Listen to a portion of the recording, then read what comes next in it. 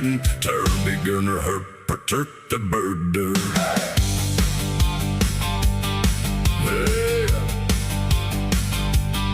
Turby Durden lurks your turn, hers guns. Turby Durden lurks Saturn Burger. Turby Durden lurks Driffarn hers. Turby Durden lurks Purser Dern Trauma.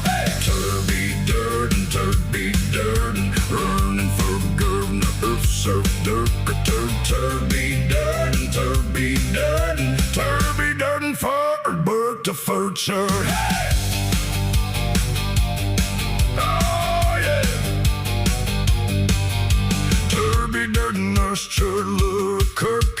Turby Durden gonna curr the frame. Turby Durden farts for Thugger Spurl. Turby Durden gonna earn a hearse num ya. Turby Durden, running for Governor Earth Surf Dog. Turby Durden, your conduct pun on Turby Durden. Turby Durden, dubbing on Turby Durden. Turby Durden, hey. What's going on, everybody? I hope everyone's having a fantastic day here in South Dakota. I know a lot of y'all are having a fantastic one. It's Turby Derby, ladies and gentlemen. It's Turby Derby time. I am Turby Derby. We are all Turby Derby. You already know. And we carry the motherfucking flame here at the HasanAbi broadcast. The flame for Turby Derby is alive. And well, we're alive, and I hope everyone's having a fantastic one because today's a beautiful day. Today's a wonderful day. Today's a very special day. Now, you might be saying, Hasan, are you wearing the colors of the American flag because it's a special day, because it's a special weekend? It's a day that people have off today. Is that the reason why it's a special day? These are the questions that you might be asking yourselves, ladies and gentlemen. And honestly, I'm going to get right into it. It's a special day because it's always a special day. You understand me? It's Friday, ladies and gentlemen. It's July 3rd, 2026. It's Mufasa Friday. Shouts out to Joey Kudborg for that song, by the way.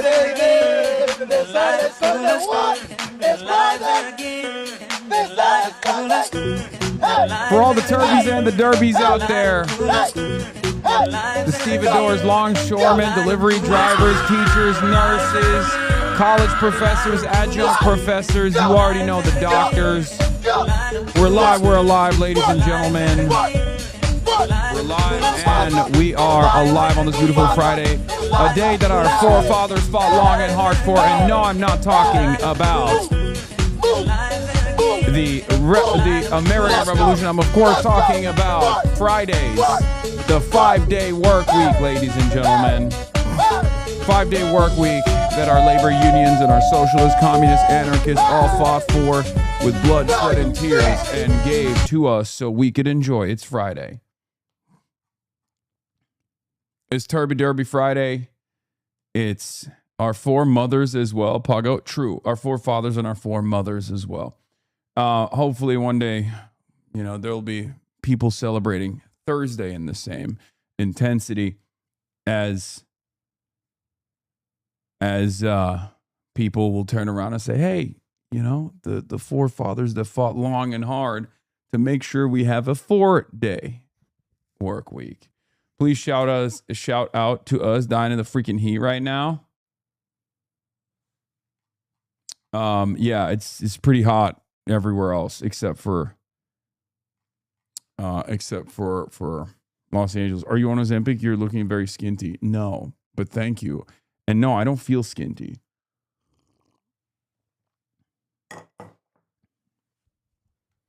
You don't even have a 5-day work week? Willy Wonka ass fit? Okay, calm down. Calm down. That camera lens is anti-small head? Yeah, good. Okay. Ladies and gentlemen, boys, girls, and MBs, we're alive, and this is the part of the broadcast where I tell you about my personal news. Okay? This is the part of the broadcast where I tell you about my personal news. About what's going on in the world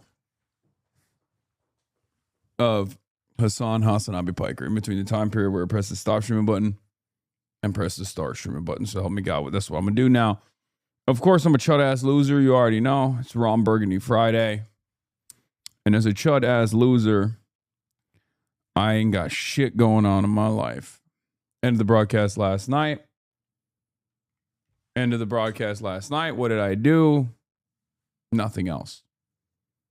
Nothing at all. Hung out with my mom. She wanted to watch a movie. The movie was called The Fall. It's from 2006.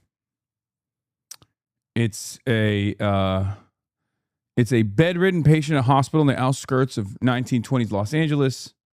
A stuntman befriending a fellow patient, little girl, and shares with her a fantastic tale of heroes, myths, and villains on a desert island. Now, of course, things are not all they seem. And that's what I watched. Here's the trailer for it. It was aesthetically, it was a masterpiece. I mean, it was incredible. It was visually striking. David Fincher and Spike Jones. I fell. Me too. The little girl was amazing. She was an amazing actor. You tell me the story now. What story? The epic. Close your eyes. There were 5 of them. They had one common enemy. Governor Odious. Governor Odious. What a mystery, this world. One day you love them, and the next day you want to kill them 1,000 times over. Always stop at the same part when it's very beautiful. I need the pills to finish the story.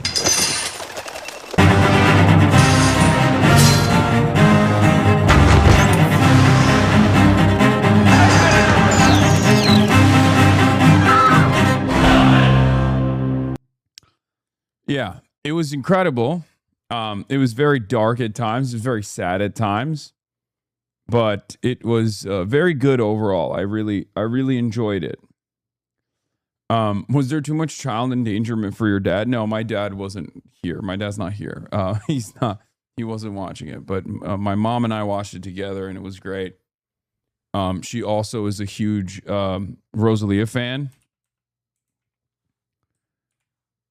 Rosalia, am I saying that wrong? Is it Rosalia or is it Rosalia? I don't know, but let me tell you something, okay? Look at this. Oh, damn. Okay, Google.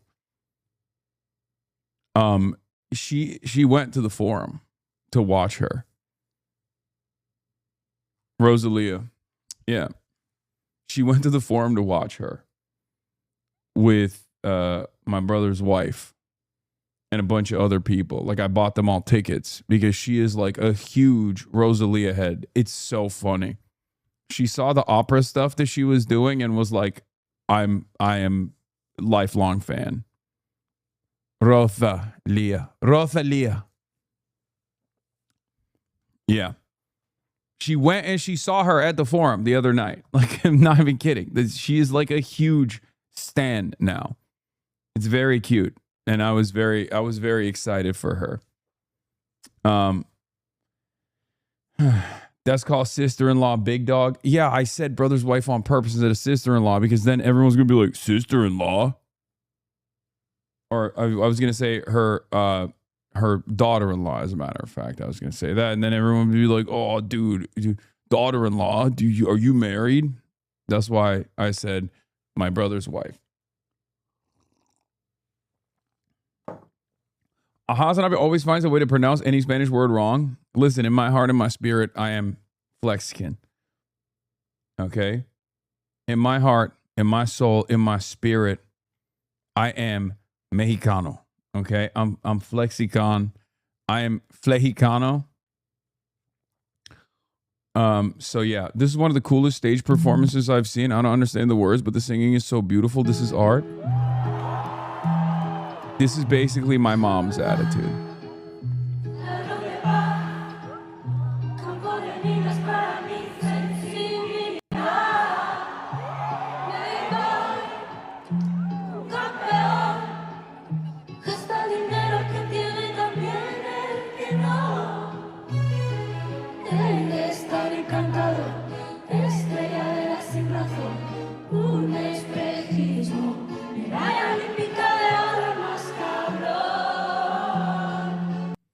Anyway, so yeah, she does a lot more stuff than I do. Let's be real.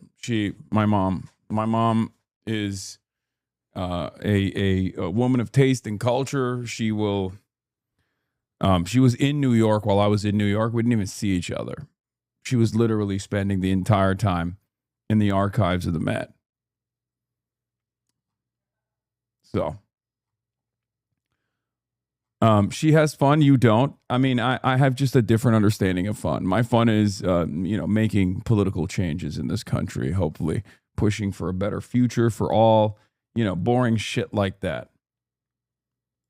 Okay.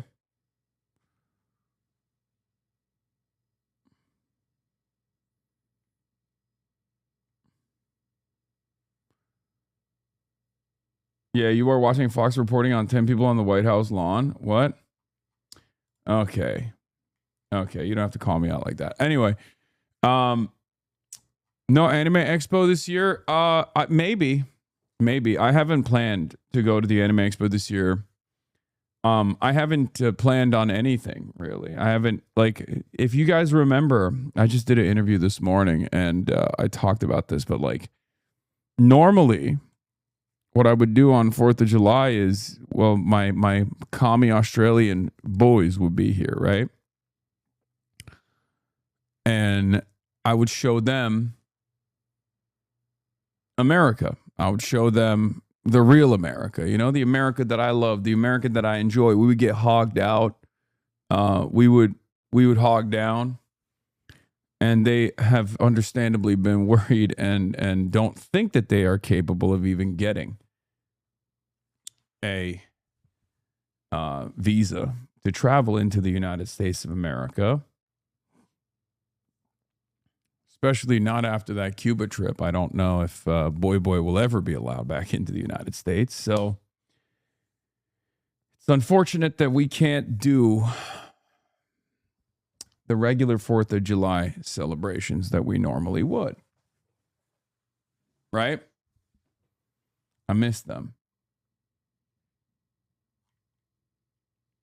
Tickets are sold out anyways. Tickets are sold out for what? Anime Expo? Forgot your IG blast off? No, I didn't. Did I? No, I think I did it late and you didn't see it maybe. Oh, wait, I straight up didn't. You're right. Oh, well. It's a secret one today.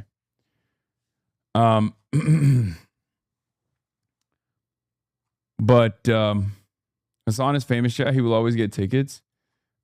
Zoran did a great 250 speech. I heard. I know. I saw pieces of it. We'll talk about it. Francesca Hong is in the New York Times, which is very exciting. Are we having a birthday celebration stream? My birthday? I don't know. Maybe. Japan is celebrating America's 250th birthday with a drone show in Tokyo featuring Trump and Zanai Takaichi. Yeah, we really destroyed this country, bro. I swear to God. That's so crazy. Like, I don't think Israel does this stuff. You know what I mean? And we give Israel so much more.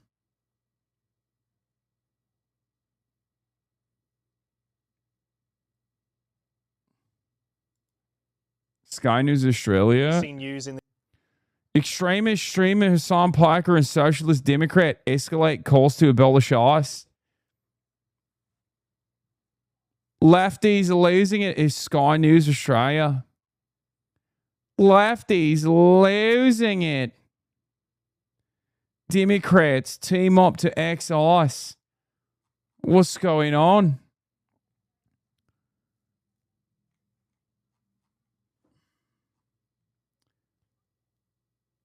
Are you going to be visiting Iran to pay the Ayatollah your last respects? You have until July 9th.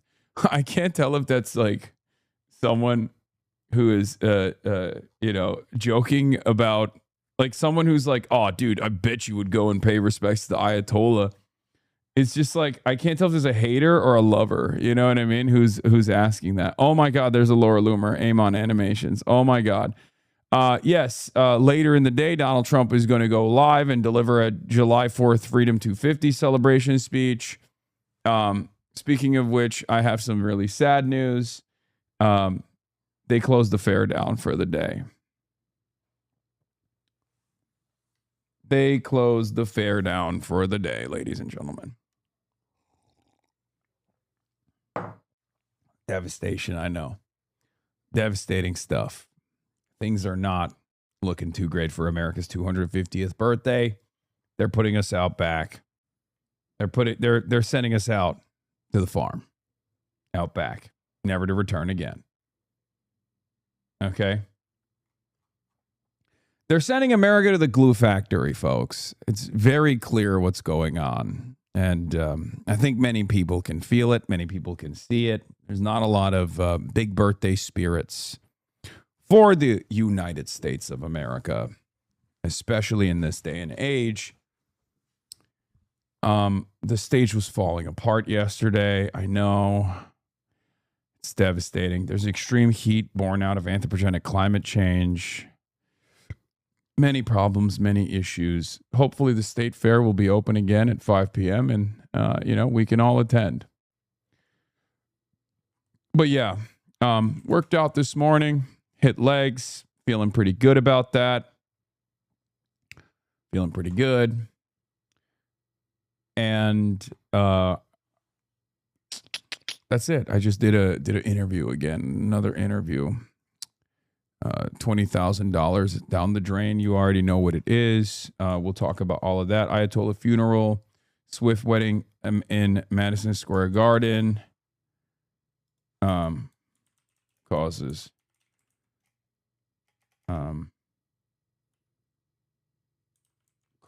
controversy. Can I say that? Will that be enough for the Swifties to assassinate me, you think, or no? Can I say it's controversial? I'm so scared. Heat wave, 4th of July, cancels fair. Trump's crypto schemes. Trump and Zoran deliver 4th speeches. Hogwatch DSA edition, Friday Fun Day reacts are back. Get in now. Hey, you already survived the barbs? Yeah, the problem is the barbs are basically limited to Sephora's, whereas Swifties are executives at marketing agencies and like they do HR for big companies and stuff. It's different.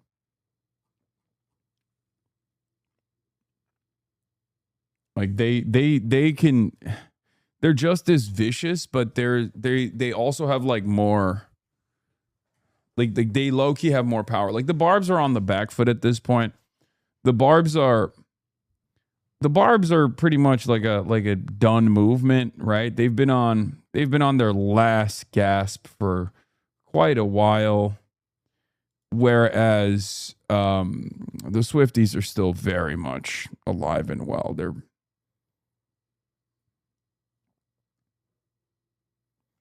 Anyway, I know Swifties personally, they're disappointed about the wedding spectacle. Military propaganda in the digital age by Jarrett Moore. Bro, this dude, my king, you got to stop doing 2 hour and 20-minute videos, man. Jarrett, great HasanAbi head, great addition to the Reacts lineup. Many of them out there. 2 hours and 30 minutes is a feature-length movie. God damn. Just call Cutie and see if it's safe to cover it. I'm not going to do that. Insane Korean dating show for fun reacts. Did you know?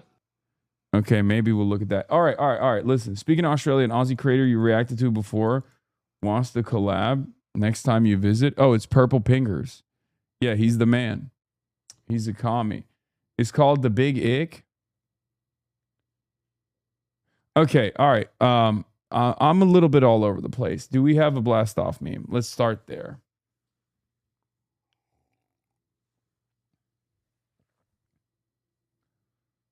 Stop sending me fun reacts right now. I have the It's Been a Minute video on the docket. Another HasanAbi head with an incredible views and great videos. Thirst at it. I'm just saying, you know, I need a blast off meme chat.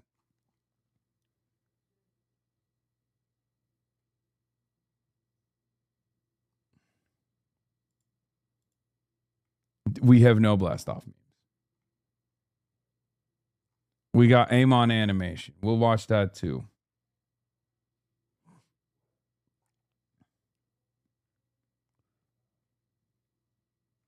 Oh my God. I'm looking for a blast off edit. I'm looking for a blast off meme and people are instead sending me videos to watch. Okay. You know what? Fuck it. Let's just go with this. All right. Let's just go with this. We're thirsty for reacts. Yeah. Yeah. The community is desperate for reacts, it seems. Very, very desperate for reacts. It's not good. It's not good to be desperate, chat. Don't be desperate. This is how I learned the new Amon video is out. Yeah, we're going to watch that, obviously.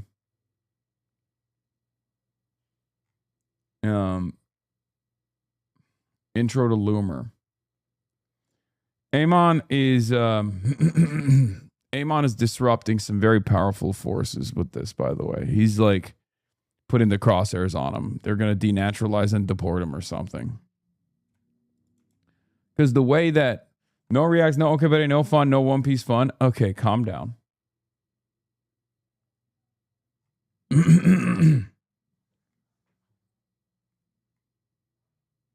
There's the Boy Cuba video as well.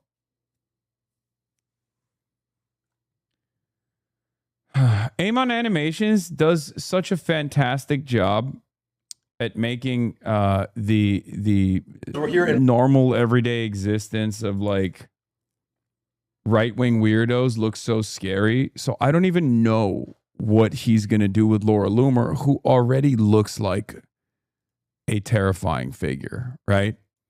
Laura Loomer already normally just looks like a horror show.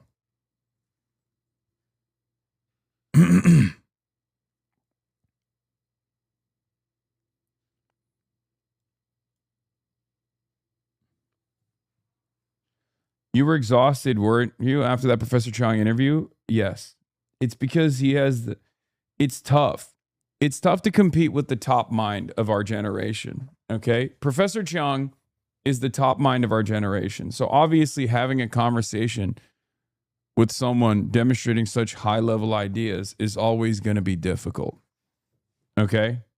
That's it. That's why I was trying to keep up with how fast his mind was working.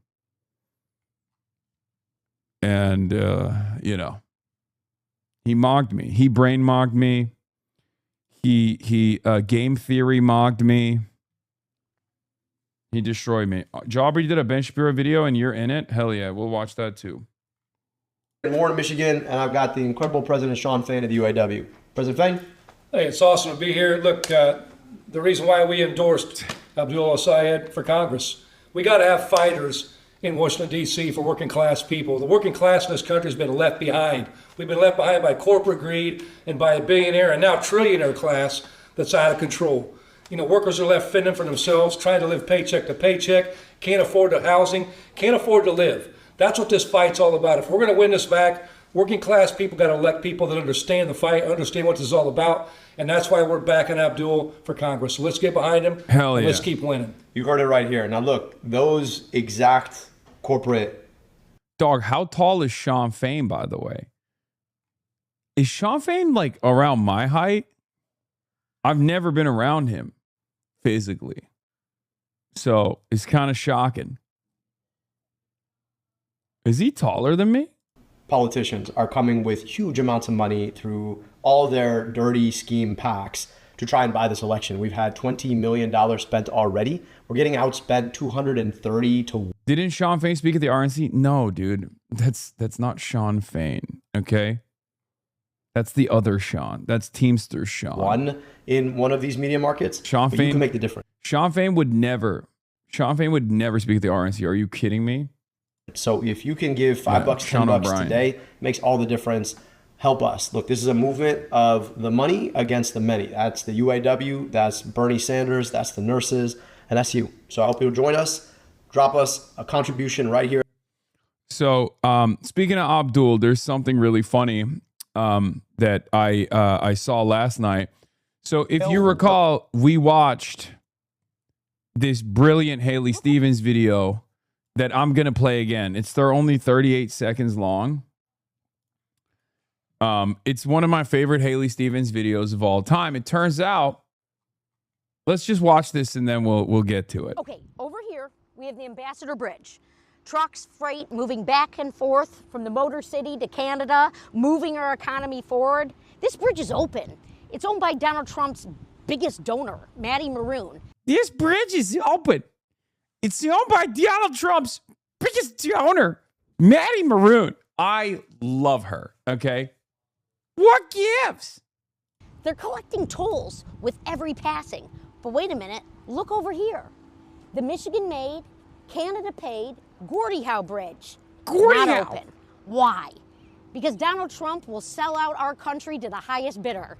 Michiganders, when I'm your senator, this corruption will stop. And see, Abdul, it's more than 2 sentences. Yeah. So she ends it with see Abdul, it's more than 2 sentences.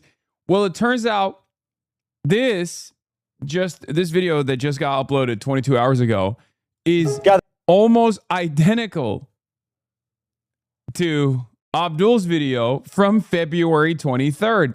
Now, it turns out everyone has shown these 2 bridges, right? It's kind of crazy. Everyone that's running for office in Michigan, including the Republican Mike Rogers, has their own version of this video. And it's beautiful to watch. You can watch Mallory McMorrow's version, you can watch Abdul El-Sayed's version, and you can watch Mike Rogers' version to develop a better understanding of how they message around these issues or what their ideology is. Now, it's a fucking big deal. It's billions of dollars that we're talking about, right? A lot of commerce, okay? Moving the Motor City. Yeah, for Michiganders, it's a big fucking deal. Oh, she would never say fucking. Okay? But I find it really funny that she even brings up Abdul at the end of her speech, and yet Abdul made this exact same video almost a year ago. Around, children, for the tale of 2 bridges, a sordid tale of collusion, of corruption. The first bridge, the Gordie Howe Bridge. The second, the Ambassador Bridge, the largest privately owned bridge in America, owned by the Maroon family, known for their slimy business practices and tactics. As the opening of the Gordie Howe Bridge came to pass, the Maroons realized that they could not let this happen. Should this other bridge, another opportunity, open, it would mean that the Maroons would go from making billions and billions of dollars to making just billions of dollars. And of course, they could not let that happen. So what did they do? They called their benefactor, one Donald Trump, a would-be king, holding office in a White House with now a very large ballroom, apparently. So what did the wannabe King Trump do? He did what any wannabe king would do. He used his power to complete the circle of corruption, to protect his benefactors and their billions of billions. He stopped the Gordie Howe Bridge from opening. So what is the lesson to be learned from this, children? That we need to get money out of politics, put money back in your pocket, and pass Medicare for all. Okay, over here we have the Ambassador Bridge. Trucks, freight moving back and forth from the Motor City to Canada, moving our economy forward. Incoming. This bridge is open. It's owned by Donald Trump's No, I didn't see Julian Casablanca's Oxford Union speech. Why would I have watched that? biggest donor, Matty Maroon. No, I'm too busy watching. Look, chatter who keeps asking me, have you seen Julian Casablanca's Oxford Union speech? Do you want to know why I'm not watching that?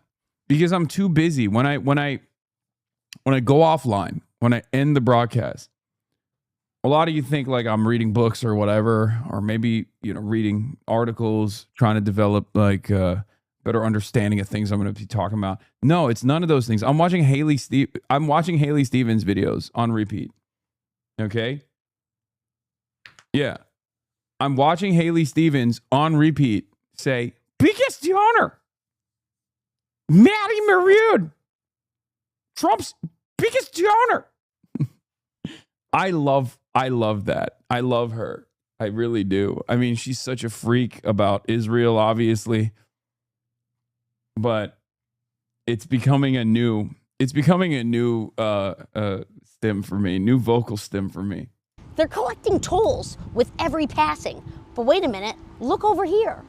The Michigan-made, Canada-paid Gordie Howe Bridge.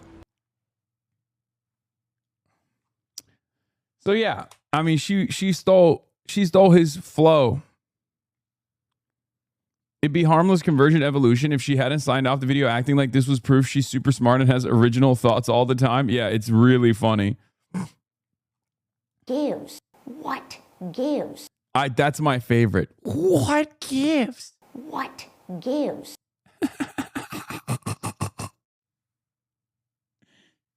What gives?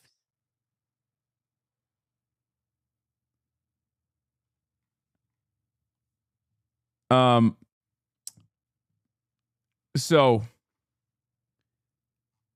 who has the McMorrow one though? Because apparently Mallory McMorrow made the exact same video, and so did Mike Rogers. The Gordie Howe Bridge is finished, but Donald Trump won't open it because the billionaire family that owns the other bridge gave him $1 million. I'm Mallory McMorrow, and I've got one message for the president. Open this damn bridge. And you better believe I approve this message. El-Sayed doing his best Zoran impression, McMorrow. I've got one message for you, Donald Trump. See, Abdul, I can string 2 sentences together. Yeah, I mean, as far as concise messaging goes, McMorrow's is probably the most concise. Haley Stevens is a lot more real sounding and still much more concise than Abdul El-Sayed's. Abdul El-Sayed is very clearly not trying to Syed is very clearly not trying to read like a script or anything. He's just, freestyling. But let's take a look at my goat on the other side, Michael Rogers. Okay, because it's clear-cut corruption, right? Maddie McMorrow. Or Maddie, what was his name? Not McMorrow. Fuck. God damn it. What's his name? Maddie Maroon. Trump's biggest donor. All right. Trump's biggest donor, Maddie Maroon, has obviously demanded demanded the Trump administration to stop the opening of this bridge that will obviously compete with their private bridge. So it's clear cut quid pro quo. Republican billionaires that are campaign mega donors, Donald Trump, just disrupting Michiganders from making more money, disrupting Michiganders from engaging in commerce. It's totally, it's unbelievable. It's totally unacceptable. Everyone's made that same message be known. Now let's hear how the Republican is covering it. Today at the Gordie Howe Bridge. Gordie was known as one of the toughest guys in hockey, and we need to be as tough at stopping Chinese cars coming over that bridge as Gordie Howe was on the ice. Over the last 8 years, with 2 Democrat senators in Washington, we've lost over 40,000 manufacturing jobs in Michigan. That has to stop. Send me to Washington. I'll get this bridge open. I'll protect our auto jobs. And guess what, Michigan? We're going to have a growing Michigan manufacturing. Let's get to work. Interesting. Interesting. He doesn't mention why the bridge is not open yet. That shit might work on voters, sadly. Yeah, he's like, I'm going to stop Chinese cars from coming over this bridge. Okay. Strange, but fine. Okay. I mean, that will, trade protectionism is certainly something that works, especially in Michigan. You know, it's one of the few places that has like a robust industrial base that remains in America. You know, the automobile manufacturers. The problem for our boy Mike Rogers here is, of course, the UAW has endorsed Abdullah Sayed. So good luck to him trying to make this argument, even amongst the rank and filers, especially when Abdullah Sayed also has the aesthetics down pat, which many rank and filers that could find themselves in the throes of reactionary sentiment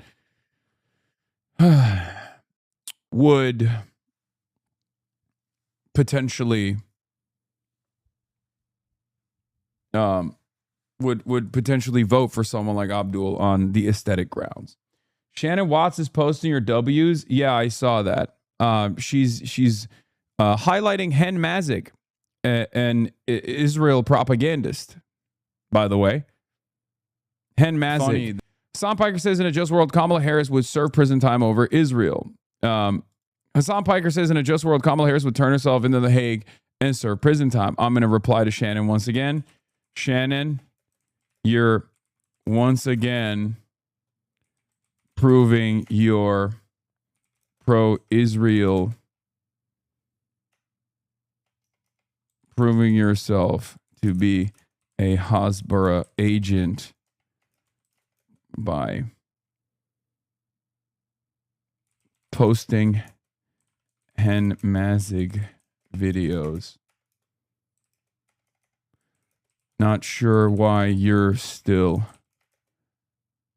mad I called out your clear bias on the issue of... She probably has half this chat blocked. I know. I love how unironically you agree with a Republican on Chinese cars. A Republican? You know that Republican is lying about trade protectionism, right? Republicans don't engage in trade protectionism. Donald Trump is the first Republican that has actually done any trade protectionism. Trade protectionism, especially as it pertains to American industry like the car manufacturing industry, has been a long-standing Democratic Party position. My argument on cars and the UAW has always revolved around the fact that we should be more competitive around the world, and we should try to outcompete China by being just like China. And we should make cars that are smaller in general. We should make cars that are more cost effective. What do you mean, right? Did you just hear a Republican fake? Did a Republican just fake you out? Do you think Republicans are the party of trade protectionism? Are you fucking stupid? What the hell's going on? Hello? Is your brain busted? Is this new for you? Is politics just like a new phenomena for you? American protectionism is inherently reactionary, and China never engaged in trade protectionism. Yes, Chinese international commerce is unironically hyper-capitalist. What the fuck are we talking about? What? The international trade design that we currently have is one that America wrote that literally did actually suck the jobs, the industrial base out of this country and sent it to China. Okay? When did Dengism imply trade protectionism? Dog, I'm an American citizen. What are we talking about?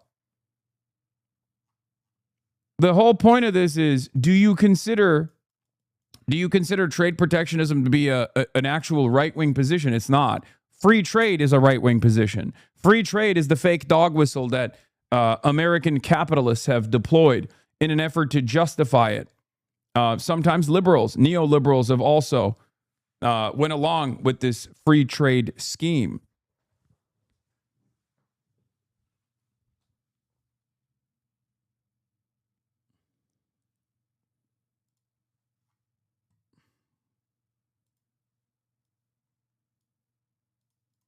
I don't care about Dengism from the perspective of developing a robust or protecting what remains of the American industrial base. You know?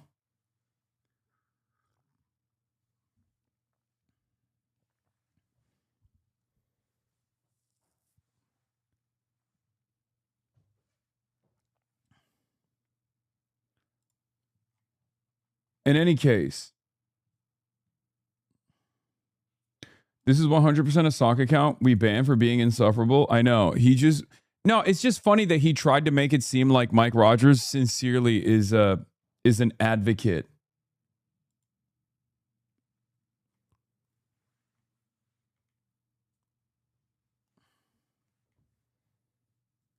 What is this? This person owes you $500? No, this person owes Matt Sheehan $500. The case for Hasan Piker is a Democratic asset assumes he is interested in political power, is willing to help Democrats. Neither are true. He's made no effort to build a movement, fight for a cause, mobilize his base. Nothing. Politics is to Hasan as $1 million is to Mr. Beast. Content. Says the vice chair of a useless center-left think tank that literally achieved nothing and will never be as popular. Keep tweeting about Hasan because that's the only way you gain a following. I will bet $500 that we have knocked more doors than all efforts coordinated by Hasan. Huh. Interesting. Has anyone checked in on Progress Libs and CN liberalism? Because, you know, they've been real quiet since this election cycle started. Literally, not one of these people are Democrats. Let me fade out. It's all the tanky left.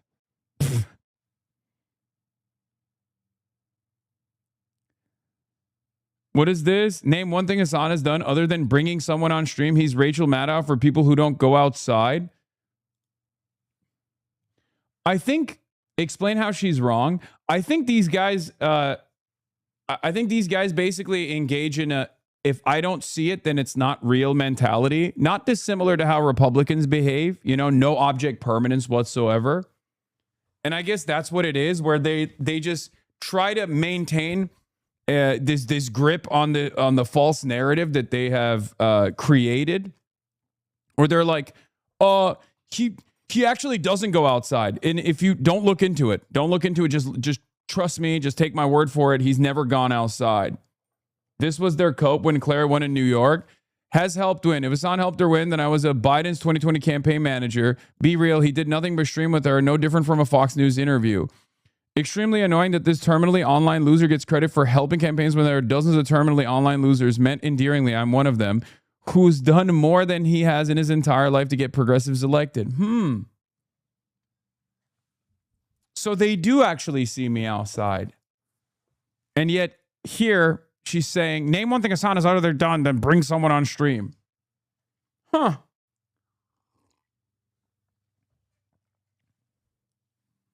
So for a lot of these guys, I mean, there's probably no better way to prove it, but for a lot of these guys, it's not about the truth at all. It's about maintaining a narrative. And for many of them, some of them have an ideological predisposition. This person is supposed to be like a neoliberal.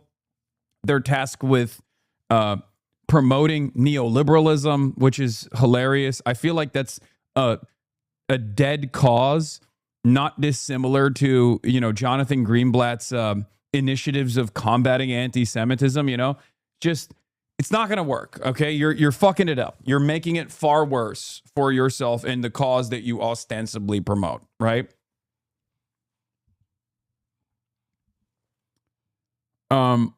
At a certain point, though, their dwindling followers have to realize that they're being led astray. They're being led down this weird pipeline where they're just consistently wrong.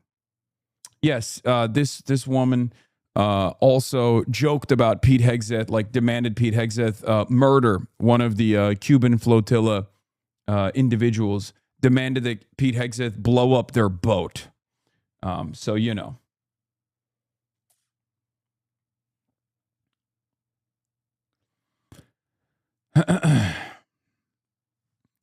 But yeah, they got nothing. So the only thing that they can point to, the only thing they can do is just like deny reality. Yeah, it's irrelevant. It's not enough. It's just funny because, like, obviously the campaigns and the politicians don't feel that way. Ironically enough, the campaigns of the politicians feel very differently, but they don't have to hear from them ever. They can, their job here is to just like maintain a certain narrative in their audience, a narrative that protects their ego, a narrative that protects their position. As long as it is not dissimilar to what Asmongold does, it's not dissimilar to what MAGA does. I think for a lot of people, they've basically realized that they can get away with just like consistently lying about things that are unfolding all around them, as long as their audience is not invested in any way, shape, or form in maintaining consensus reality. And unfortunately for many of us, a lot of people don't have that investment. Most people do not want consensus reality. They want their biases to be reaffirmed. And that's precisely the reason why, it's genuinely reflecting pool politics. Yeah, everything is turned into the reflective pool. If you're a Republican, you look at the pool and you say, you know what? That's actually American flag blue, right? You look at the reflecting pool and you say, it's American flag blue, or if it's green and covered in algae, it must be because the Democrats, the Democrat Party did that. They terrorized the pool. They should all go to prison, right? There's no investment in consensus reality on that side. It's a cult, and we call it out. But there are many different cults taking shape all around the internet, right? This is one of them. There are a lot of people that do this exact same thing. They look at a situation and they try to find a way to maintain their posture, maintain their narrative, reassert the idea that this guy's actually silly. He's silly. He's ineffective. It doesn't matter.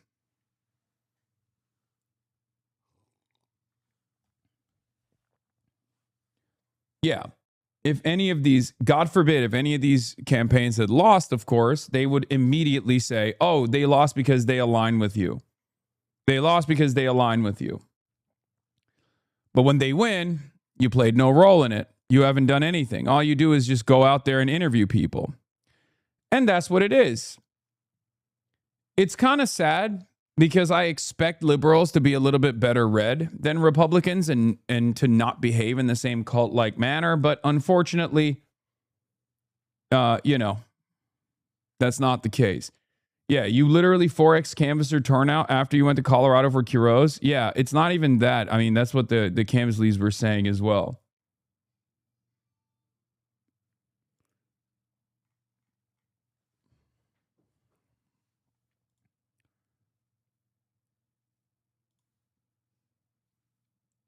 I cannot get over the fact that they do this shit for a sex pest whose goal in life is to film himself consensually or not sucking and fucking anyone who will have him regardless of age. I know. I mean, that's one element of it. And I wish these people well. I hope they get out of this like weird cult. I don't think they ever will. What the fuck is this? Stop. I don't think they ever will. I genuinely, I feel like they're just, this is their sense of belonging. It's like firmly established, so they have no commitment to the truth whatsoever. Hasan Piker is right about this. Both Joe Biden and Kamala Harris deserve to be in prison and or at The Hague for financing, arming, and enabling every way Israel's destruction of Gaza. Complicity in genocide is the ultimate crime against humanity. It's so crazy. Like, I know this is one of those. Here's the problem. The problem with this statement is it's true. It's objectively true. Okay? But it's also a hard pill for Americans to swallow, especially a lot of liberals who obviously have some affinity towards the Democratic Party, the brand, and also specifically Kamala Harris. I said in a just world, that is what would happen. I didn't say we live in a just world. Okay? We don't. We don't live in a just world. You can argue against that. You can argue against why it's actually unjust to potentially criminally prosecute the vice president and the president for aiding and abetting a foreign nation and its genocide against the population. You can maybe try and say it's actually unjust to prosecute these people. That's quite a difficult argument, I think, to advance. So for the most part, people will instead go, look at how silly this is. You should be in prison, actually. That's what Hen Mazik, Israeli propaganda, said, right?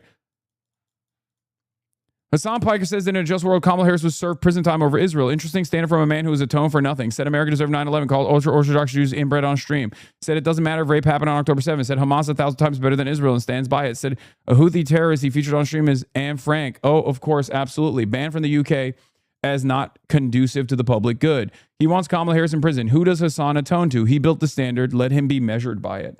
It's like, dog, none of those are crimes. Aiding and abetting in genocide and war crimes. Even aiding and abetting in war crimes is a crime, right? Even if you're not like going to agree that Israel has conducted a genocide, even though it fucking clearly has.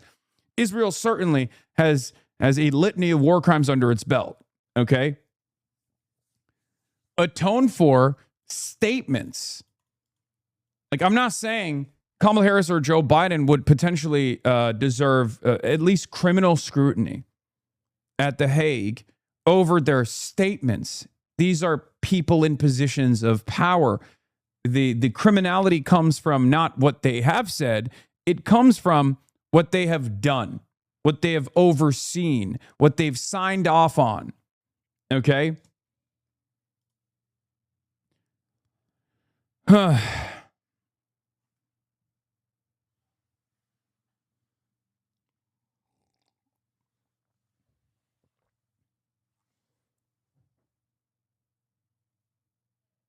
Anyway,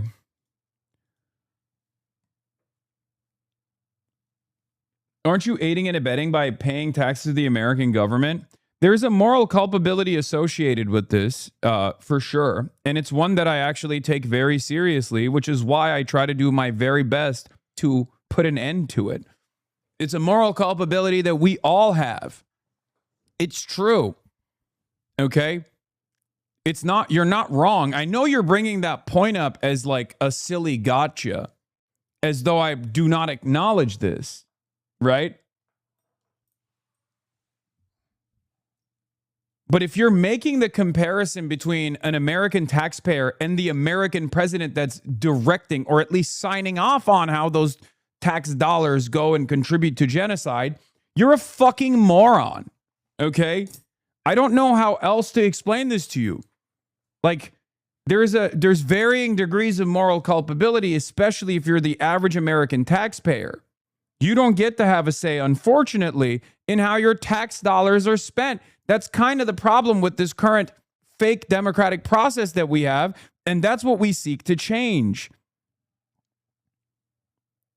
But if you are the leader in this undemocratic process, I haven't paid my taxes from last year because of the struggle. Okay, buddy, you're going to go to fucking prison then. You know what I mean? You're being ridiculous. I mean, good luck.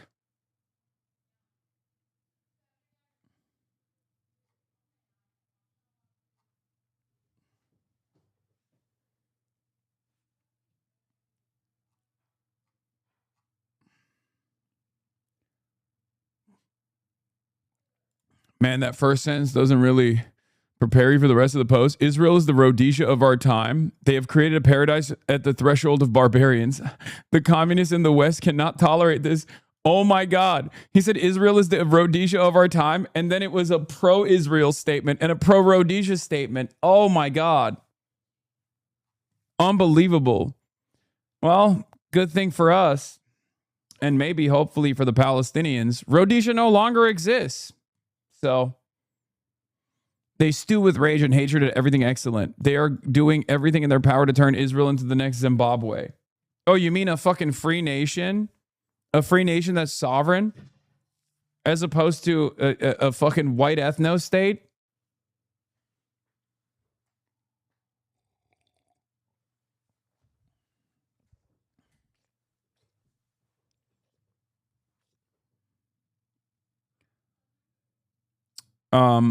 Yeah. In any case, for all my haters out there, we did the Abdul thing. Speaking of Abdul, even the Detroit Free Press defended Abdul, which is really funny.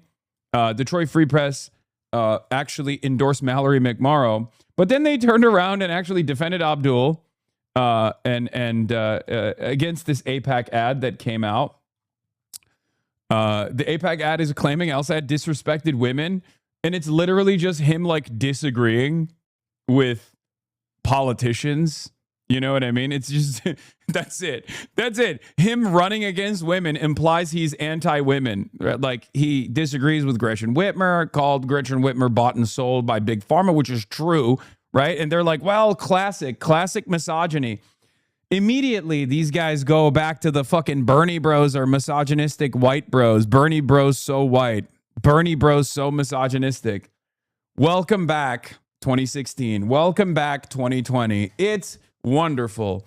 It's the grossest, most cynical deployment of identity politics. It completely shows the hollow nature of IDPOL and how it's weaponized by reactionaries with regular frequency. It's the story that we have seen time and time again, especially in this community, right? It's one that we've seen be deployed against this community, against myself.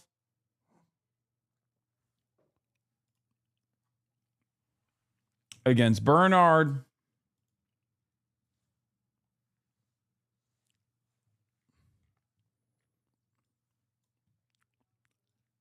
And they're trying to do it. This is not an apology. Why should he apologize? Because of what he said was sexist. Hey, do you think it was racist when McMorrow was asked about Hasan Piker and El Sayed and immediately brought up the Michigan synagogue attack apropos of nothing? Does this feel like a touch bigoted to you, Jeremy, since you're so concerned with subtext? No, because the fact that AES didn't immediately condemn the attack as anti-Semitic is reason enough to doubt that he has the Jews' best interests in mind. Ah, so Muslim Americans have collective guilt and Jewish Americans don't. Got it. I don't know what you're getting at here. Yes, you don't, because you're a fucking racist asshole, and that's precisely the reason why you're not seeing the racialized animus that you already have to see Abdul as morally culpable for an anti-Semitic hate crime attempt. You're doing that because he's Muslim.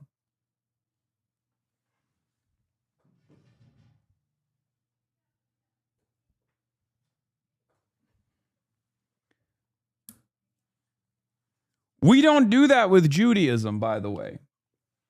We don't do that with Judaism. We don't just assume that Judaism is in any way, shape, or form related to Zionism and that like all Jews are morally culpable for the crimes of Israel, right?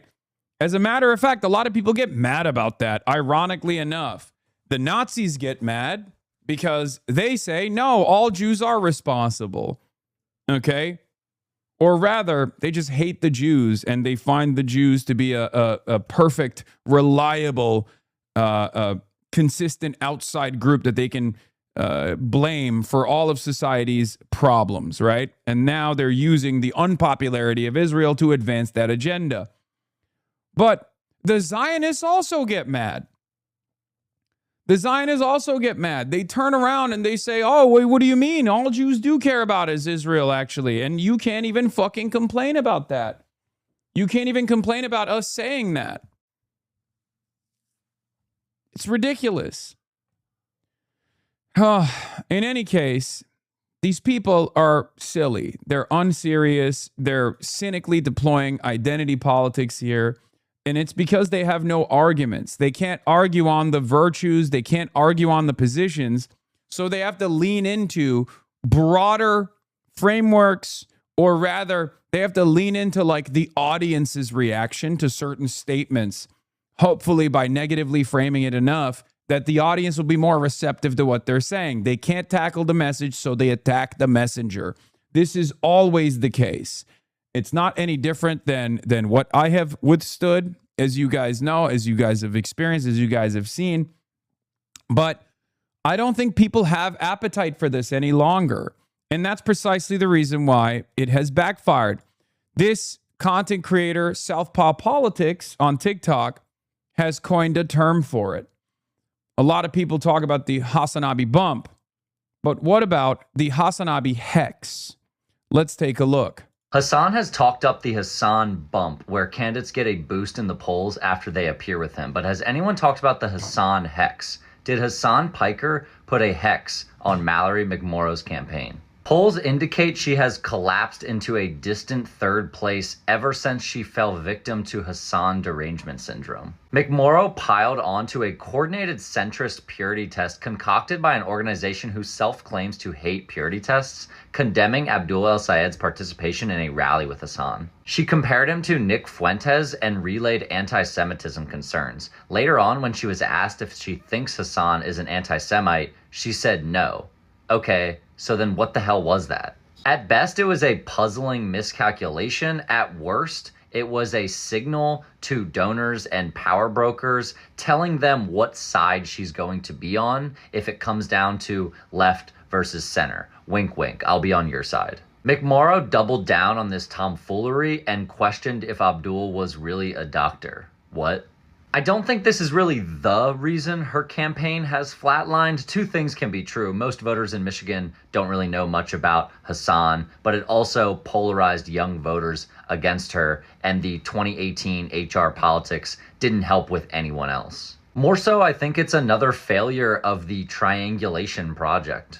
McMorrow is running an in-between lanes strategy that has great appeal to the pundit class that has an over-obsession with the left-right spectrum. The strategists think it's a Goldilocks zone to bring the wings of the parties together, but really it turns into a no man's land, squeezed from both sides. We need to rein in data centers, but here I am giving one a tax break. Corporate money poisons our politics, but here I am taking all of their money. ICE is lawless and out of control. Here's why we should fund it. Healthcare is a human right, but not really. Israel's committing a genocide. Here's why we should keep giving them military aid. The left has had electoral problems because who they are appealing to, that coalition of people, has been too white and too educated to build a wide enough coalition. This progressive, pragmatic, technocratic project is even whiter and even more educated, thus smaller and not viable outside of the most... Yeah, the Goldilocks zone comes across as insincere. It shows that you lack moral conviction to the average person. And it's a super simple issue to identify with, because the overwhelming majority of the American population, whether they're in the primaries or whether they're in the general, see exactly what's going on in Gaza. They see it as a genocide. They see it as horrifying. They see it as something that should be put an end to. And beyond that, they also see what Israel has done in domestic politics, right? Yes, I got my hat back. Shout out to Ramke for sending it to me. Shout out to New York City DSA. They sent me a new one. But in any case, the point I'm trying to make is this. The average person, simply put, doesn't like Israel. Okay? They don't like what Israel is doing in Gaza. They don't like what Israel is doing in Lebanon. They don't like what Israel has done to goad America into going and waging war with Iran. They don't like that translates to higher gas prices for themselves. It's understandable that the average person doesn't like this.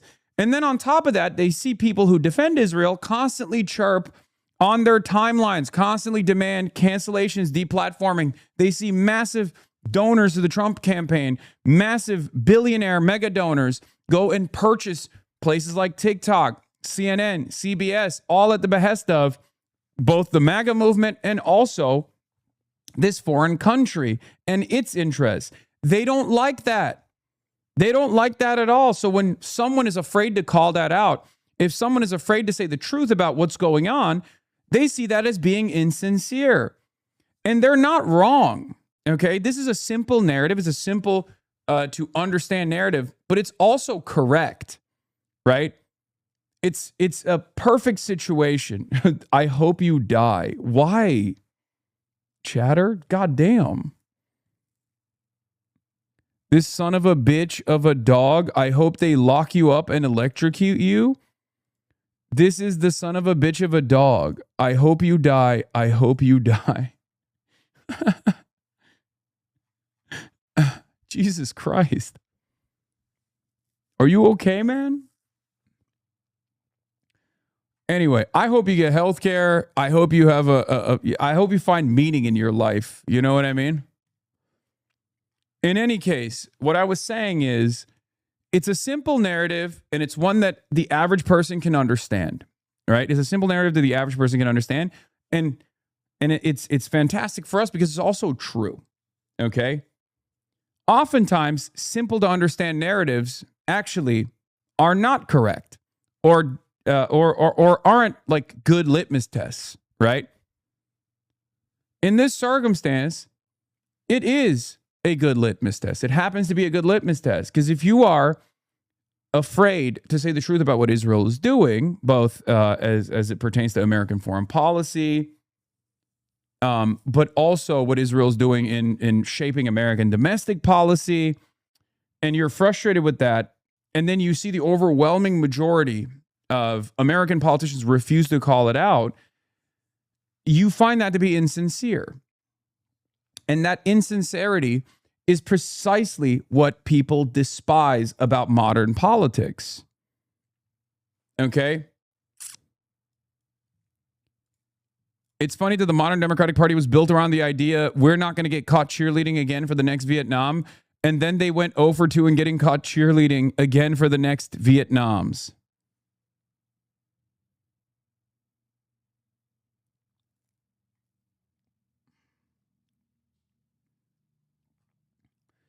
Dude, I think if you keep spamming buy, borrow, die more times in the chat, we'll eventually read this jpmorgan.com article. Please stop. It's not, I've covered it extensively. Okay. Hasan, I promise this is not new information for us, chatter. I have covered buy, borrow, die. Take an hour off.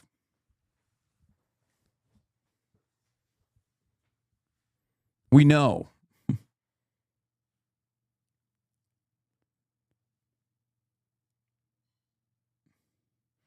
Honestly, somebody should clip this. It's like a perfect microcosm of what watching the stream is like. Hasan is in the middle of making a case for the human decency found at the center of good politics, and some random just frothing at the mouth to say horrible shit to him. I mean, this is how it is.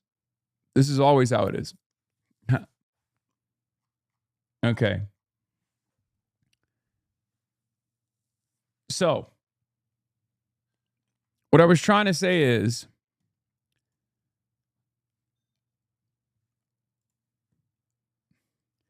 this is a simple to understand narrative, but it also translates to being honest and being a real fighter on issues that people care about beyond Israel as well.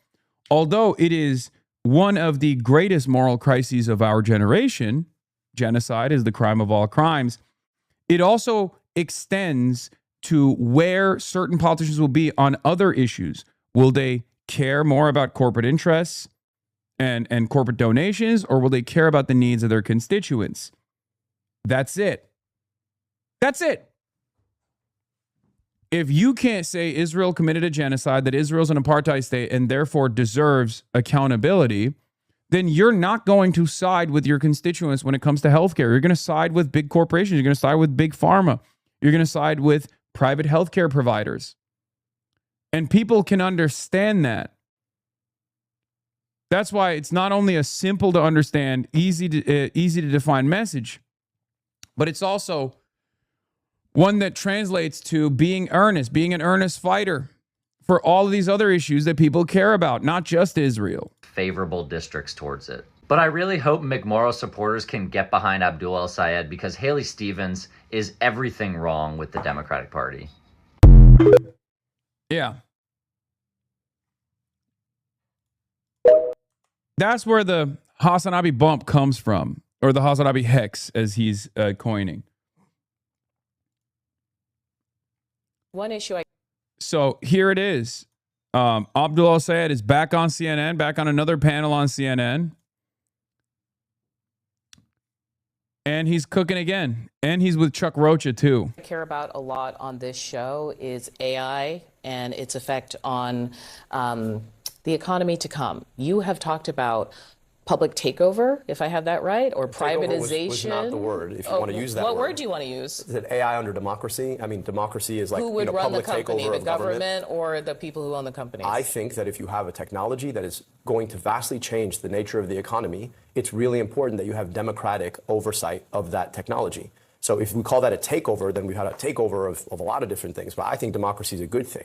And AI is a scary new technology, while democracy is a very tried and true old technology. And I'm just saying that you should have democracy overseeing the way AI is being deployed. Would you turn down money from AI companies, and do you think other Democrats should? I turn down money from all companies. I don't take corporate money. Have you turned down money from an AI company? I've turned down money from every company. I don't take corporate money. Should Democrats turn down money from AI companies? I think Democrats should turn down money from all companies, because you should not be bought by the people who have interests in making sure government works for them instead of working for everyday people. This is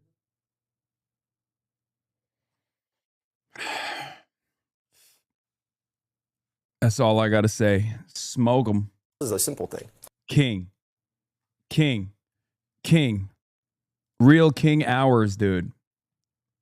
One issue I care about a lot on this show is... Yeah.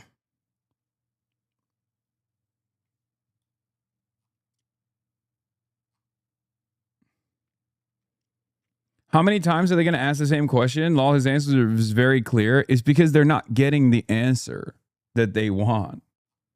That's why. That's also the reason why they keep hitting him with the, oh, well, what about aligning with Hasan Piker? It's like, it's not only irrelevant, it's immaterial to this race. It's utterly irrelevant to the things that people care about, to the things that voters care about, right? But they'll still keep pressuring him on it. And the reason why they keep pressuring him on it is because they want him to back down. They want him to apologize. They want him to turn around and say, oh, I'm sorry. You are right. I shouldn't have actually corresponded with this dangerous radical, right? And in that circumstance, it's not even about like Abdul showing real change or anything like that. They're just trying to get him on something. They're just trying to get him to apologize for anything, so that then they can be like, see, you're contradicting yourself. Because if you notice, like, apologies don't really matter in the political sphere, right? No one cares about them. And the greatest example of this is my 2019 comments about America deserving 9/11, something that I, offered additional context to immediately after, like in the process of like delivering that statement, right? When I say we totally did, we brought it upon ourselves. It's very clear that I'm talking about blowback. Not only that, but I also apologize for the language that I had used, because it caused people to misunderstand the position. Like, I wasn't saying it's good that 3,000 American citizens died in the process. That's not something I believe at all, right? And I did. I turned around and I said, like, yeah, look, I should have used better language when talking about it. It didn't really matter. It didn't matter at the time. Fox News still ran around and said, I'm a dangerous Al-Qaeda style Muslim terrorist. Okay. And for years and years, no one really cared about it or talked about it until it was brought back into the fucking fold by Andrew Cuomo. Andrew Cuomo thought it was a viable line of attack against Zohran Mamdani. It wasn't. It failed, but it didn't matter.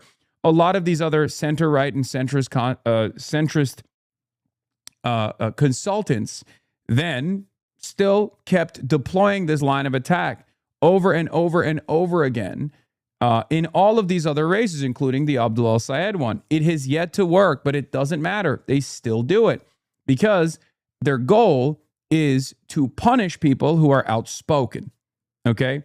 Their goal is to punish people who are outspoken on these issues. Their goal is to discipline people like myself. Their goal is to turn people like myself into like this super toxic individual that no one should actually be around, that people should actually fear, and people should not listen to, right? And it's still not working because in the age of independent media, I have my own audience. I have my own platform, a platform that is outright competitive with these other major platforms, right? So I can offer context, I can offer clarity, I can offer my other positions and have reasonable people decide for themselves whether they agree with it or not, right? Anyway, let's take a look at this ZBS takeout. Welcome back to the takeout. Obviously, Democrats want to win the House and the Senate in the midterms. And to do that, they need to project a unified front, or so the theory goes. But there are tensions between some Democrats and progressive Democrats. They're kind of clawing and fighting with each other.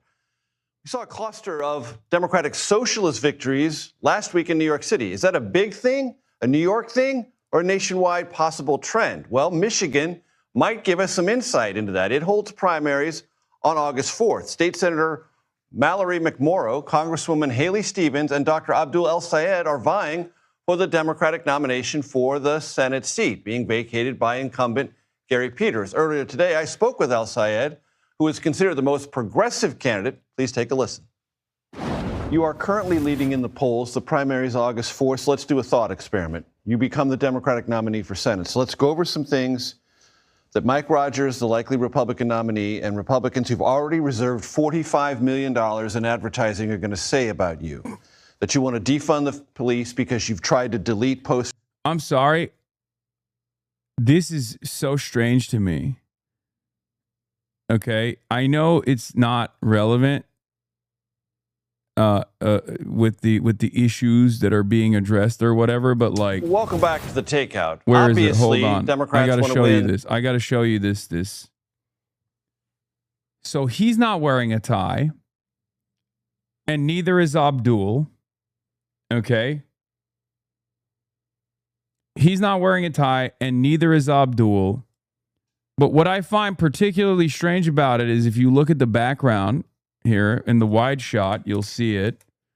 Hold on. All he has are ties in the background. Why don't you guys wear ties? I think it would be cool if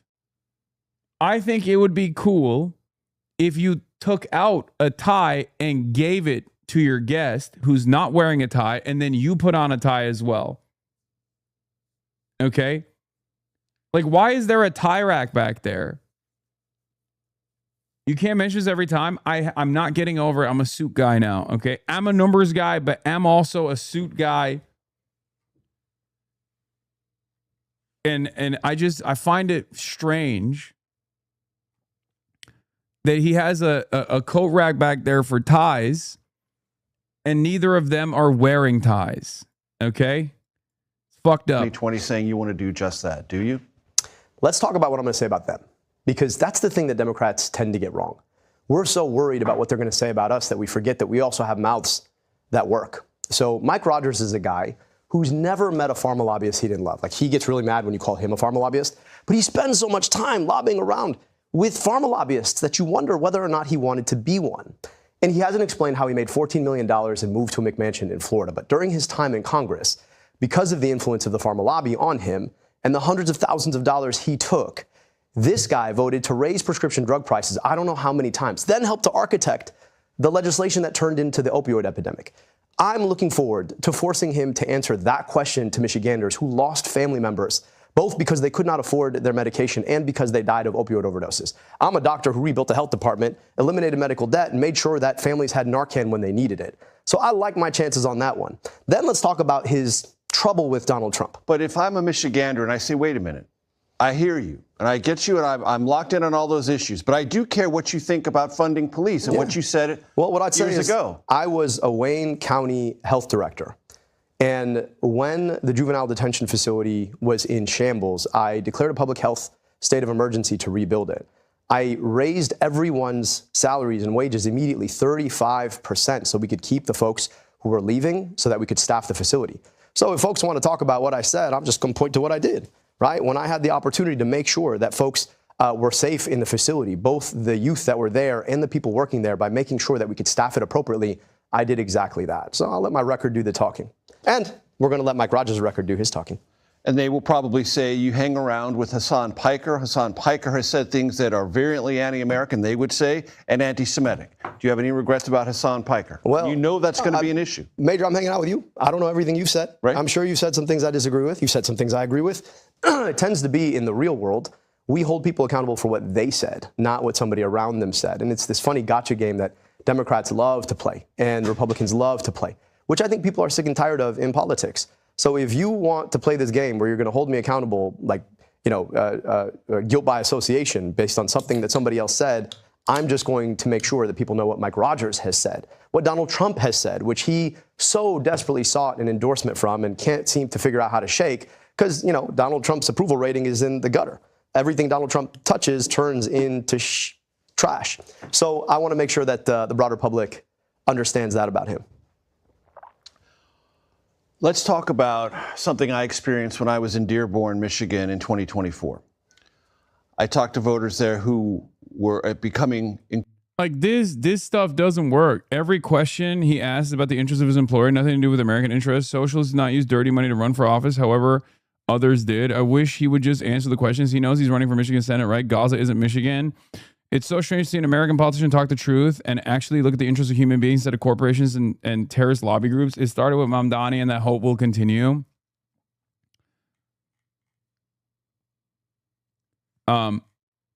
Why do they keep trying to make you an issue? Because he's Teflon. He's got nothing. Also, can you mention genocide again? Here's the thing. He's fairly squeaky clean. So they're trying to make an issue. They're trying to make an issue out of what they normally have had success with, right? Oh, you've hung out with this podcaster. And it's ironic because for months after the election, these outlets all brought up Democratic Party consultants and prominent Democrats onto their platforms where they all said, here's our big problem. We are constantly yelling about podcasters, and we should not do that any longer.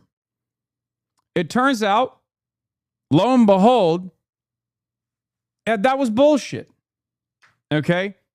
That was bullshit. It turns out they were always going to go back to the old tricks. People are tired of it.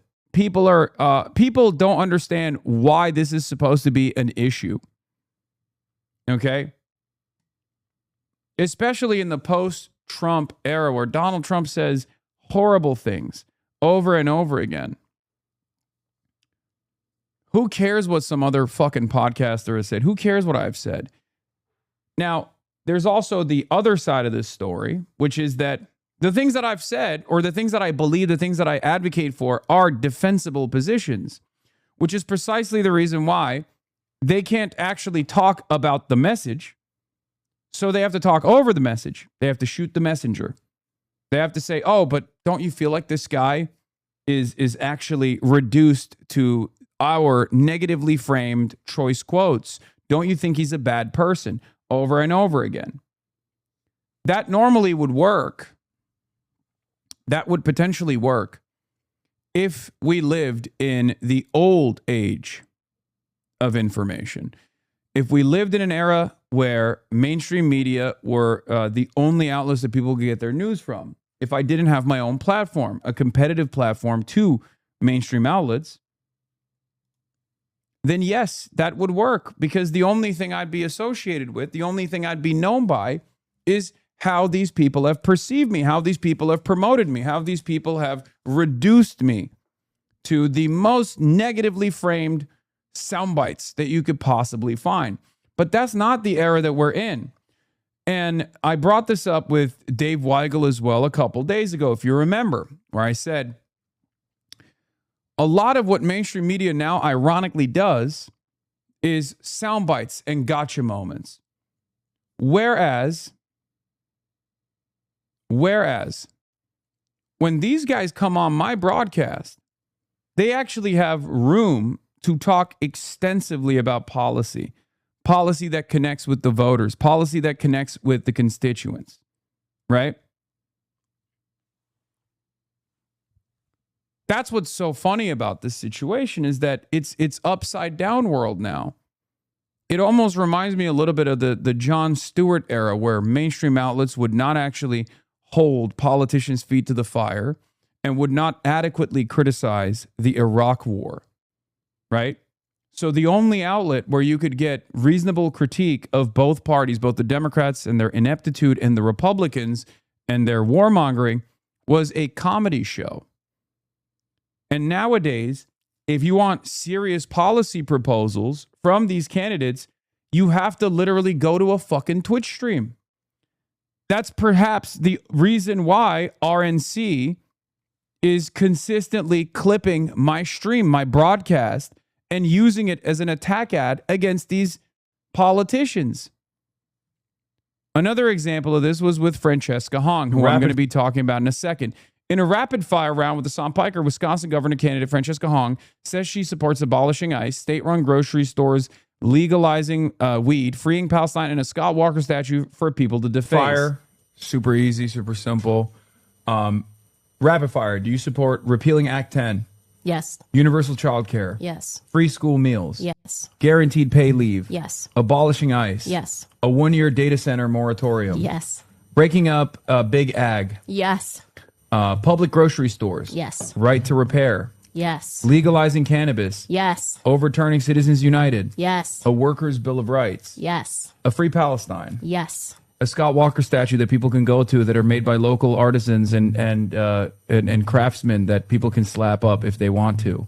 Tentatively, yes. Okay, I tried to sneak that in there. I was like, oh, we got the momentum. Like you're saying yes to everything. Maybe I could catch you. Yeah. Some serious stuff, some jokes, right? And I said, this is what we're doing to Scott Walker for Act 10. Why Chinese people slap, spit on, insult statues of Song Dynasty Chancellor Qin Hui.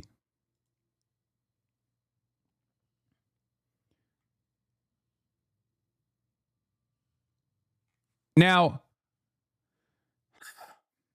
RNC stays publishing your W's. I mean, it's the same with Michael Penis, also known as Mike Johnson, showing the wonderful policies that the DSA wants to advance. When you are defined by your policies, when you are defined by your worldview, it makes it quite difficult for Republicans to turn around and bastardize your positions. Anytime they talk about your positions, all of a sudden there are going to be people, even in your, even on the Republican side, that will listen to what people are saying and go, wait a minute, that makes sense. I mean, this is happening right now with Stu Smith. Stu Smith does this all the time. DSA is already plotting his 2027-2028 power grab. DSA MPC member Sidney Carlson White was on tonight's DSA difference call, telling chapters to start preparing now for 2027 and 2028 elections. DSA thinks in years and decades, not news cycles. DSA is not resting on its laurels.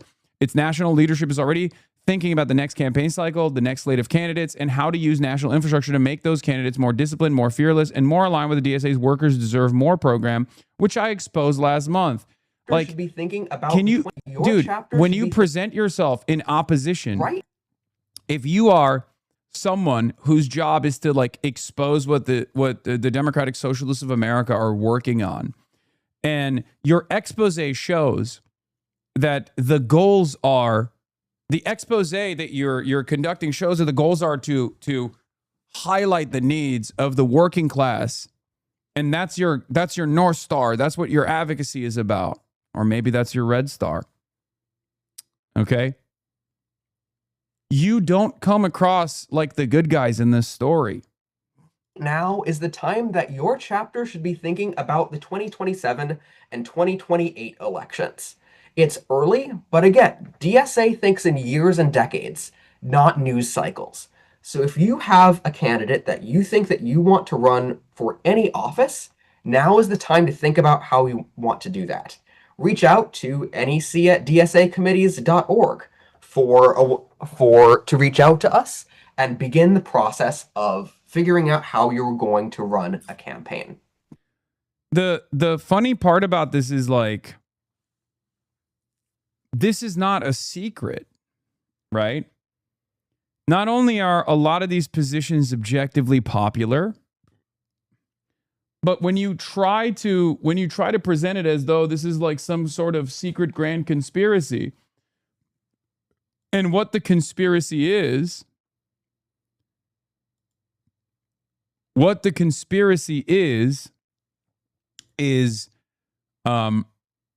objectively popular policies that have broad popular support across the board, across party lines, then all you're doing is highlighting. You're not exposing anything. You're highlighting. You're promoting. Maybe you yourself are going to be our next socialist in office. The NEC can support your chapter. But what we also can do is we can provide the national infrastructure that will allow you to take those bold positions, allow you to be fearless, and of course, allow you to carry out the goals of DSA's Workers Deserve More program. So why does this matter, right? We can't have socialism alone or in one place. We are pulling together nationwide because no more. No, we say no more to socialism in one state. We say no more to socialism in one city, okay? We are not trots. However, socialism will happen across the board, okay? we know that is how we seize power for the working class. It's not just about winning elections. It's not just about organizing in your unions. It's not just about street protest. It's not just about tenant organizing. It is a holistic political vision that allows DSA to do all of the powerful things that it does. Anyway, yeah, there's polling that suggests that every single one of these policies that's being highlighted on Fox News is objectively popular across the board. Okay? So this argument falls flat. Your expose turns into a promotional tool, and they will never understand this. Okay?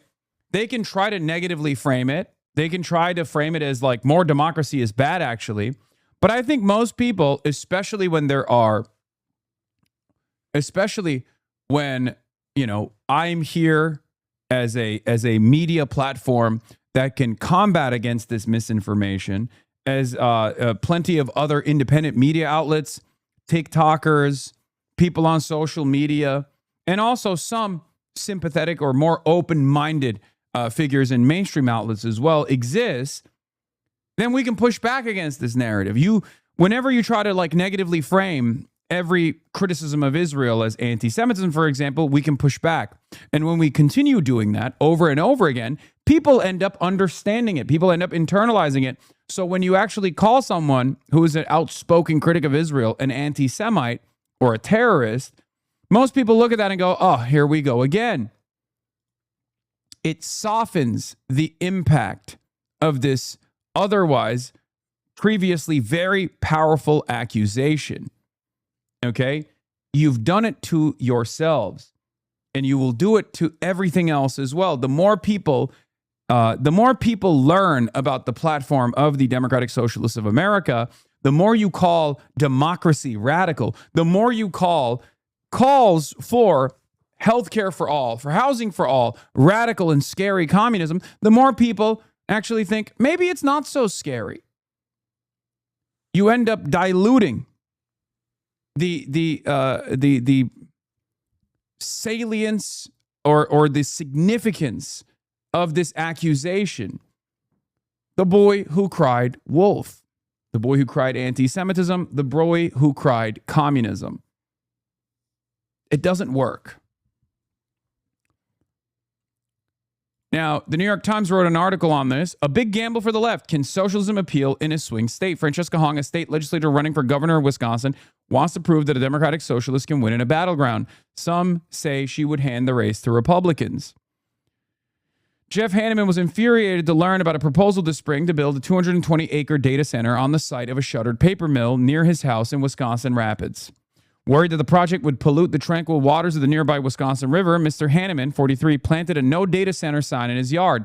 And although he's a Republican who voted for President Trump, he decided to support a Democratic socialist who has called for a pause in data center construction and is running for governor.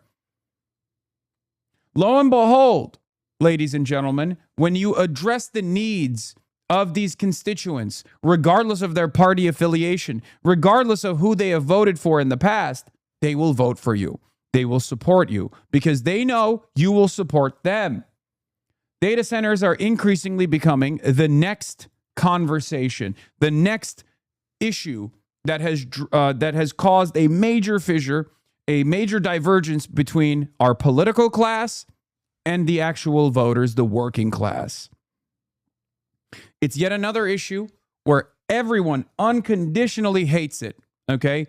They hate it. They don't want these data centers to be built in their backyards. And yet, the politicians refuse to listen to the needs of the voters, right? Another 90-10, almost 90-10 issue.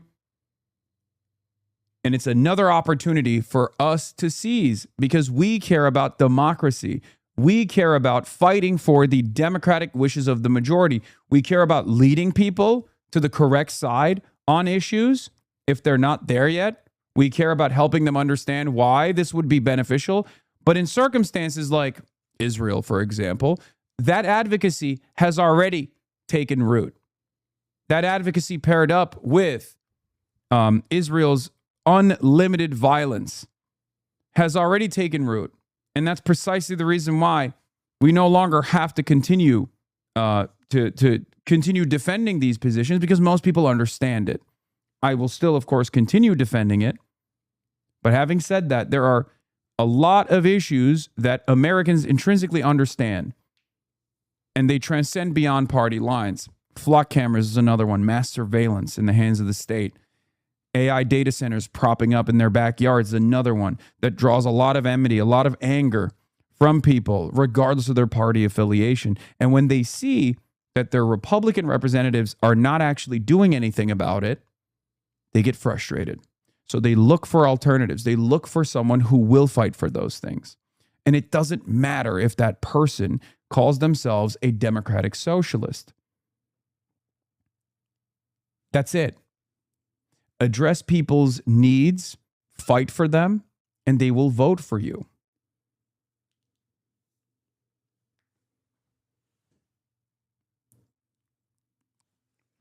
We just need to publicize Francesca's anti-data center and left economic policies and a few slogans statewide that people can identify her campaign by. I haven't seen her doing that. The only literature I got from her once was wordy and best for people who already knew and agreed with her. Yeah. Look, not all campaigns are designed in the same with the same efficiency in mind. I think Francesca is a wonderful candidate, and I think her campaign has done a great job so far. She's obviously the most popular figure in the Democratic primaries that are coming up in August, right? We just got to make sure that people understand where she is on these issues, and we got to hammer it over and over again. We got to put her in front of as many people as possible. But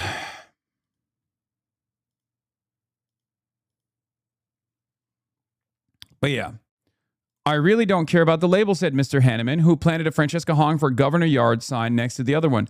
If she was voted into office, she could do a lot of good things for our state. The progressive movement is surging this election cycle as liberal voters, furious with Democratic establishment they view as old, tepid, and beholden to corporate interests, have ousted incumbents, in particular socialism, a term politicians once strained to distance themselves from, has surged in popularity on the left as candidates with that label have won House primaries in New York, Denver, and Philadelphia. Wisconsin, which Trump won in 2024, presents a riskier gamble. If Ms. Hong, a 37-year-old Democratic state representative and former restaurant owner, beats several other leading candidates for her party's nomination, she will face a difficult general election contest against the Republican. I disagree. I think for our folks, for the Democratic Socialists, I think the real challenge is getting out of the primaries. I think general is actually easier. The reason why I say that is because, well, one, Trump won this state with the narrowest of margins. That's number one. Wisconsin is becoming increasingly more blue. That's number two. And this is a general blue wave midterm season. Okay? So all of those factors are already on the side of Francesca Hong. But beyond that, what matters most, in my opinion, okay, what matters most in this circumstance is the policies. Okay? This will be a real test to show as many people as possible, regardless of the outside expenditures, that when you have a left populist message that is clearly identified, easily defined, that you have policies to define yourself by, your opposition can't reach to the same old nonsensical positions to say, oh, you're crazy. Okay? You're crazy. Oh, you're pro-trans. You're trans. She wants to transgender the transgenders. Like, none of that shit matters if one side is saying, I want to give you health care I want to give you better workplace conditions. I want to go back on Act 10. Okay. I want collective bargaining agreements to work for the labor, for the public sector employees in this country, and specifically in the state. I want to fight for you. I want to shut down these data centers that are propping up in your backyard, and I want a moratorium. And if we're going to fucking build these data centers, we're going to have a say in that process, and we're going to actually see the profits that are generated from these data centers, and we need a moratorium. When you say things like that, when you define yourself, when you define your platform, yourself, your opposition looks silly. Your opposition looks childish. Your opposition, the Republicans, look ridiculous. Okay? We have to have a more adult politics in this country, and democratic socialism represents that adult politics. It's totally, this kind of politics totally revolves around self-interest. That's what politics is supposed to revolve around. We have forgotten that fundamental principle of democracy. For far too long, people have fought these ridiculous battles, oftentimes presented by the Republicans. We fight our own battles on our own terms. We fight for the working class. We fight for their needs and their interests, first and foremost. And we are unafraid to show our moral conviction. This will make it far easier for democratic socialists to win, okay? They are certain that Republicans will weaponize Ms. Hong's more controversial statements, including old social media posts calling for the abolition of the police. Such attacks could hand the governor's office to Republicans and imperil democratic efforts to flip the state legislature. This is not a year to test the democratic socialists, said Joe Winnicke, a former state chairman of the Democratic Party. This is in New York. Now, that's really funny. You want to know why that's funny? Because they say that every year. This is not the year to test democratic socialists. This is not the year to entertain Medicare for all. No, it is the year. And it was the year 10 years ago as well. It was the same exact conditions. Deteriorating material conditions for the American working class, both in Wisconsin and everywhere else. The idea that like there will be a perfectly appropriate year to test these ideas is fucking ridiculous. They're not even trying. They're not even trying to do a good job of opposing these positions because deep down inside, they understand that if you were to come out and say, this is not a year to fucking stand against AI data centers, this is not a year to stand for Medicare for all, people would look at you and go, you're a fucking goon. You're a goddamn goon.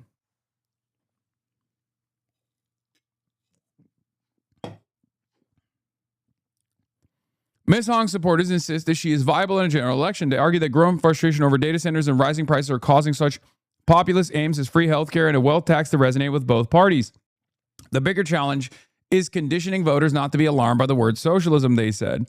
Progressive policies, when listed in a vacuum, are independently popular, said William Walter, the executive director of Our Wisconsin Revolution, the state version of Our Revolution, the left-wing organization started by Senator Bernie Sanders. But when they're tied back to the idea of socialism, that buzzword word turns off voters. You missed the caption of the photo? Yeah, I already covered it. Jeff Hanneman, a Republican who voted for President Trump, decided to cast his vote in the governor's race for Ms. Hong, in part because she wants a pause on data center construction. Selling socialism in Trump country. Ms. Hong's socialist ideology is not the only quality that makes her an unconventional candidate. Soft-spoken yet foul-mouthed, she dresses casually on the trail and wears friendship bracelets. She proudly displays a Bucks and Six tattoo on her calf, a reference to the Milwaukee Bucks 2021 NBA championship. Child of Korean immigrants, Ms. Hong dropped out of college to work in restaurants in Madison, climbing the ladder from dishwasher to executive chef. In 2016, she opened her own restaurant, Morris Ramen, which closed in 2024 because of economic challenges. She continues to work as a chef and a bartender while running her campaign. Ms. Hong's working class origins and economic struggles are central to her candidacy, which she frames as a fight between everyday Americans and the money to lead, which is literally the case. She is of the working class. She understands the needs of the working class, and she will fight for the working class. It's that simple, right?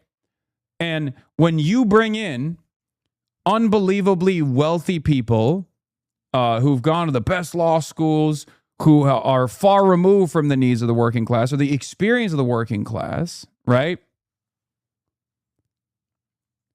And you turn around and you match them up, the Republicans are going to look out of touch. Donald Trump was able to channel the frustrations of the working class in a very and channel it by way of frustration towards elites and elite institutions, despite the fact that he was a silver-spooned billionaire, right? He was able to do that. He was able to do that to success over and over again. And if there's an appetite for anti-establishment champions, the association of democratic socialism actually kind of removes you from the association of democratic elite, liberal elite. That's a good thing in a place like Wisconsin, right?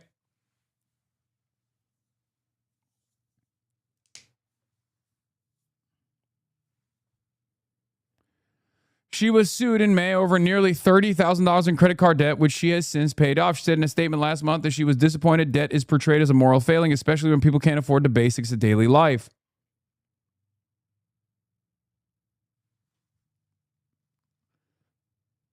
Ms. Hong's message and online fluency have appealed to young people and have sprung her into the top tier of candidates, though she expects to trail her rivals in campaign finance reports due out later this month. Ms. Hong would be the first Democratic Socialist governor in U.S. history and sometimes draws comparisons to Zohran Mamdani, Democratic Socialist mayor in New York City, who shocked the establishment with his victory last year.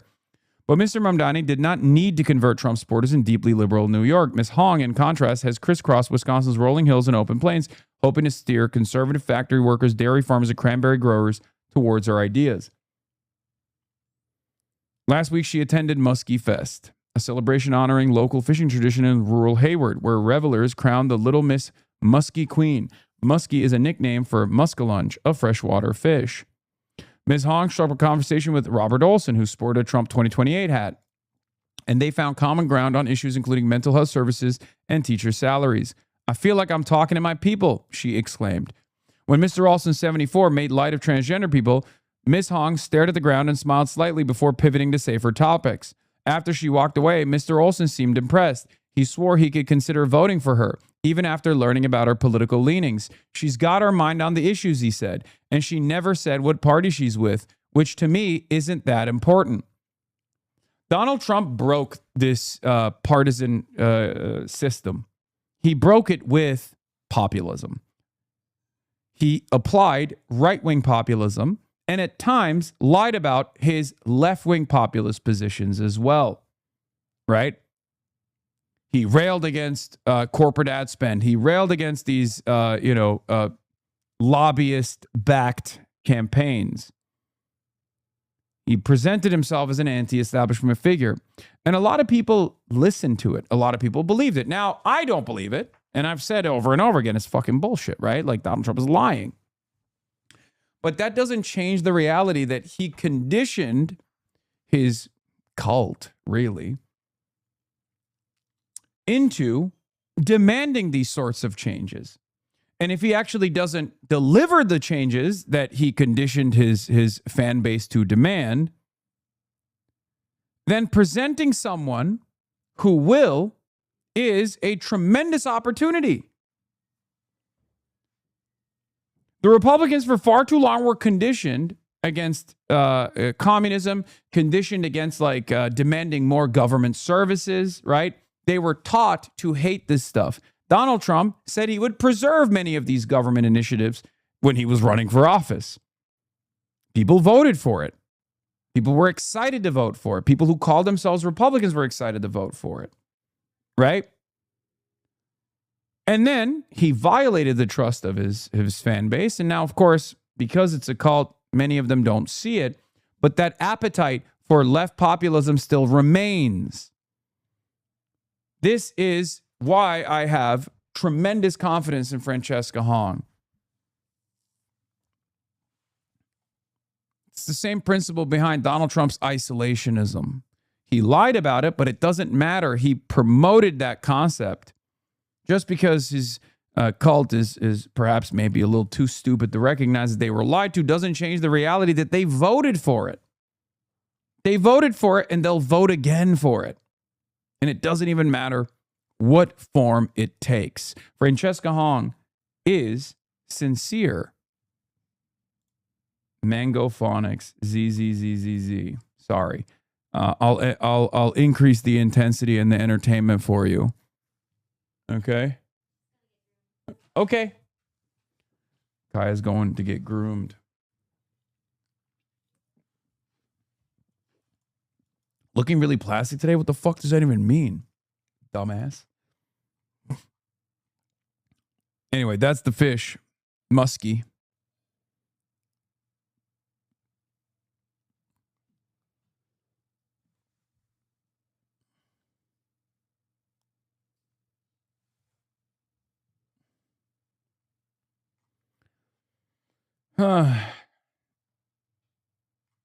So yeah. Her takes on data centers. Look, Marissa Johnson said the opposition to data centers was so strong in Wisconsin that she heard Democrats and Republicans talking about voting for Ms. Hong. Doug Kane, 71, said he was a Republican who favored data center regulation, would consider voting for a Democrat with one condition, as long as they're not a socialist, he said. Still, electing a left-wing candidate in a swing state may not be so far-fetched. The progressive movement traces its origins to the late 19th century, where Milwaukee elected a succession of sewer socialist mayors, so named for their focus on public works such as sanitation systems. More recently, the state has lived up to its battleground status by ping-ponging between hardcore conservatives, including Senator Ron Johnson and former Governor Scott Walker, and staunch liberals such as Senator Tammy Baldwin. This year, Democrats hope to build on the tenure of Governor Tony Evers, who is retiring, but Ms. Hong is not graduated to be the left standard bearer. At a forum in Madison hosted by Labor Union, attendees said they were torn between Ms. Hong and several others in the six-person field, including State Senator Kelda Roys, Mr. Barnes, and Ms. Rodriguez. Some Republicans say they're hoping for a matchup with Ms. Hong. People in both parties would say that's our best-case scenario, Brian Schimming, the Wisconsin GOP chairman, said. Good. Let them underestimate us. Good.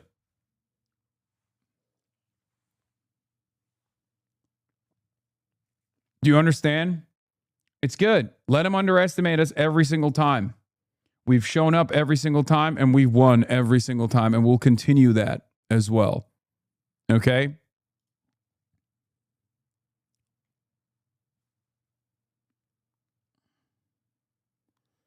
Not muskie, that was a bluegill. Please Google an actual muskie and be amazed. Okay.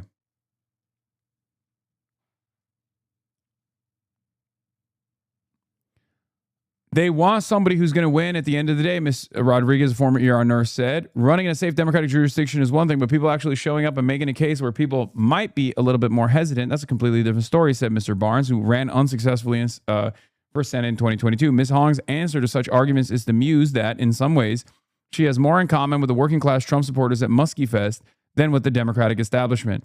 I have the advantage of not being a career politician, she said. The people I feel like I relate to, even if there's cultural differences, political differences, are the folks I talk to today. Yep. I mean, even the very fact that they are showcasing this,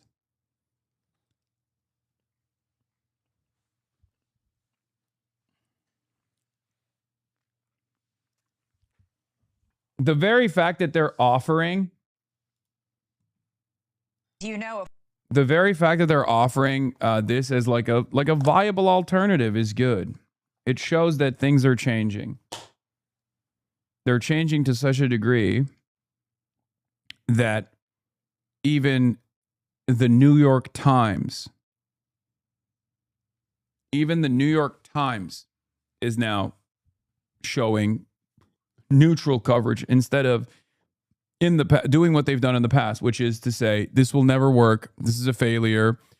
You are going to lose this swing state to the Republicans permanently by running a socialist. That's what they did with Bernie in 2016. That's what they did with Bernie in 2020. That's what they had done so for the longest time.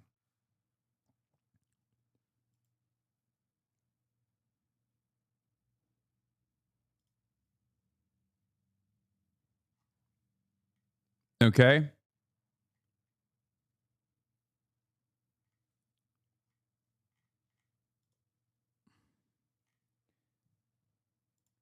Jamie Harrison quote tweeting Maylot.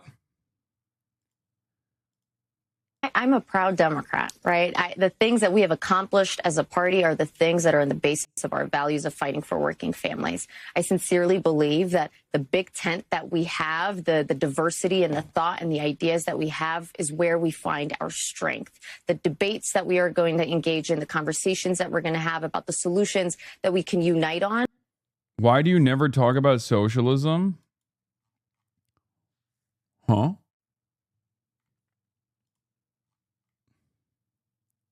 My favorite liberal Zionist supporter and Holocaust denier collab. Please ask him about Illuminati or the Holocaust. Were any of the Democrats you've had on conferences responsible for war crimes? Oh, this is a Rage Bait account. Hey, chatters. Do you see this candidate that just defeated a 30-year incumbent? You know she's in favor of an arms embargo to Israel, right? How many people have you guys elected into Congress that are in favor openly and ran openly on an arms embargo to Israel? Because I know you'll change the dynamic soon. You'll change the goalposts. You'll shift them soon. Because that was something that I saw on my timeline. That was something that I saw on my timeline from a lot of bad Empanada fans who were like, oh, if you actually want to solve these problems, like how many of them are actually demanding an arms embargo on Israel, right? Because they constantly go back to AOC's position and they say, oh, AOC is not going far enough. Virtually every single candidate that I've pushed for, that has won, Chris Rabb, Adam Hamawi, Mela Quiros, Daria Liza, Claire Valdez, every single one of them have pushed for an arms embargo against Israel. Did you know that? No, you didn't, because you think you're above the American electoral politics. You think you're operating on a higher frequency, okay? And that's precisely the reason why you have found yourself duped by online drama, okay? If you were at least paying attention to what's actually going on, you would have recognized that there are multiple candidates that have successfully run on an arms embargo to Israel. Okay? Multiple.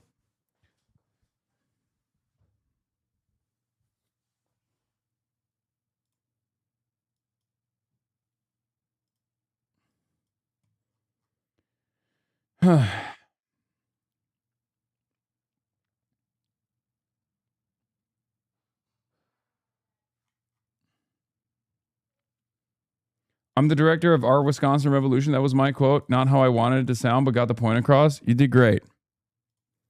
Anyway, what's funny about it is Jamie Harrison is now quote retweeting this and thanking Maylot Quiros. That's awesome. Good. They should come to our side. Good. And eventually they will. Just as I always say, look, one day everyone will have been against this is not only just the name of this book, but also a principle that we have seen, a reality that we have watched unfold with Israel.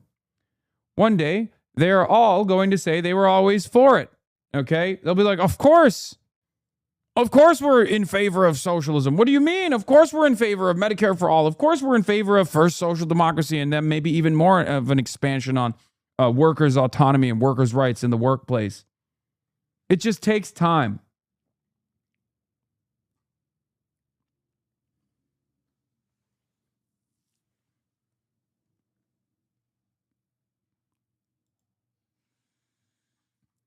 You'll never guess what Ted Cruz is talking about on the 4th of July. Today's the 47th anniversary of the daring Entebbe raid. I was only 5 at the time, but I remember being inspired by the amazing courage of the IDF team that rescued hostages and killed the terrorists. I thought that's a very Texan foreign policy.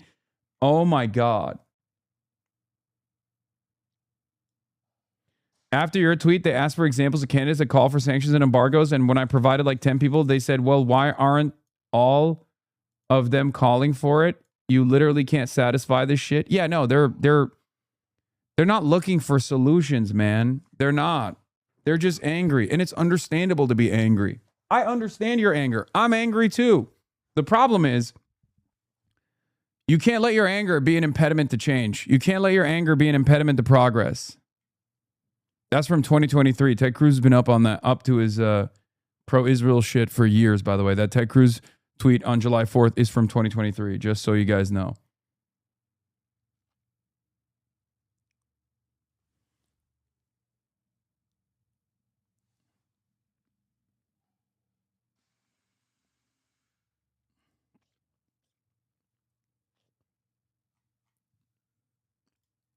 What I'm sure all these working class women in Michigan love is an Oxford Columbia dude laughing at his woman opponent as too dumb. Really know how to attract those working class voters, says Neera Tanden, calling Abdul a sexist, rerouting the Bernie bro meta once again in the big 226, the holy year of our Lord. Probably not going to work, but it is also incredible that it's like literally an APAC. Holy fuck, that's huge. Everything about it was pretty unbelievable. 51.5-inch muskie caught in West Bay. Okay, you were right. You were right. That is actually worthwhile to look at. That is a big one. Holy fuck.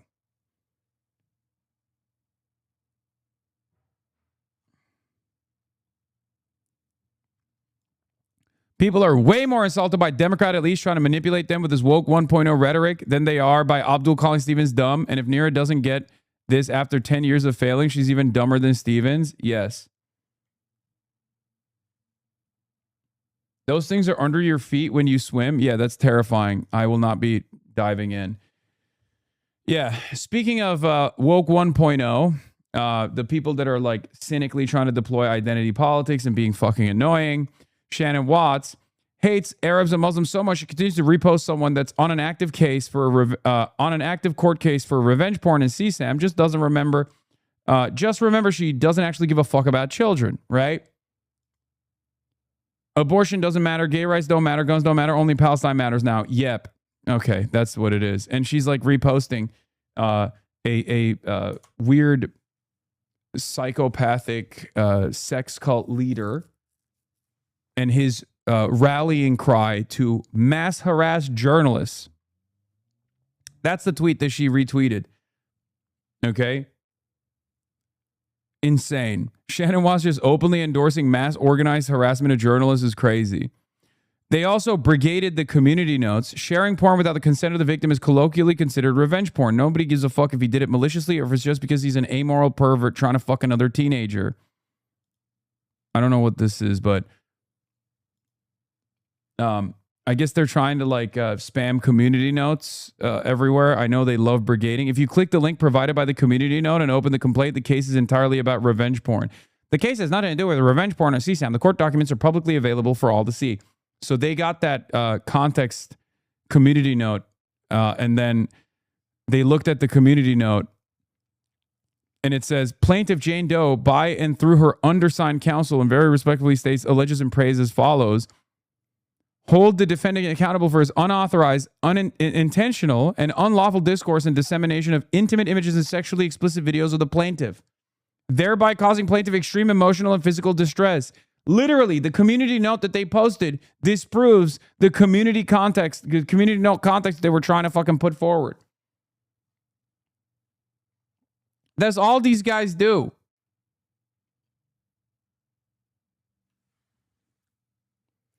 Check out this British nonsense community note history. LaMaFeo, completely brain broken Destiny fan.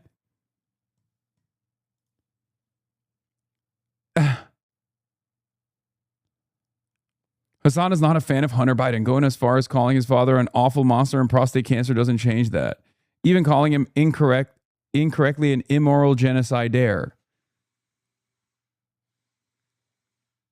He's just, again, this is Destiny's Pete Widgeon, another one of Destiny's like loyal soldiers. Okay, they spend every waking moment tirelessly brigading at the behest of their fucking cult leader. It is so weird.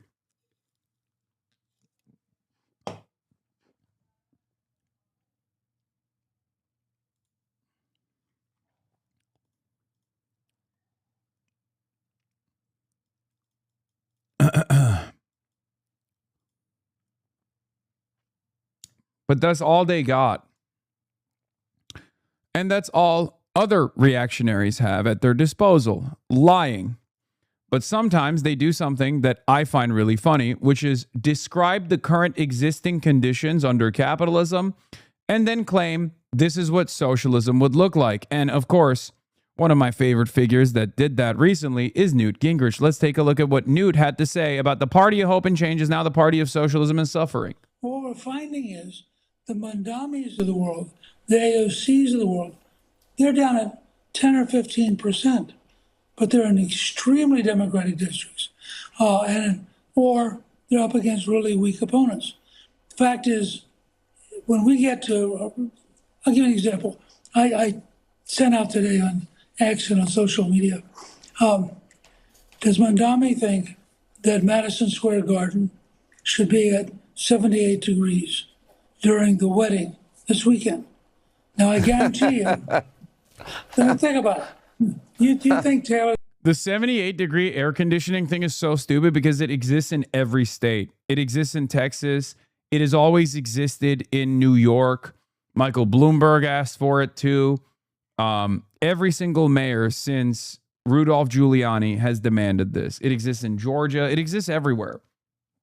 Okay, first of all, it's just a suggestion to reduce congestion on the electricity grid at times when people need it most for places like hospitals. We can have a conversation about why the American energy grid is not capable of providing sufficient energy to every single place in peak consumption periods, but that's a conversation for a separate day.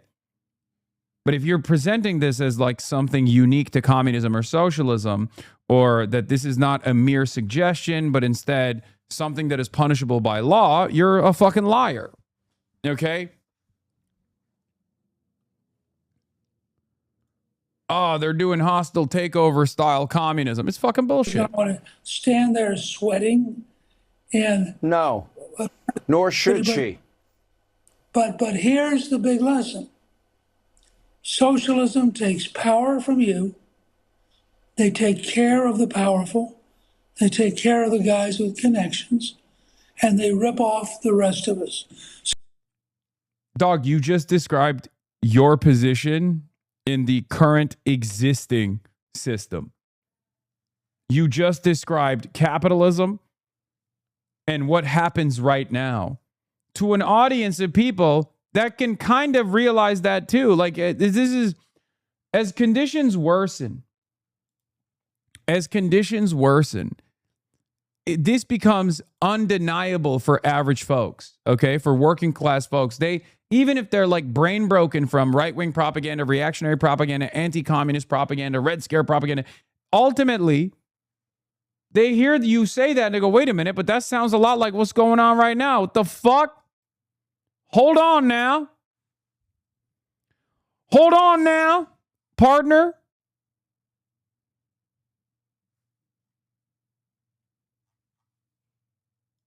So Mandami is saying their policies block them from creating enough electricity to have normal American level air conditioning where you get to pick what you're willing to have in your house. So instead, they're going to try to impose across all of New York City a 78-degree uniform temperature unless you're powerful, you're famous, and then, of course, there's an exception. Yeah. Oh, yeah, for sure. Imagine a system like that, dude. It says Prem Talker, which, of course, is the current system. There's also Jessica Tarlov cooking on, Fox 5. I assume that you want to broaden this segment to also criticize Greg Abbott and like Brandon Gill, the Texas congressman who comes out and he wants to dunk on Mamdani, say, oh, you big socialist mess or communist mess, whatever. And Texas Advisory, when it gets hot, the Public Utility Commission of Texas and the Department of Energy recommends thermostats to be set to 78 degrees. Greg Abbott says, could you conserve some energy? And they've had problems with their grid, remember? Ted Cruz takes off for Cancun when the grid goes down. So this is just good policy, in fact. And I'm pretty jealous. I would take 78 degrees right now over this 103 or 150 or whatever is going on. So I don't know, check what's going on in your own state before you go after someone else because someone is going to bring it up on television. And I'm done now. I assume that you want to broaden this segment to also. Yep. Fantastic.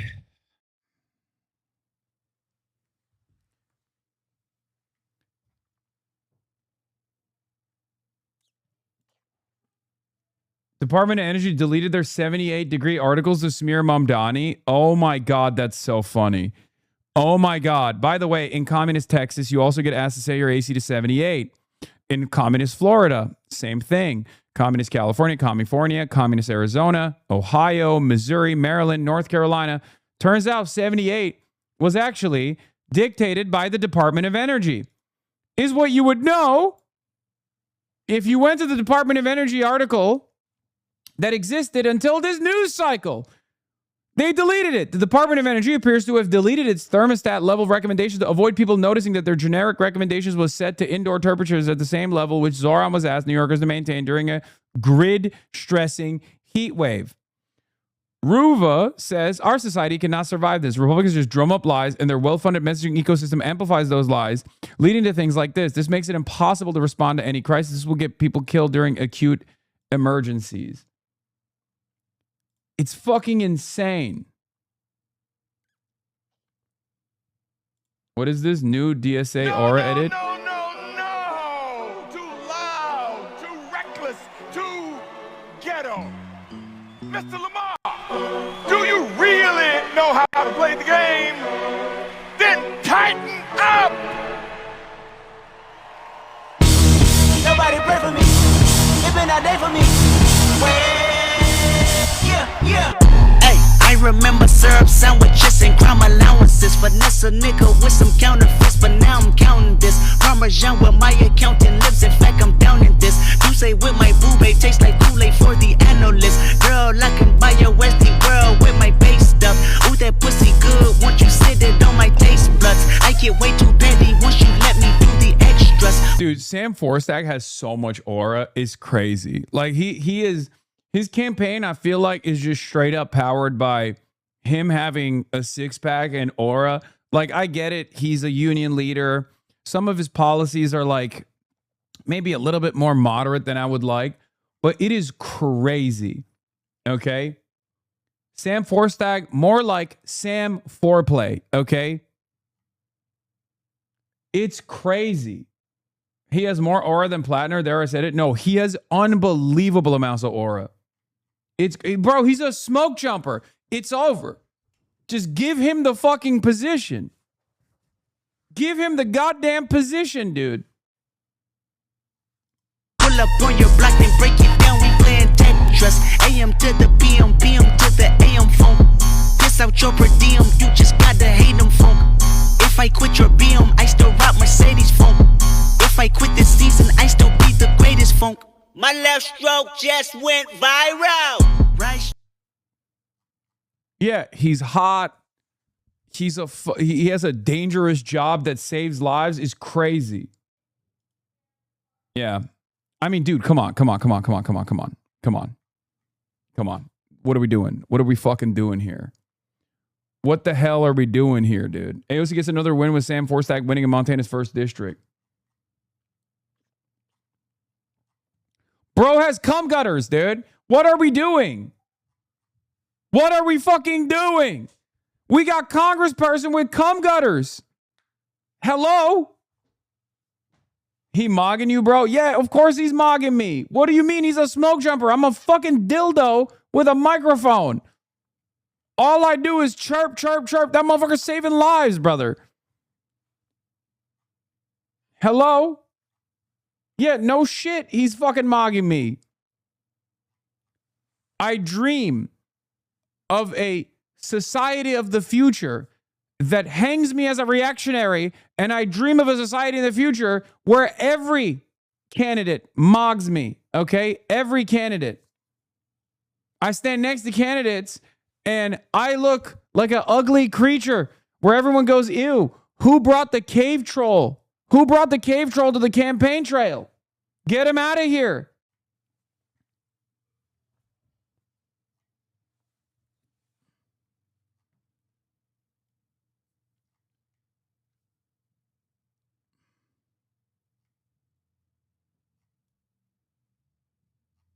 Anyway. Now,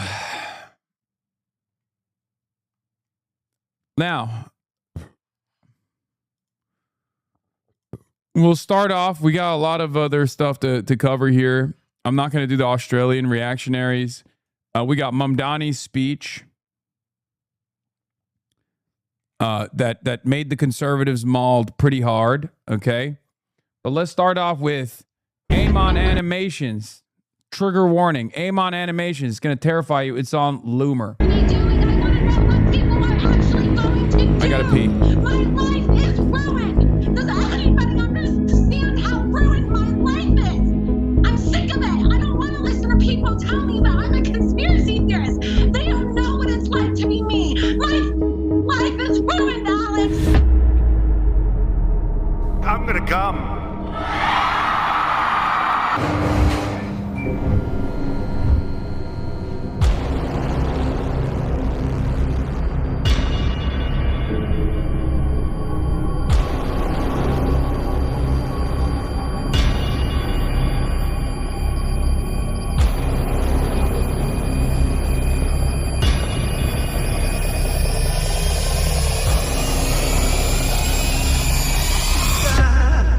Welcome to tonight's episode of Loomer Unleashed. Been talking a lot about the Islamification of our country. You're going to see dozens of Muslim candidates file to run for office and also think that they too can be the next Zoran Mamdani. There's nothing peaceful about what Mamdani is doing. In fact, he is promoting Sharia law and he is advancing the cause of Islam to destabilize our country so that the Muslim Brotherhood can continue to strangle our country from within until we are living under an Islamic caliphate. None of this is peaceful. From the river to the sea, Palestine will be free is a call for the extinction and the absolute annihilation of Jewish people. Joining me now to discuss the Islamification of America, Florida United States Congressman Randy Fine. Who would have thought 25 years after 9/11, we would have a Muslim leader in New York saying, I want to ban your dogs? I'm kind of shocked that this many people are okay with the idea of our dogs being kidnapped by people in hijabs and burqas going around acting like the Sharia police, trying to kill our dogs because they're so haram. I would not let a migrant kiss my face like this, but I would let my dog put her tongue in my mouth. So. Israel's enemies are our enemies. Does that mean I think we should put the interests of America over Israel? No. You know, these people are in the streets of America calling for death to Israel.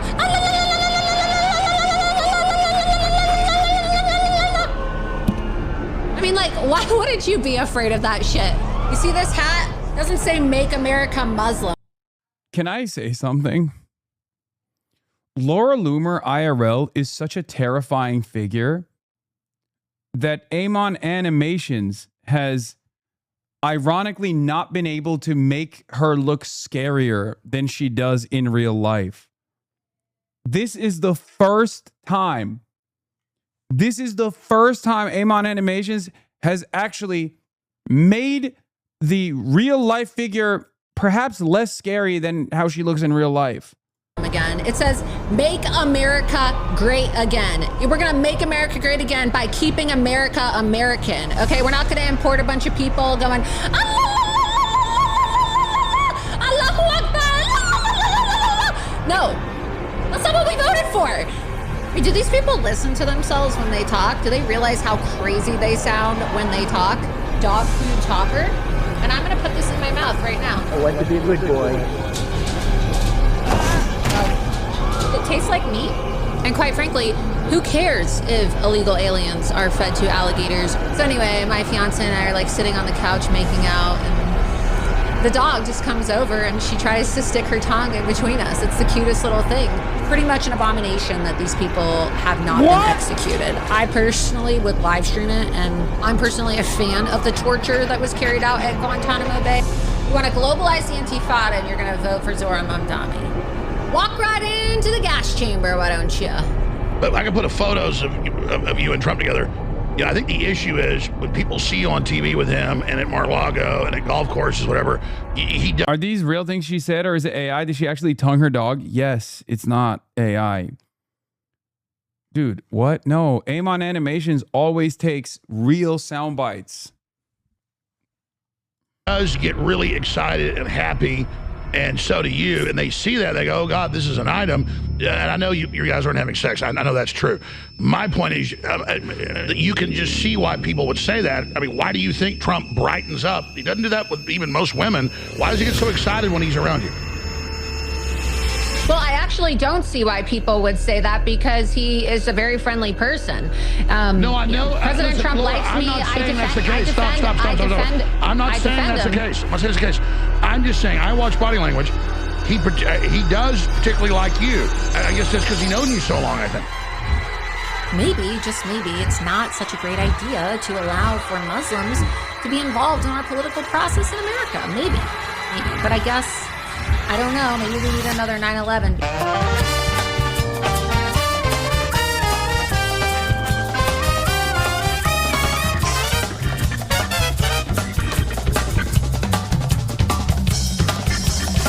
Another banger from Amon Animations. Is this game on Steam? No, unfortunately, this game is real life. And the rewards are your rights. Benjamin Netanyahu, the war is never over. Oh, here we go. Nice. Literally missed it. What, when I was peeing in the beginning? Is that what you're... Does anybody understand how ruined my life is? I'm sick of it. I don't want to listen to people tell me that I'm a conspiracy theorist. They don't know what it's like to be me. My life is ruined, Alex. Oh, you missed what happened in the ending?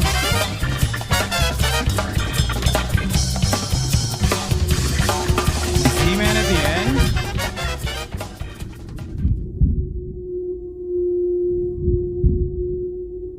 This morning, more than 180.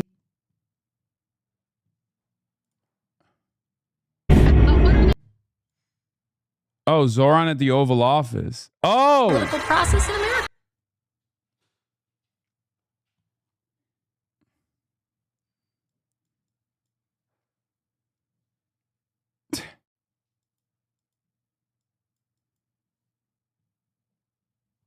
Couldn't say one fucking goal. Getting drawn normal looking is the most respect Amon can give someone, and he's only done it to like 3 people ever. Yeah, he hasn't even done it to me. He makes me have a tiny head. He has also made me Solid Snake, though, in the past, so that's cool. Yeah, speaking of Zoran, they're freaking out on his speech. I know he delivered a speech. And team. We're going to cover it. We're going to cover the speech. Don't worry.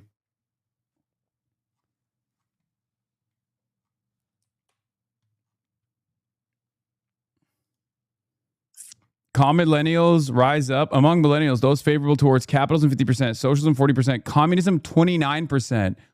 Oh my God. We take those. We take those. We fucking take those.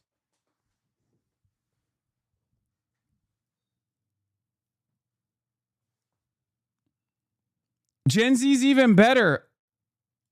Look at this. Gen Z rates socialism above capitalism while communism nearly matches capitalism. Oh my God. Favorable towards socialism is 53%. Favorable towards communism is 39%. Oh my God. Oh my God.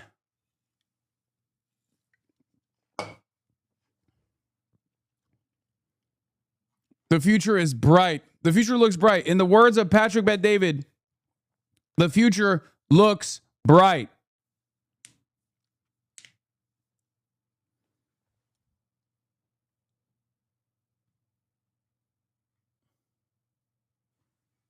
I'm a numbers guy, and I really like the number. I really like the number. Anyway. All right, let's get back to the real world now. Extreme heat grips more than 180 million Americans. Extreme heat advisory in the East Coast.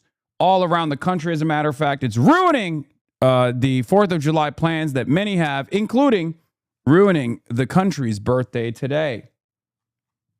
Okay? Or tomorrow. They have nothing. What are we doing here, man? GOP launches a secret weapon on libs, goth baddies. Oh, God. Oh, I don't even want to get into this shit. More than 180 million Americans are on alert as our life-threatening heat dome is expected to last through the holiday weekend. It is sweltering out here. Thursday, New York City seeing its first 100-degree day in nearly 14 years. The heat index making it feel like a scorching 106 degrees. This is a different humidity. So yeah, we're hot. Yes. The conditions putting strain on the power grid. Outages reported as Con Edison reduced the voltage to keep up with demand. Governor Hochul asking residents to conserve electricity. Washington, D.C. temperatures also reaching triple digits. The U.S. Capitol Police canceling the public viewing rehearsals for a Capitol 4th concert. The show now in jeopardy due to the heat. In Pennsylvania, more than 100 people were treated after being overcome by the heat at this historic train show. Across America, ER visits spiking. The CDC reporting a 36 times increase in heat-related illness reports in the Midwest this week. When they're outside, they forget to drink water, take electrolytes, stuff like that. They think because I'm not thirsty, hey, I'm okay. But that's far from the course. And careful at outdoor events. The Phillies taking extra steps to keep fans cool, distributing bottled water and setting up misting stations. Had I known the forecast when we bought the tickets, I probably would not be here, but we're going to just sweat and have a great time. But please be careful. So many people have been impacted in this heat. I don't want it to be you. So let's look at these morning temperatures because you and I are watching this happen live. Is this New York City's warmest morning on record? Well, 84 would tie it. And right You gave EU shit for not having AC, but you guys can't even put yours on? Dog, it's just a suggestion. It doesn't mean that people are not going to use their AC. Of course people are going to use their AC. What are you talking about? now we're at 85. Remember, 84 is the normal high temperature here. So let's look at what the high temperatures will feel like as we go through the day. This is crazy, 109. This is our hot spot. Philly, 111. Baltimore, 111. Let's get into the middle of the country where it was supposed to break a little bit. I did hear Memphis to Huntsville slightly. Huntsville still at 107, but 111 in Paducah, 109 in Nashville. New Jersey had a heat index level they reported of 130 degrees. If you're out in 130 degrees for very long at all, your body just starts to shut down. Let's move over to the wall because I want to show you the next couple of days going into Monday. And for many of us, Sunday into Monday is the breaking point. But for some people, it doesn't. Raleigh, look at you. Savannah as well. You're still in the hot spot. In the middle of the country, we're doing well until we get to Nashville and also Jacksonville. Well, I can confirm the heat is absolutely a major factor here. We are just shy of 100 degrees right now with the heat.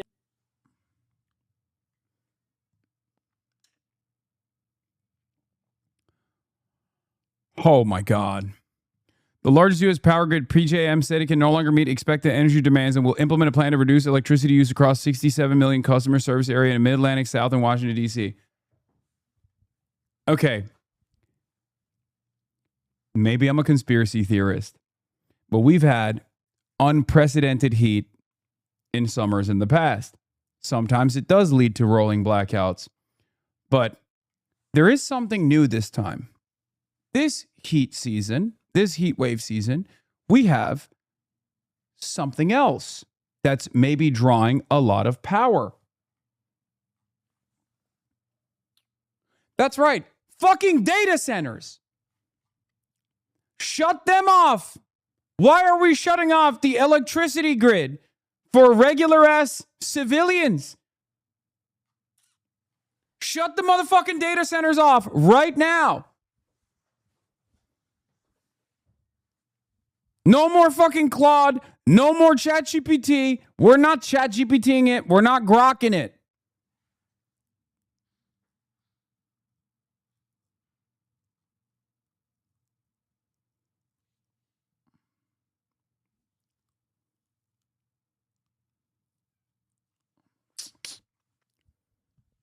What are we doing, man?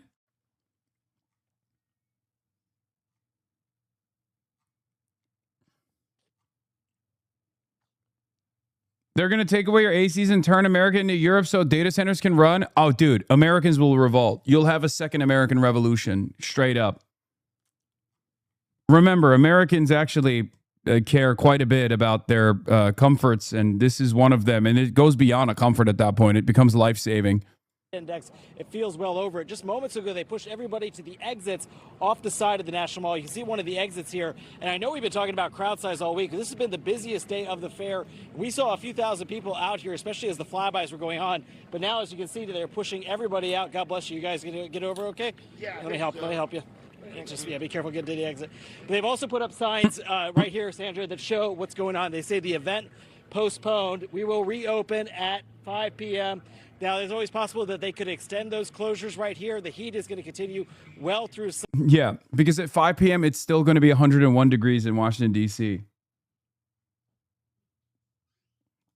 Yeah, and before people complain about Zohran Mamdani being a bad mayor and doesn't know what he's talking about, let's take a look at what Zohran Mamdani was saying 5 fucking years ago. Why New York needs public power. Did you ever wonder why New York State only gets 5% of its energy from wind and solar? It's because of one word: capitalism. I'm Zohran Mamdani, Assembly Member for District 36 and a proud eco-socialist. Today, I want to talk to you about utilities and why they suck. In the early 1900s, JP Morgan merged all of the electricity and gas companies in New York into one company called Consolidated Gas. This for-profit monopoly spent millions of dollars buying public officials, extorting the city of New York, and charging New Yorkers a 300% markup on electricity. And in the past 100 years, not much has changed. Consolidated Gas is now Consolidated Edison, or Con Ed. And across New York State, for-profit monopolies continue to control our power. They charge us some of the highest rates in the country, which can triple at random. And they spend millions of dollars lobbying elected officials to maintain their stranglehold on our power system.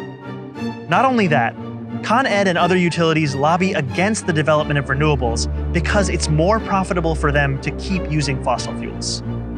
We need an energy system that treats electricity as it is, a public good, and prioritizes people and the planet over the profits of Wall Street investors. Across the state, New Yorkers are fighting for public power, a publicly owned, democratically controlled energy system that will create 35,000 jobs and end the private utility system. Check out the link to write your legislator and join the fight. You can also sign up to organize with us to tell Con Ed and other utilities that we're going to build the energy system we want without them, because it's time for us to take our power back. Good morning.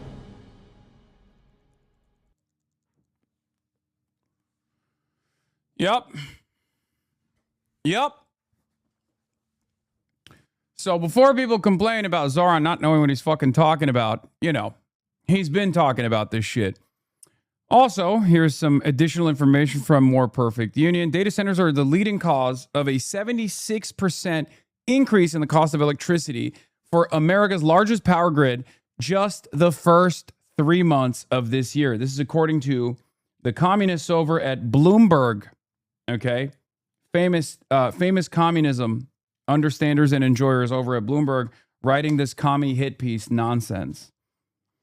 The 13-state grid managed by PJM served 67 million and costs have spiked this year. This time last year, the cost of electricity on this grid was 77.78 per megawatt hour. Now that cost almost doubled to 136.53 per megawatt hour.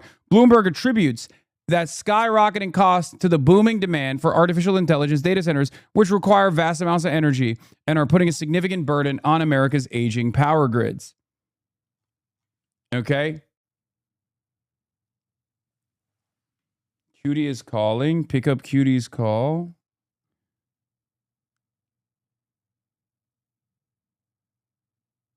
Okay.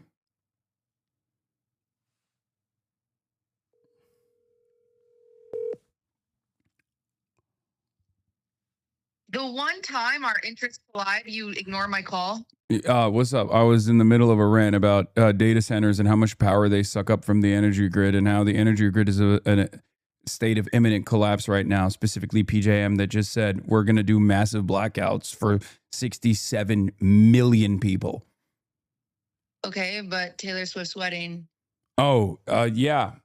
I don't know how much energy Taylor Swift's wedding is going to suck up from the energy grid, but yeah, Madison Square Garden, Taylor Swift. A lot of people are upset. A lot of people are very upset because apparently, from what I understand, and I'm going to be very careful with my language here because, as you know, I'm a Swiftie. I love Taylor Swift, and she should be allowed to get married every day at Madison Square Garden. Okay. But remember when the New York Knicks were playing and Donald Trump went to Madison Square Garden and they had to like shut down an entire area around Madison Square Garden? How frustrating that was for a lot of people. Yeah. Okay. So Taylor Swift, for her Madison Square Garden wedding, is actually shutting down transit for an even larger area, is what I understand. Like specifically train stations. Is that true, or are you making this up because you hate her? I don't hate her. I love her. I just said I want her to get married every day at Madison Square Garden. I'm getting mixed messages. Some are saying it's true. Some are saying it's propaganda. Because did you see the White House use the Eras Tour intro yesterday on TikTok? I did not see that, but I know Taylor would hate that because she's always voted Democrat. Yes, and I even replied to it and I said, "You can't use this song, fucker." And he still used it, even though I told him no. That's really messed up. Well, that's kind of feels like it's an undemocratic system that we have, right? Don't super understand that, but I do just want to talk to you about Donnie's top 10 Taylor Swift songs. Oh, okay. Hold on. Wait, what the fuck? Call ended. She just said, "Fuck off, idiot." Hello? What the fuck? Did her phone die? What is happening? Did your phone die? What the fuck happened? I think I was swiping away to pull up Donnie's top 10 and I hit the end button on accident. Okay. So I have it in front of me as well. We can take a look at it together. Zara Mamdani shares his 12 favorite Taylor Swift songs ahead of her New York wedding. And people are not believing in this list. Like they're saying he's fake. Oh. Like, okay. Yeah. What do you think? Zara Mamdani's 12 favorite Taylor Swift songs. What do I think? He went with Only the Young, Love Story. I feel like this doesn't match up with Zara Mamdani's background and his timeline. This doesn't match up at all, and I feel like someone else put this together. Well, are you pandering to me? I can't tell. I'm not. I'm very knowledgeable of Taylor Swift's entire discography. Okay. And that's what it is. I'm a true Swiftie, unlike Zoran Kwame Mamdani. And I feel like it's the analysis is just not lining up because especially like the way he lined this up. Like My Tears Ricochet at number 3. Where are the other sad songs? You stole that from me in the group chat. I would like to point that out. No, in the group chat. Yeah. Wait, I didn't even look at the group chat. I guess our interest might have. You know what it is? It's because it's true. Your analysis is objective and correct, and so is mine. And I think that's the reason why it's just like syncing up.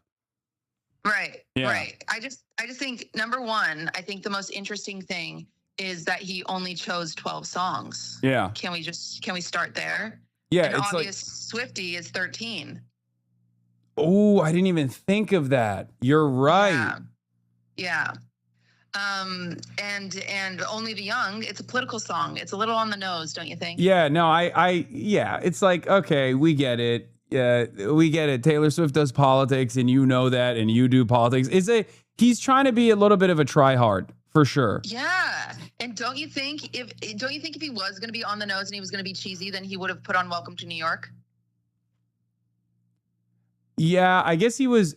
So you're saying he like delicately crafted it to be on the nose and to be blunt, but then also simultaneously make it seem like he's actually a real fan by not hamming it up as hard. Yeah, it feels like he intentionally put some deep cuts in there. Like, okay, I know Places is kind of a deep cut. Like, I think he knows is kind of a deep cut.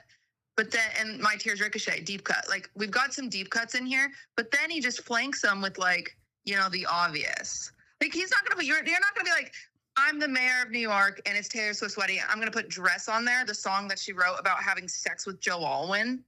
Come on, Zoran, if that's even your name. Okay, you know? Let's be real. It's not Zoran who put this in there. You know what I mean? This is definitely a Swiftie in his office that compiled this, but also probably put like their genuine favorites, and some of them actually stepped on landmines like Dress.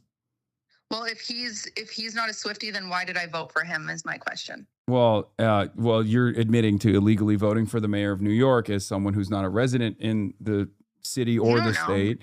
And you also literally can't travel by plane. So I know for a fact that you haven't been to New York in years.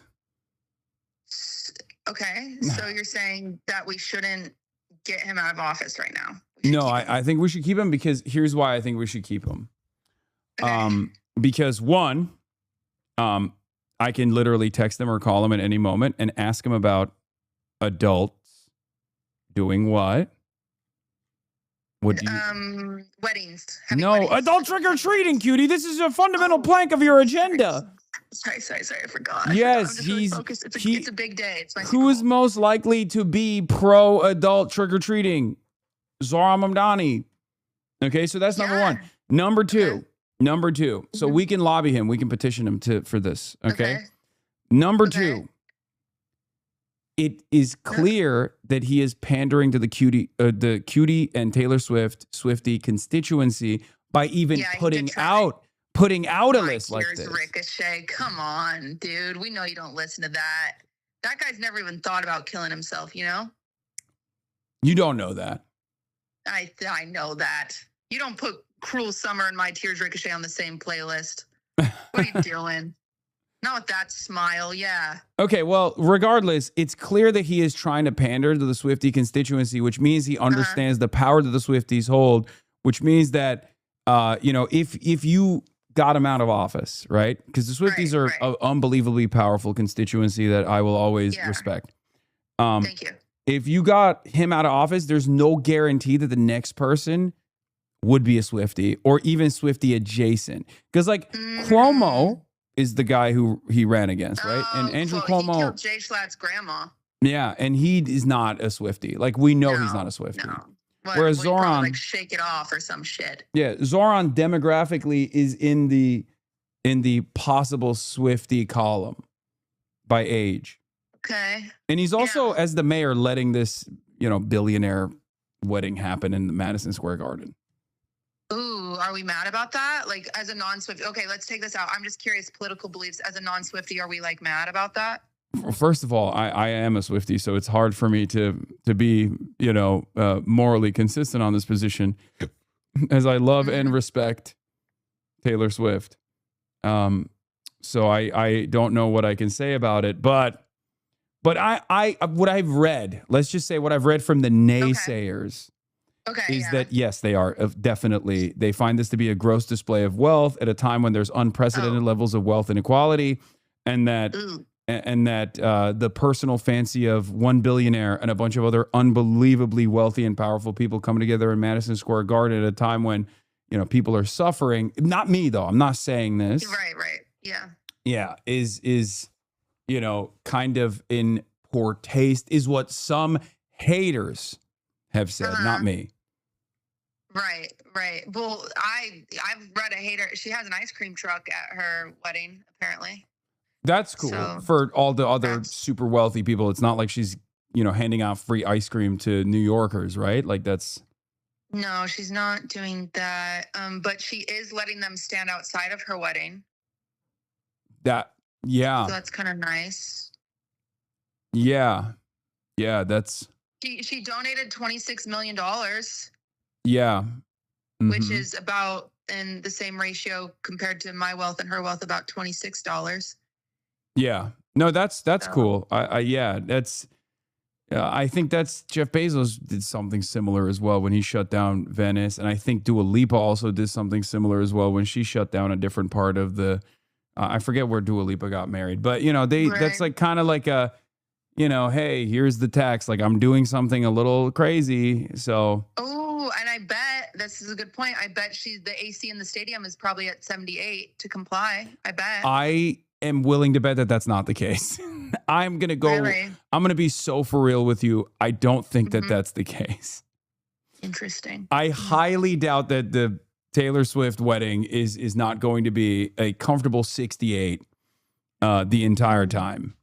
The 78 degrees AC thing is also a suggestion anyway. I think it's probably going to be cranked out the wazoo and you know, probably sucking power from the nearest children's hospital. Right. Is right. what I mean, would. she could have gotten married at the children's hospital. They should be grateful. That's true. That's true. She does have enough power to get married at a children's hospital and render its operations useless for the time period. So this is actually good in comparison to that. You're absolutely right. Thank you for pointing that out. Okay. Yeah. I just wanted your opinion on it. I'm just excited that everyone's on board and everyone's happy. Yes, I'm super. I would never criticize Taylor Swift's choice of venue for her wedding.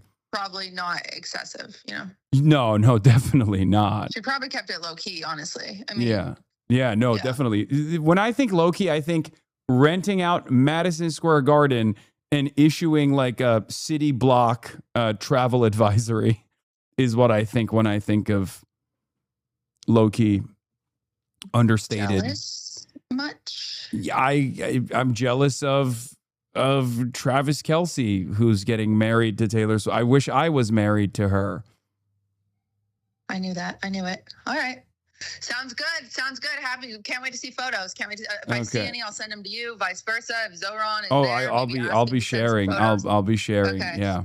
Sounds good. Yeah. All right. All right. Bye. Okay. Bye. Do you think she finds my support for Taylor Swift to be insufficient? Am I fucked?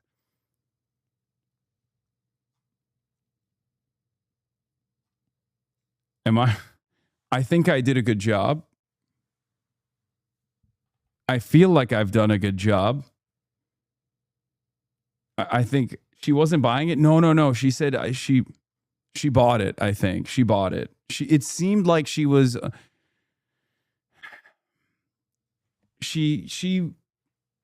I think I won that QTE. I did not fail the QTE there. I think the Swifties think that this is.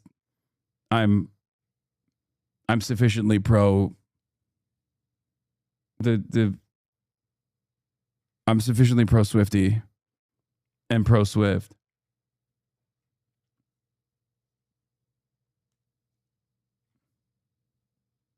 Set your Twitter account to private.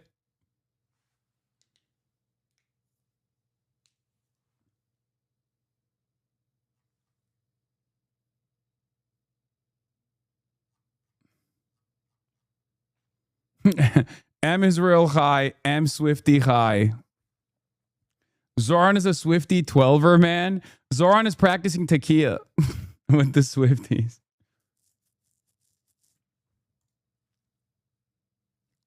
What is this? Nikki Glazier, George Stephanopoulos, Aaron Dessner, and Julianne Moore all show their QR codes. They arrive at Taylor Swift and Travis Kelce's Madison Square Garden wedding. Wait, so she's getting married on July 3rd, not July 4th. So today is the day she's getting married.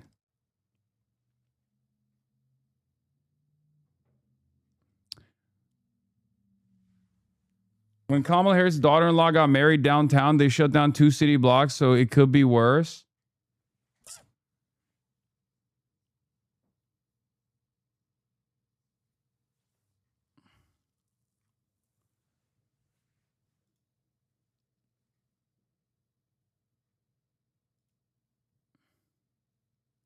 That man made folklore, Evermore, and TTPD. What do you need a QR from him for? Let him in. I genuinely don't understand what, I will never understand what compelled her to do this at Madison Square Garden. I don't understand why, they couldn't do it anywhere else. I don't know why they did it in Madison Square Garden in the fucking middle of New York City on July 4th weekend. Am I crazy?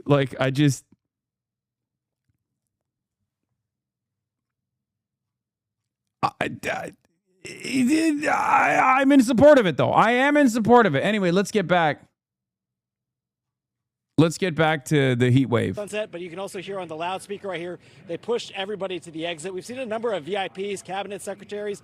Donald Trump Jr. was out here earlier today. A lot of people coming to check it out, as we expected, Sandra. This is going to be the heat of the event itself, but obviously these temperatures, which people are saying for attention, dog, she's Taylor Swift. She could get married in a remote island that people haven't even heard of before, that they literally found on a fucking uncharted map from the 18th century, and people would know about it, and they would hear about it, and they would fucking cover it endlessly. What are you talking about? She could get married anywhere.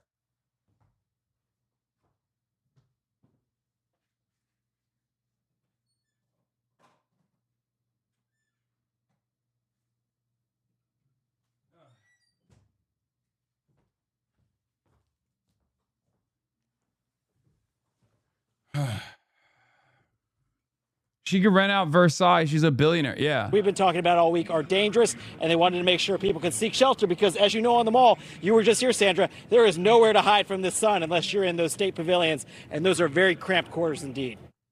They kiss the sky and then each other. Oh, dude, this is, I mean, speaking of aura, like a lot of people were saying like, oh, this stunt was like stupid, whatever, it was dangerous. It's true, it was stupid and dangerous, but like honestly, they're fucking hot, dude. They're so hot. It's kind of crazy what they did. This was a wild thing to do. Genius has climbed to the top of the Empire State Building, the top of the spire. But this morning, the extreme free climbers who scaled the broadcast antenna of the Empire State Building and unfurled a banner nearly 1,500 feet above New York City are grounded, leaving court on supervised release. Is it worth it? Was it worth it? Sources tell ABC News Angelina Nicolaou and Ivan Kuznetsov bought tickets to the Empire State Building Tuesday and never left, hiding out overnight. At 5 a.m. the next morning, also, bro's packing a fucking hose under his pants, which is crazy. Why do you know how big his dick is? Are you just speculating off of the big dick maneuvering that he's doing? Hasan, don't be freaking stupid. It doesn't matter how fucking famous you are. That doesn't preclude you from being a narcissistic attention hound. Our president comes to mind. Yeah, I just don't understand why she chose Madison Square Garden. It's fucking insane. Sources say a security camera caught the couple going through a hatch on the 102nd floor observation deck. Hours later, prosecutors said the pair exited the 104th floor, where a lock on a security door had been a literal hose? Wait, what do you mean? Broken and scaled the broadcast antenna. Can you just stay where you are? You can't be up here. The climbers are now facing felony charges, including reckless endangerment and criminal mischief. Their lawyer says they're overcharged. As far as what I've seen, and I'm sure you've all seen, it was a message of love. But it might not have been an actual engagement. Angelina Nicolaou's father tells ABC News the couple is already married, calling the proposal a performance. If you want to get married, they're doing it right there. Would this be more convenient? Any plans for the marriage? Not now, guys. Have you picked a date? Be in New York? The couple ducked into the subway, pausing on the stairwell for a kiss. Good kiss! All right, all right! They have an OnlyFans? Oh my God. That couple is due back in court toward the end of August. Prosecutors called them social media influencers who engage in extreme risk-taking. It is. Yeah, sure is. Sure is. Okay, Aaron, thanks. It's the talk of the town. I mean, I think it's cool, man. I don't give a shit. Yeah, they're doing an ad. They're farming donos, whatever. There's a Netflix series about them, apparently. I mean, this is normal stuff. People do stuff like this. I don't know. Yeah. The real risk they're taking is getting married. Am I right? Getting stuck on the old ball and chain.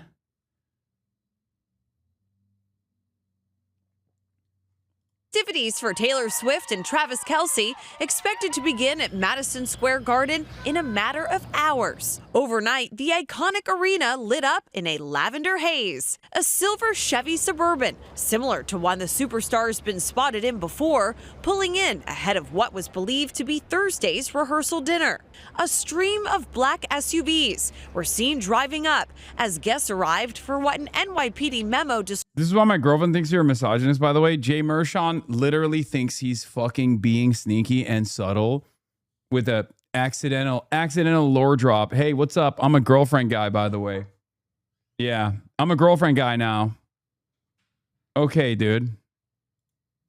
Described as a 100-person event at a You ain't sneaky, motherfucker. We know what you're trying to do. You're trying to be like, I have a girlfriend, by the way. Okay, I got it. venue inside the arena. The party had a garden theme, a source at Madison Square Garden told NBC News. Just an hour before, crews were still setting up privacy tents and hanging curtains inside to block people from peering in. And police officers were spotted carrying folders titled Taylor Swift and Travis Kelce Wedding as ramped up security presence and road closures locked. Controversial opinion. I think this is a dramatic misuse of public resources. Sorry. I'm saying it. I think it's insane. I think it's a bad look. I think it's heightening the contradictions. It's showcasing once again that no matter how beloved a figure you might be, if you're a billionaire, you're still a billionaire, and you're going to do billionaire shit. This is a glaringly obvious example of that. This is straightforwardly a flex, I think. It's straightforwardly a flex to be like, yeah, I can do this. Fuck it. And I kind of think it's a little tacky. At best. Yeah, it's giving Marie Antoinette. It's giving let them eat cake. I don't know if it's true, but supposedly she's paying for the cost of the cops. You don't understand. That's why emotional support billionaire shutting down Midtown. Totally different from when Trump did it last month. Yeah, it's also crazy because it's like she's doing it so close to when Trump did it.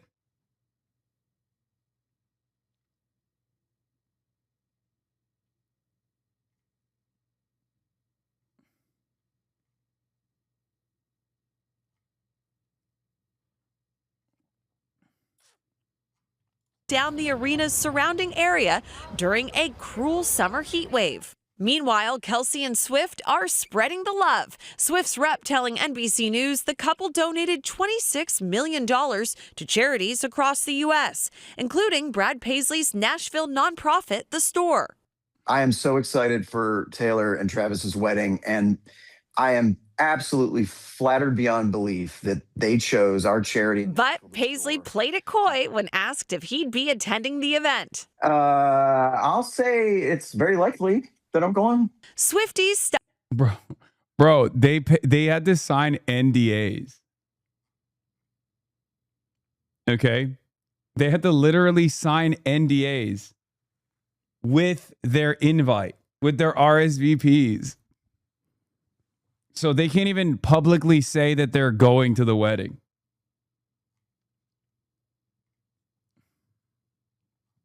Stuck outside without an invite, still eager for any glimpse of the lights, the party, the ball gowns. We heard that this is happening, so we had to see it for ourselves. Whatever Swift and Kelce's wildest dreams may be for today, it'll certainly be one to remember. She's been singing about it in her songs, and so people are really excited to see her finally get this fairy tale ending that she's always hoped for.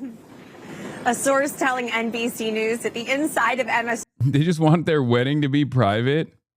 Hasan, they just want their wedding to be private. Tired face. In Madison Square Garden, in the middle of New York City, on July 4th weekend.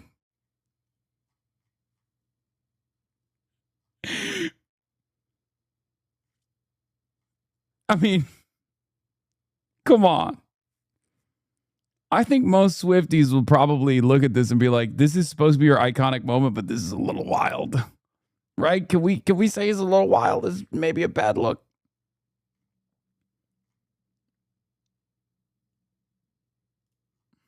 She has been completely transformed with drapery, chandeliers, castle-like structures. You guys, it is going to be a fairy tale.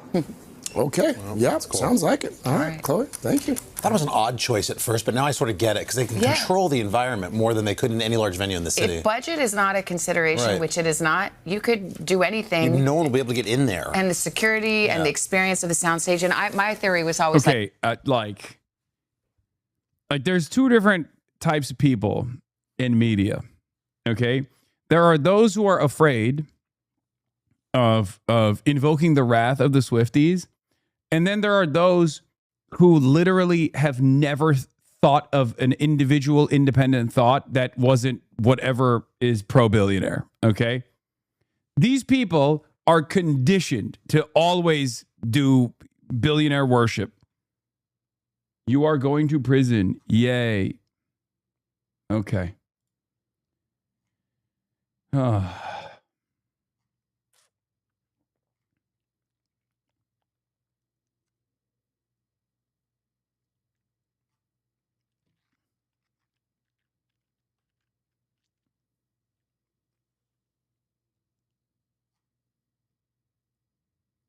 like big sports arena, big music arena. It's a marriage of two interests. It also seems large to us, but to Travis and Taylor, that's just like a small room. Yeah. That's a room that they're both in all the time. And they can have the performances, and it is not too late to invite me, She Taylor. seemed like a smart. Oh, there you go. You just crash it. Hey, thanks for watching. Sure, just crash it. They're going to put your ass in jail for Did you even hear that? thinking wrong thoughts here. Okay, wrong think. It's not the New York City subway, but under me, it is wedding bells in the air. The big day is here, and sources tell CBS News it's going to happen here. It's going to start at 4 p.m. with an hour and a half cocktail hour. That is my style. And the party is going to go late, possibly into Saturday morning. And guess what? Our resident Swiftie, Jolyn Kenyon, is here. She's been digging for details all week. Joe. It is an honor to be here. A big day for Taylor Swift and Travis Kelce. And can we talk about this rehearsal dinner last night? It was under lock and key, but we did see some of her dearest friends, her closest family members coming and going as this historic Madison Square Garden was draped and lit up in a rosy pink. It was a star-studded rehearsal dinner. Taylor Swift and Travis Kelce hosting their nearest and dearest, shielding their arrivals in a giant tent at Madison Square Garden amid heavy police presence. Video shows this SUV believed to be taking Swift to MSG. Longtime friend and fellow pop star Selena Gomez posted this video from the road, seemingly on her way to Thursday's 100-person gathering at Infosys Theater. The first event triggered major street closures, increased traffic, and pedestrians rerouting their commutes. Yeah, we were wondering where our invitation was. Although the wedding weekend has been shrouded in secrecy, fans gathered outside the venue, hoping to catch a glimpse of any details. Food vendors, giant air conditioning units, even a bed were... Yeah, remember? Something tells me they're not keeping that shit at 78 degrees, okay? spotted. We saw some stuff come out of some trucks. We don't know what it is. At one point, I was convinced they were in one of the boxes. Maybe that's how they're getting it. Before the festivities kicked off, Swift and Kelce announced wedding gifts of their own this week, donating $26 million to at least 20 charities.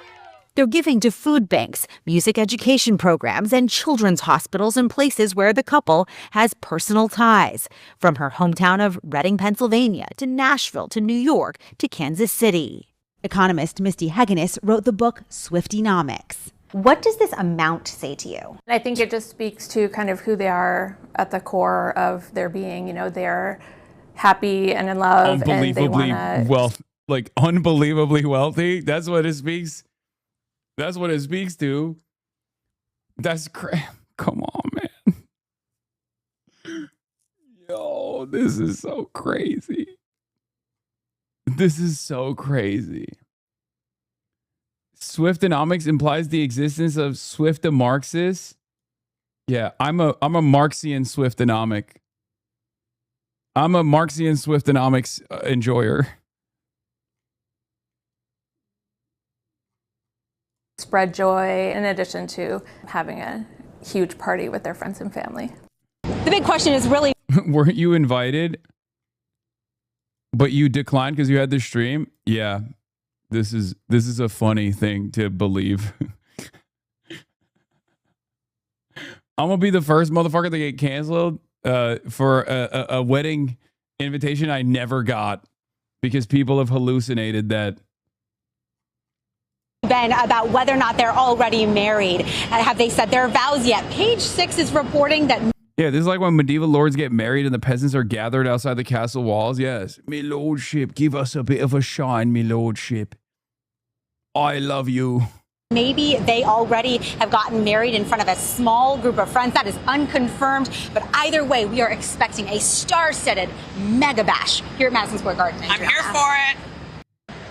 After much speculation, the big day is finally here for Taylor Swift and Travis Kelce. This is the closest thing our great country has to a royal wedding, and it is expected to go down right here at Madison Square Garden. We have been hunting for clues all week. The area has been on lockdown over the past couple of days. There was even a police officer, NYPD, spotted carrying a packet facing out. And what did that packet say? Taylor Swift and Travis Kelce's wedding. So after all of those NDAs, the secret is out, and we're joined right now by USA Today Taylor Swift reporter Brian West in person. Delightful to see you. It's great to see you. Happy wedding day. You think Taylor Swift is mad that they blew the lid on this wedding? Like that she thought she could keep it a private affair the entire time? You think, okay. Here's what's actually happening. Taylor Swift already got privately married, okay, in front of her friends. What she's doing here is a funeral procession for Ayatollah Ali Khamenei. Because it's happening at the exact same time as the week-long funeral for Ayatollah Ali Khamenei is taking place in Iran. What if Taylor Swift is actually doing exactly that, but at the heart of the United States of America, in the heart of capital, the heart of empire? This is her way. This is her way of also doing actually zero correlation.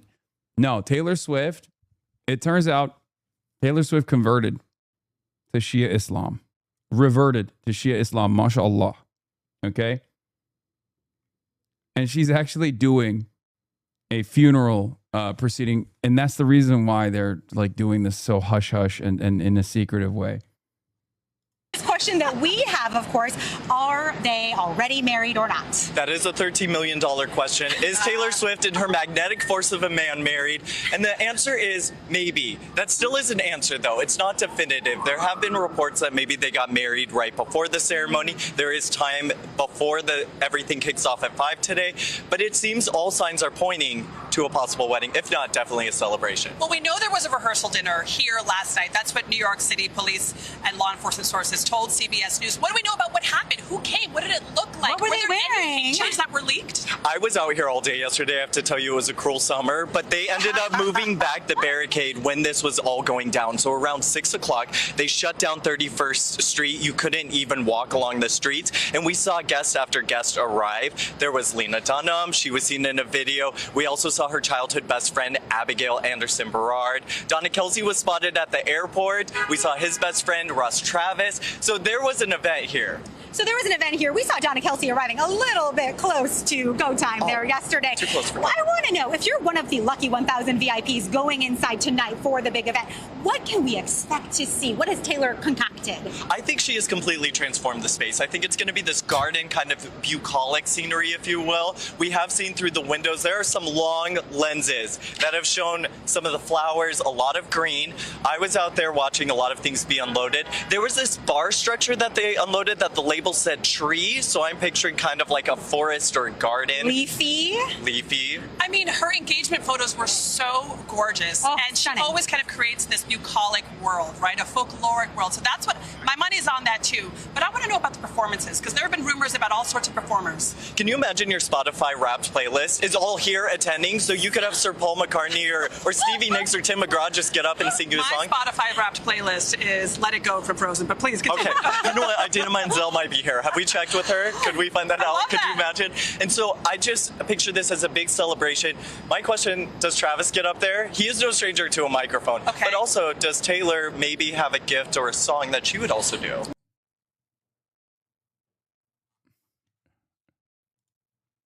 I'm skipping. Okay. Let's get to the Taylor Swift of socialism, Zoran Kwame Mamdani. Right as Hype Train is incoming, by the way, ladies and gentlemen, if you would like to carry the flame today of all days on this beautiful Friday, July 3rd, then all you need to do is subscribe, which you can do for $5 or for free with a Twitch Prime or by gifting subs. Okay. Let's take a look at what Zoran Kwame Mamdani had to say. He is delivering a July 4th speech before the 4th of July. $6 or for free with a Twitch Prime. Sorry. Good morning, my fellow Americans. Season after season, year after year, the tides have come in and out of New York Harbor. Long before the name New York had ever been spoken, Lenape dugouts crossed these currents. It was on these waters that tall masts crested the horizon. Damn. Lenape mentioned. He did the Boys, Girls, and MBs coming to you live from New York City, New York on stolen Lenape land. Captained by explorers like Verrazano and Hudson, after whom we've named our bridges and rivers. And ever since, ships full of travelers weary from long journeys have passed through the Narrows, the winds of the Atlantic at their backs. When those passengers lifted their heads to glimpse what lies just beyond the waves, what did they see? They saw land, lush and teeming with life. They saw men waiting at the docks to take them into bondage. They saw tenements rife with squalor. They saw industry rumbling with activity, steam and smoke rising, a city on the move. They saw a towering monument to freedom, her torch glowing worldwide welcome. They saw New York City. They saw America. Tomorrow, our nation marks 250 years since we declared our independence. 250 years of a grand experiment in self-governance, an experiment so audacious that some in 1776 doubted it would last more than a few years, let alone a quarter of a millennium. From Lexington to Los Angeles, Selma to Seneca Falls, Morrisania to Midwood, Americans will come together for a day, just as we do each year. Families will gather around the grill. Fireworks will fill the night sky. This will be no ordinary day of celebration. 250 years presents a rare opportunity for more than 340 million people to turn together, both towards one another and towards ourselves, to take measure of who we are as a nation. When we look at America, what do we see? Here at City Hall, as I sit behind George Washington's desk, alongside new Americans who came to this country, I cannot see all of America. But like so many who came before, I can see New York City. The city I see today looks very different than the one that greeted George Washington. In July of 1776, our city simmered under the yoke of oppression. The British had imposed a colonial rule so repressive that 250 years ago, 80 miles south, a small group of newspaper editors, farmers, and soldiers signed their names on a document declaring truths that feel self-evident now. Yeah, the desk is backwards, Chad. That's on purpose. But were revolutionary then, establishing the ideals our nation still strives to fulfill. The British did not take it. He's sitting on the wrong side of the desk on purpose. Well, war broke out. And that August, as the largest battle of the Revolutionary War unfolded in Brooklyn, batteries on Governor's Island took aim at British ships anchored just offshore. We were outgunned, we were outmanned, and we were soundly defeated. We're the mayor now. After only a few months, it appeared our fledgling attempt at democracy was on the precipice of collapse. But that night, with the moon overhead, thousands of our soldiers silently climbed into ferries and flat-bottom boats and escaped to Manhattan. The Continental Army survived to fight another day. Independence may have been declared in Philadelphia, but it was rescued in New York City. Bro, this guy always got to bring New York City into it, okay? Always. This guy. This guy always got to be like, listen, yeah, sure, they fucking signed it in Philly. They should have signed it in New York, honestly. And New York City is the one that actually did all the legwork. You know what I mean? George Washington was the last to leave Brooklyn. As he waited at the river's edge, the sun beginning its rise, he would have looked out over New York City's waters and seen what so many have seen in the 250 years since. An opportunity to begin anew. Those opportunities, like everything in New York City, are not given. They are won. In 1838, 11 years after New York outlawed slavery, a recently emancipated black man by the name of James Weeks sought to begin anew as well, and to help hundreds of others do the same. He bought property in Brooklyn, won himself the right to vote, and sold lots to others newly freed. When they landed in New York Harbor, they knew they had something waiting for them that they had never had before, a home. Weeksville still stands today, a living, breathing testament to what we know America to be, a place each of us has the power to make. The harbor was busy those years as ships poured in from around the world. Hundreds of thousands of Irish immigrants arrived with stomachs aching from a famine manufactured by imperial cruelty. Chinese sailors settled in what is today Chinatown. Millions more traveled under the Statue of Liberty and through Ellis Island. Jewish people escaping pogroms, Italians fleeing poverty, Syrians seeking economic opportunity. Each of these new arrivals peered through portholes onto a city that was changing as fast as the nation. They saw merchants peddling their wares on the docks, streets being laid out on a grid, buildings rising into the clouds. They could not yet see the nativism they would face, the jobs they would be refused, the landlords who would not rent to them, and the abject labor and living conditions they would withstand. But no matter how much smog hung over the harbor, they still saw an opportunity to begin anew. Over the years that followed, despite laws enacted by the federal government to bar their entry, despite sweatshop fires that killed hundreds of women, despite riots aimed at their very existence, immigrants made homes here in New York City, and they helped to make New York City. That legacy of every generation of Americans insisting that the right to life, liberty, and the pursuit of happiness extends to them too, is no relic of the past. It carried millions of black Americans north during the Great Migration. It drew hundreds of thousands of Puerto Ricans to New York City after the Second World War. It invited countless others from the West Indies and South Asia and West Africa and across the world. And it is what brought my family to this city when I was 7 years old. My family did not arrive by boat, although we saw the Statue of Liberty from the window of the plane. Even from the air, we could make out the promise of America, the promise of the beautiful patriotic work of rendering America, year after year, a little more faithful to its founding ideals. There is a term so often used to describe our nation and those who have shaped it: American exceptionalism. American exceptionalism, the conventional wisdom tells us, makes our freedom a little more free, is how we dug the Erie Canal and irrigated the West, is why children in faraway lands grow up dreaming of one day moving here. And yet the irony is that the story of America has so often been written by those who were told by others with power and influence and wealth that they were anything but exceptional. For generation after generation, we have been told that when the world has sent its people to our shores, it has not sent its best. It sent Puritans and Sikhs and Quakers and Muslims.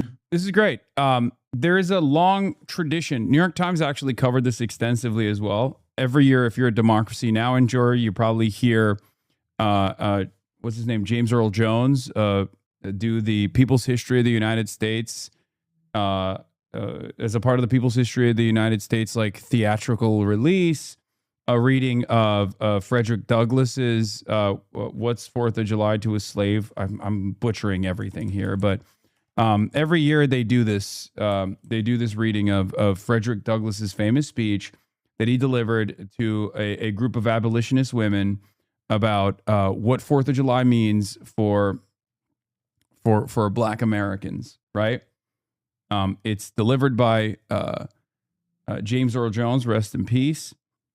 And there is a long, time-honored tradition of what 4th of July means to those who are dispossessed, those who are oppressed, who have been oppressed historically by America. What does the revolutionary actions of the founding fathers mean, and you know, what can we do to carry on to carry on that same revolution? Is not complete yet for everyone, right? True emancipation, true liberation for all.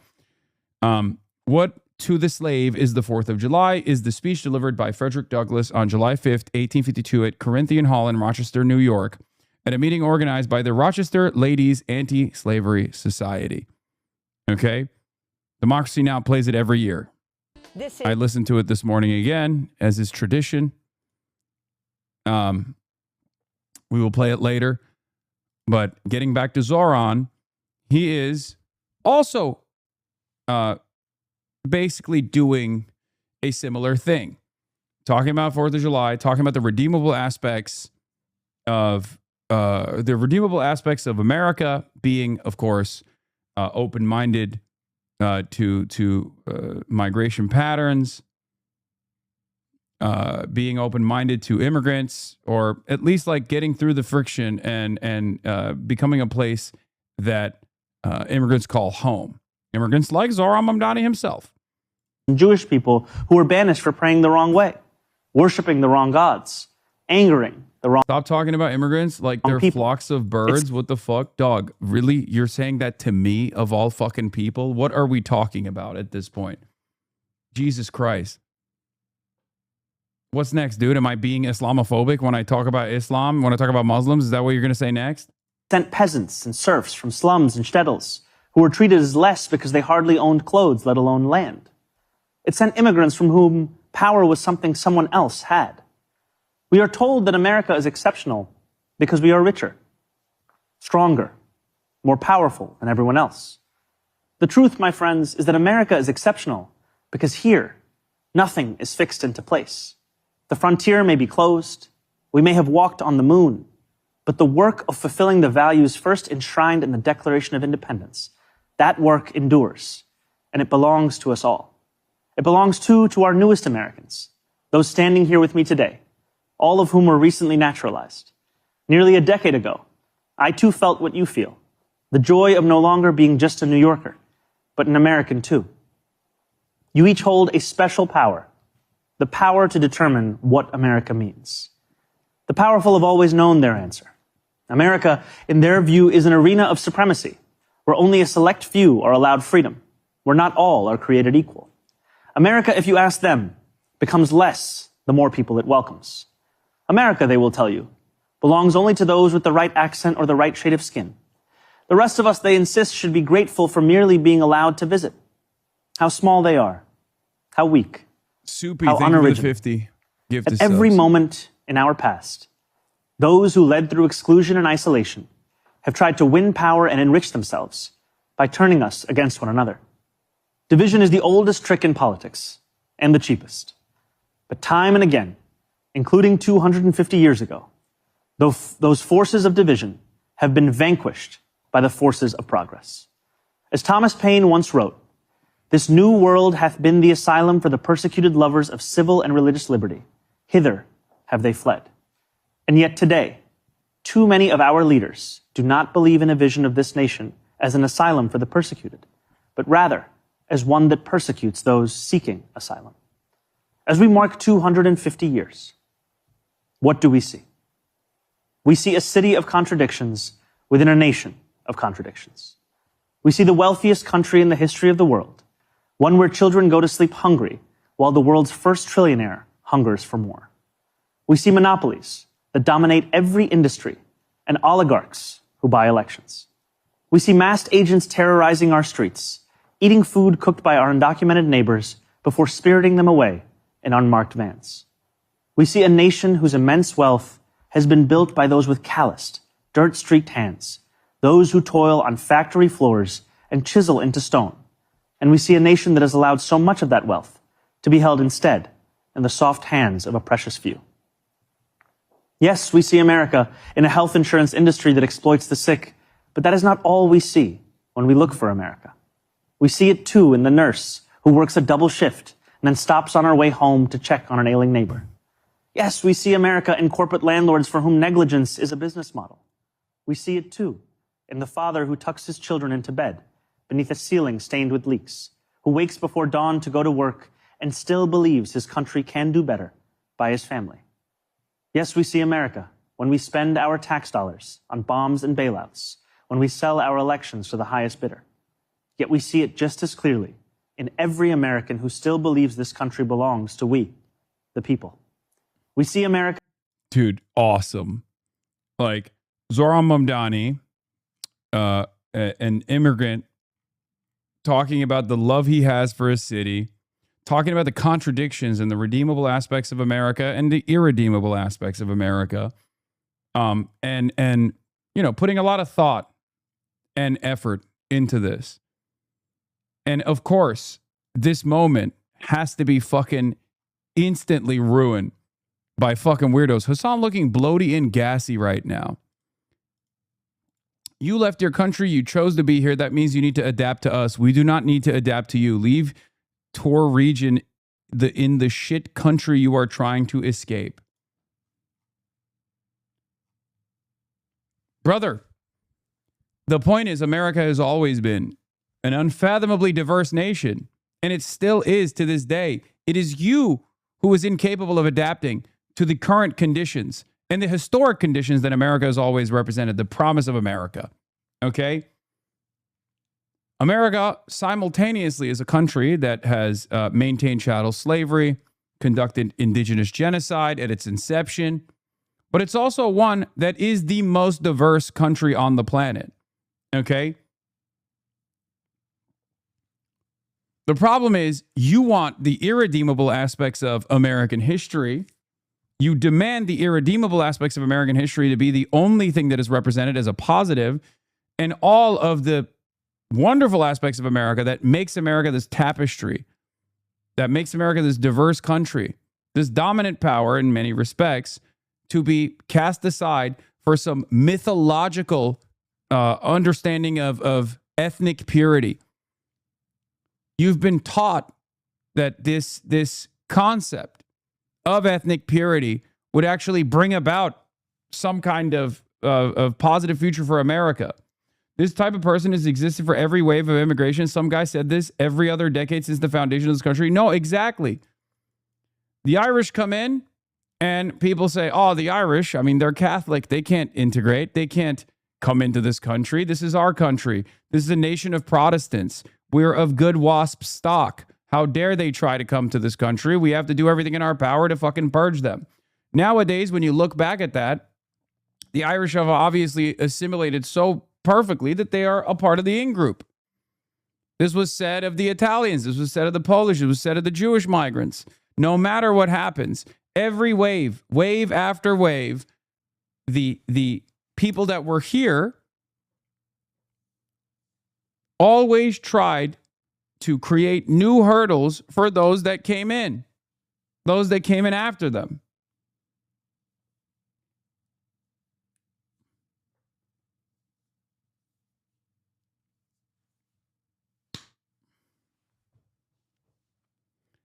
At some point in time, it was said of your ancestors too, for the record, that they are incapable of integrating into society. And they brought their own culture, they brought their own cuisine, and that is what made America this diverse country. Okay? Yeah, an American mosaic. This map shows how people in the United States identify their ancestry or family origin, use it to explore the many ways Yeah. This is what America is all about. Okay? By the way, this proves my theory of the more you go out west or the more you go south, you're Mexican. And the more you go to the, I mean, it's all going to be English, but the more you come closer to New York, you're Italian. You're either Italian or Mexican.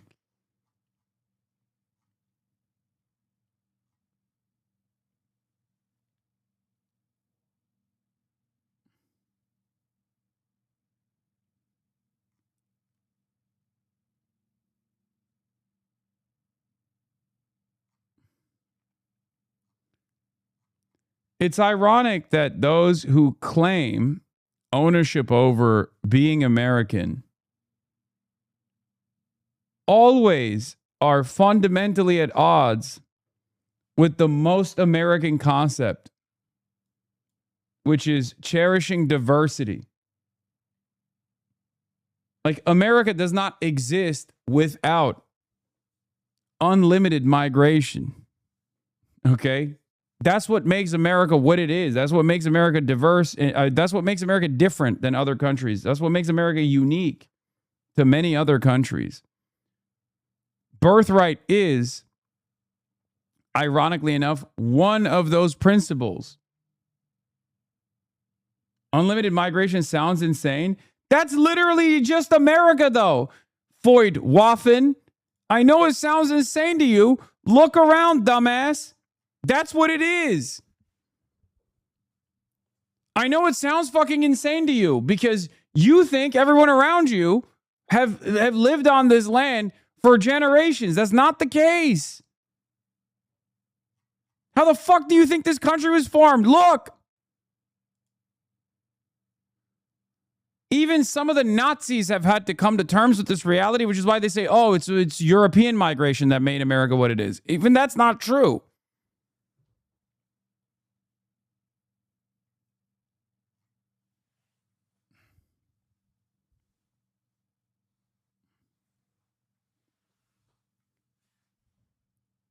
America is an unbelievably diverse country as a consequence of both forced and also voluntary migration. Chattel slavery is another obvious, real dark chapter of American history. Floyd Waffen. Just don't let the Jews poison them. Oh, God.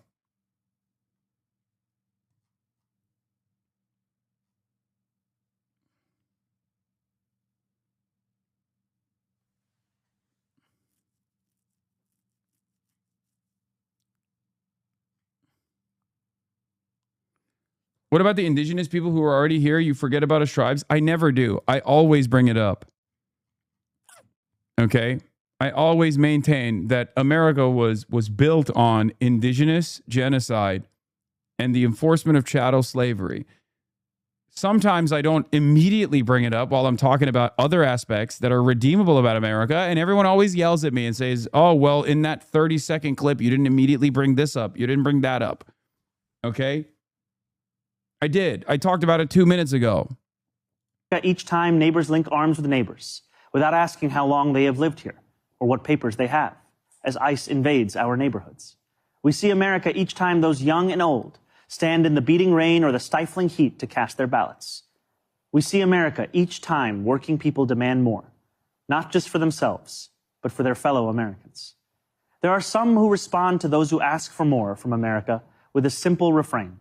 Love it or leave it, they say. But patriotism has never been about pretending our nation is without flaws. Patriotism is every act of righteous dissent. It is every march led under the heavy sun. It is every protest held a decade before its time. It is precisely because we love this nation that we will not leave it. After all, who loves America more than those who have sacrificed so much to make it free? Today, I think not only of the 4th of July, I think too of the 9th of July. 5 days after the Declaration of Independence was signed, it arrived here in our New York City. Redcoats had disembarked on Staten Island. More than 100 British ships loomed just offshore. Across this city, the Continental Army prepared for an invasion. George Washington commanded his brigades to assemble just a few feet from this building. It was known then as the Commons. Today, we call it City Hall Park. There, within range of British guns, Washington ordered his generals to read the Declaration aloud. And with the world's mightiest empire poised to attack, Washington told the people of New York City what we will celebrate tomorrow, that we had declared our independence, that freedom was... Interesting speech, right? Leftism and patriotism kind of new to see. No, it's not new. This is a time-honored tradition. People have always done this. I mean, it's what I do as well from time to time. Like I criticize America for all of its lost promises or the dark chapters of its history that it chooses to hide. It chooses not to recognize, or the racial wounds that still remain. These are all very real aspects of America. It's a part of the complex tapestry that America is. Having said that, however, there are plenty of redeemable qualities of America as well. Plenty of great qualities of America. Okay?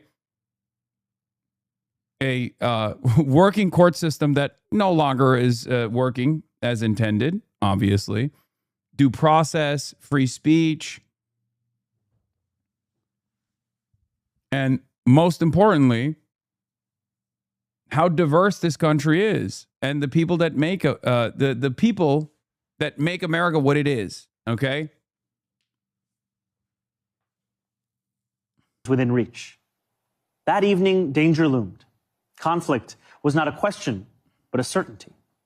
And yet, when those early New Yorkers marched toward the statue of King George III that stood in the Bowling Green, a statue they would melt down into bullets for their young army, they walked in unison, grounded not in the pursuit of plunder, but in ideals that for the first time had a name: America.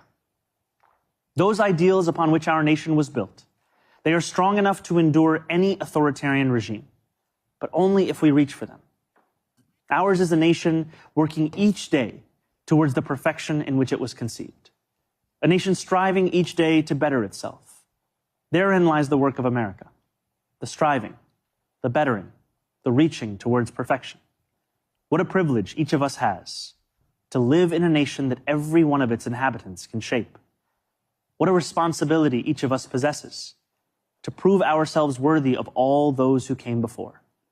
What power each of us holds to bring America ever closer to the greatness so many have seen when they looked upon these shores.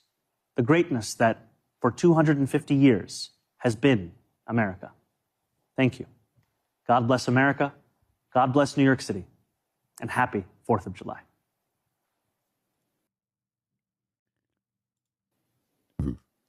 All right, great speech. Aura. Of course, people are very frustrated. Fox News is immediately spent most of the morning shitting on it. Kaylee, on Mamdani's speech, we need more Fettermans and fewer Mamdanis. It makes me angry. That it's the constituents, the public that has to remind our elected officials to be proud of your state and proud of your country, regardless of which party is in charge. That's right. And This is also part of the reason why I get very frustrated, right? Whenever people say, Hasan, all you say is America bad. All you say is America bad. Hasan, you hate America. Because the idea of loving America has been totally held hostage by some of the worst fucking figures that unironically destroy America with regular frequency, whether it be the Republican Party, whether it be Donald Trump, whether it be the parasitic capital owner class. Okay? America, the entity, has not served Americans, okay? The American people. I care about the American people. I care about the working class. America, the nation state, is defined entirely by who it is, by the people that are inside of it, okay?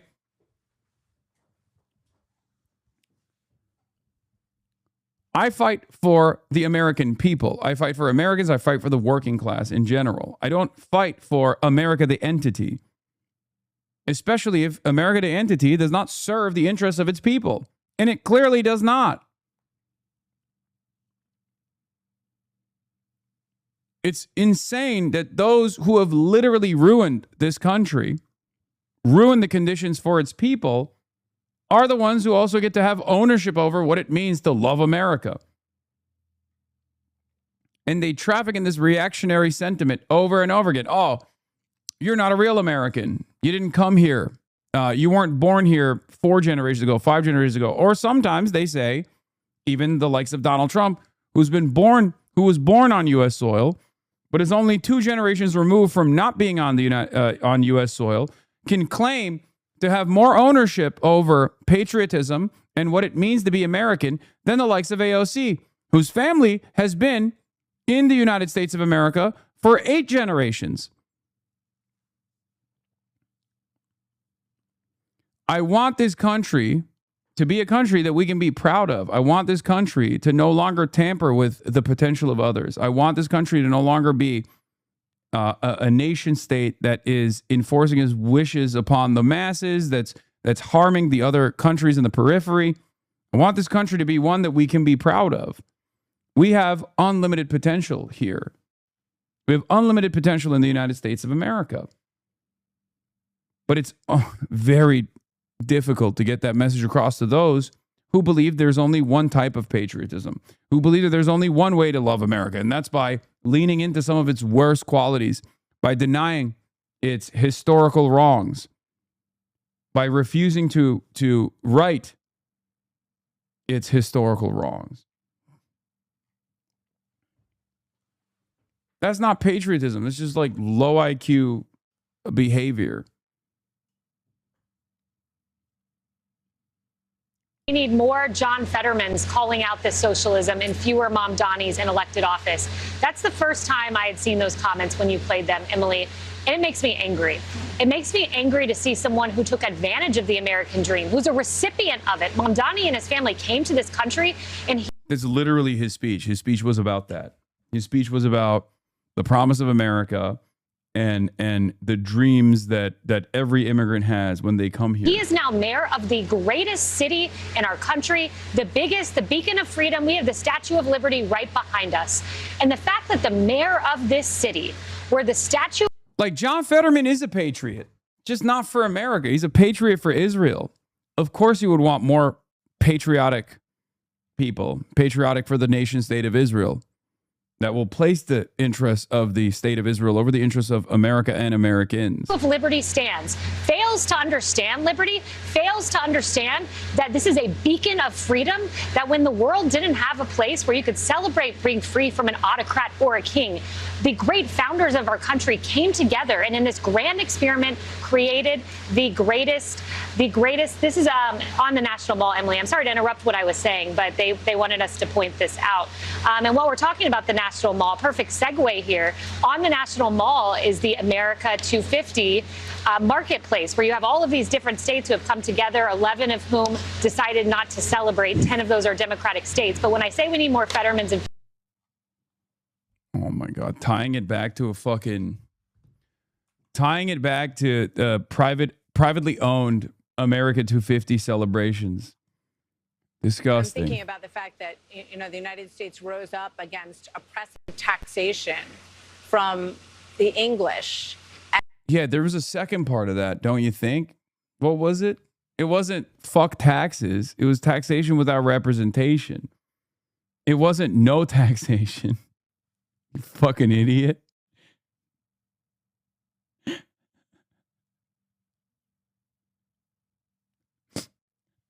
That's awesome.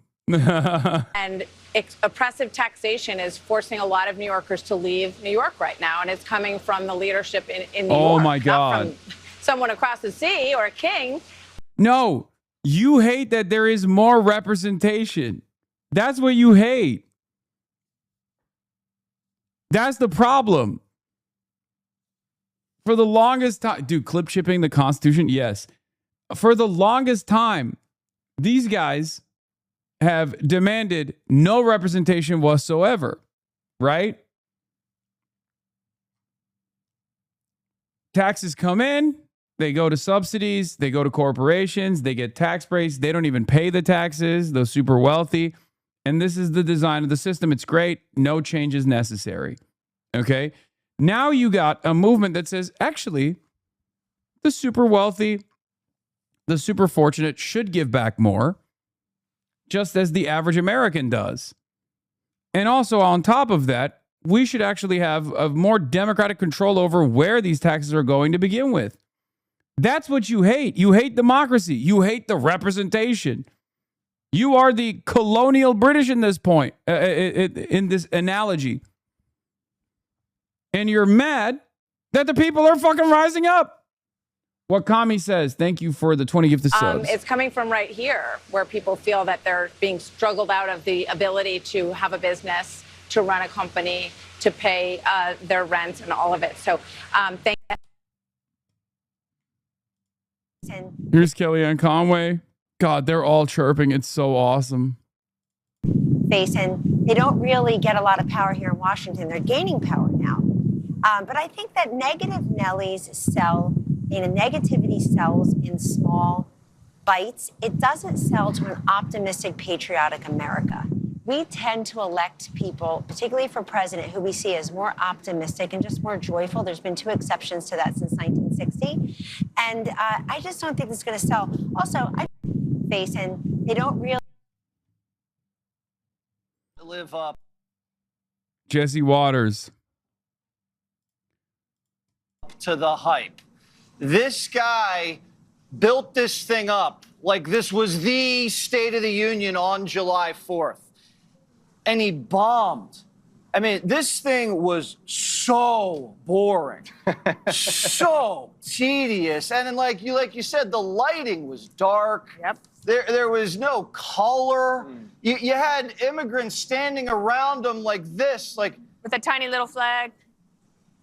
It's like, oh my God, you could have been. Yeah, it's boring and lame, dude. Boring and lame. So much better because the guy's talented. He has a decent personality, but this thing did not deliver. I felt nothing. Yep. You know, at least when other politicians talk, I feel hate, I feel happiness, I felt empty inside. Maybe it's because he's so young and has literally done nothing before with his life that didn't feel like there was anything behind it.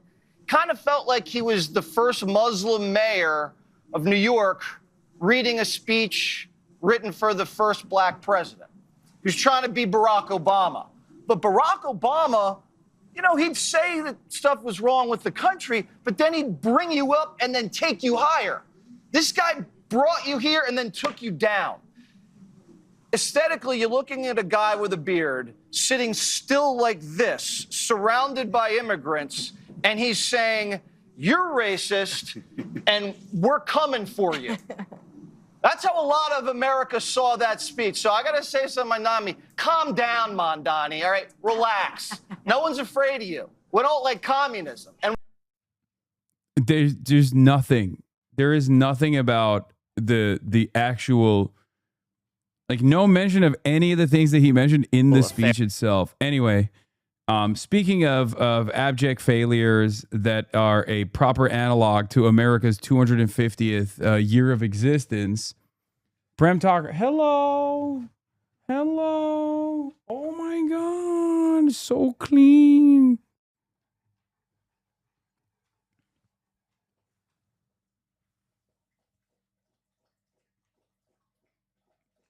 Speaking of the perfect analog to America's 250th birthday, here is the Great American State Fair. Prem Talker went over Come there. with us to the Great American State Fair. I gotta pee. We are here at the Great American State Fair, a wonderful affair put on by Donald Trump to celebrate the 250th anniversary of this great country. It seems like the only thing that's really hot today is the temperature, because it is breaking 100 degrees Fahrenheit. That's 36 degrees Celsius for our international friends. We were told there were supposed to be tens of thousands of people here, but there wasn't really that many people here at the time. Luckily, I guess that just meant more fun for us. I just got out of the American Canvas collab with Faith and Family, and this exhibit was off the charts. There was this amazing exhibit about the Great Awakening, Call Me Woke. There were all these amazing texts and reminders that the separation of church and state, a little overrated. And finally, guys, I got to meet George Washington.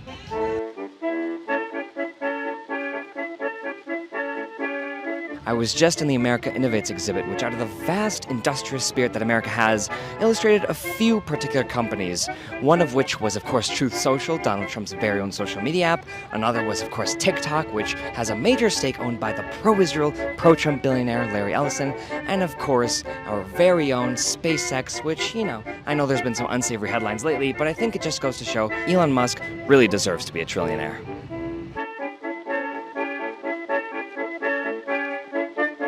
This is more than a concert. It's a powerful celebration of faith, hope, and the songs that have shaped our nation. So, even though it's 100 degrees outside, Budweiser still found a way to bring these beautiful horses out. And they have their own little cages too. It's so cute. I hope they're having fun, because I know I am. Guys, you'll never believe, I know they're still working on getting the actual 250-foot tall Arc de Triomphe, or Arc de Trump as some call it, but in the meantime they have an amazing mock-up of it right over here.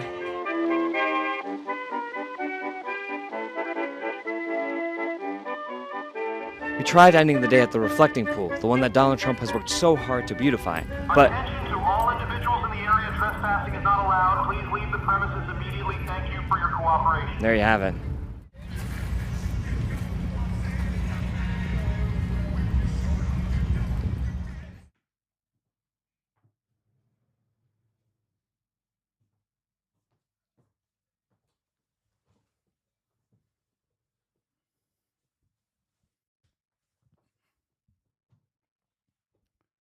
Julian was on the ground as well.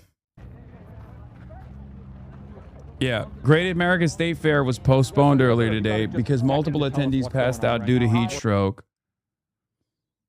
I was there filming a drop slide vlog, and I personally witnessed 3 people pass out. The number is likely higher than 7 total. My interview with event staff on the medical emergency. So right now, it's a heat wave going on. Well, here, stand back here. It's a heat wave going on right now, and people were just outside having fun, but people also outside and passing out, okay? How many people did you see pass out yourself? 7 people passed out in the last 1 hour. 67 people passed out in the last 1 hour. I promise you, that's why they closing. Is the event well prepared enough for this? I mean, at my station, I can't talk through the whole thing. You see, I got waters. Well, I had waters, but I still got cold water inside. So I don't know. Is anybody going to the emergency room, the hospital? A lot of people is. A lot of people, like dozens? But they got little medical tents over there, which you can see. They got medical tents. It's 5 to 6 beds in the medical center, and they got free air and free water. Did your bosses prepare you for something like this? Did they say that today was going to be a mass? I mean, not really. They just said just be out here. Just be out here. Yeah, just be out here. Just show up, and something's going to happen, right? Something's going to happen. Well, but my job is to make sure that y'all up, y'all thirsty, and y'all dehydrated, y'all hydration, and y'all good. That's it. Thank you. Thanks. Attention, fair goers. The event is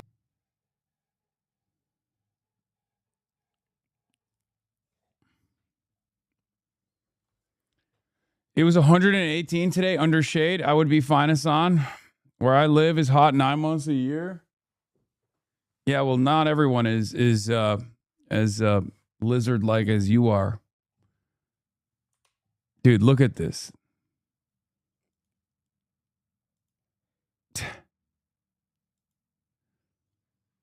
It's perfect. Is perfectly representative of everything that America represents now. Just mismanaged kleptocracy. Mismanaged kleptocracy. Wait, where the fuck is the playlist? I think I accidentally turned it off. Can someone send me the link to the playlist again?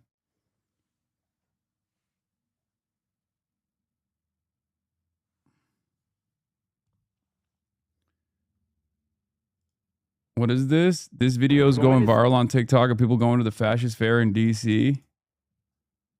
See the American Freedom 250. I don't know. Is it like a circus? Is it like a rally? Is it like a? I think it's a fascist fair. Y'all know where the fascist fair is at? The fascist fair is over there. Y'all been? You're not gonna go, right? You shouldn't. Yeah, we'll come back with feedback. Thank you. This morning, new scrutiny on the president's personal. We're in hell. What is that noise? Why is there so much like ominous background noise? The Great Value Lumineers.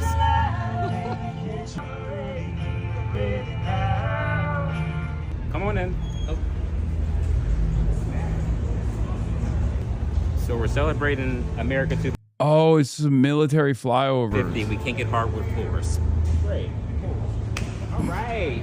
A stuffed foot-long pretzel roll for $17.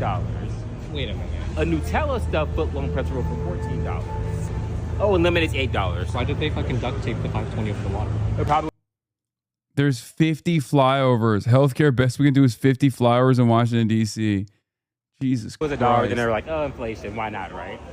Great. Hey, it's the price of gas. Okay, closer. It looks like it's 3D, right? It's not. It's fucking flat.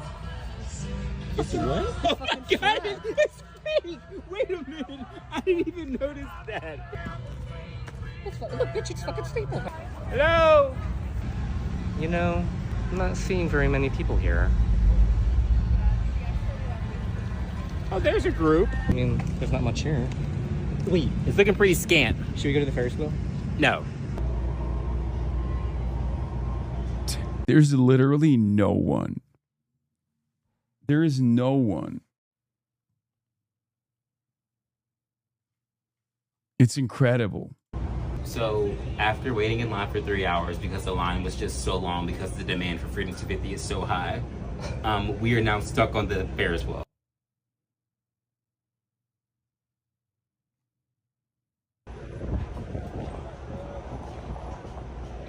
So we've gotten a lot of stairs here. We ain't talking about steps. I don't really know. I think we stand out for a certain reason. Who the hell is Timu? We're gonna go to Utah. POP. We have to. Holding it down. We're gonna go to Utah. No, we're going to Kansas. We can go to both. No, we don't have time for that. We gotta pick one. We're already now. stalling, so I might as well go to both. We're going to Kansas. Oh, right. Oh. They're going to Kansas. There you go.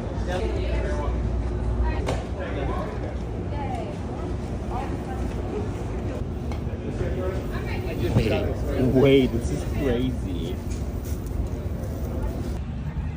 I had a great time, didn't you?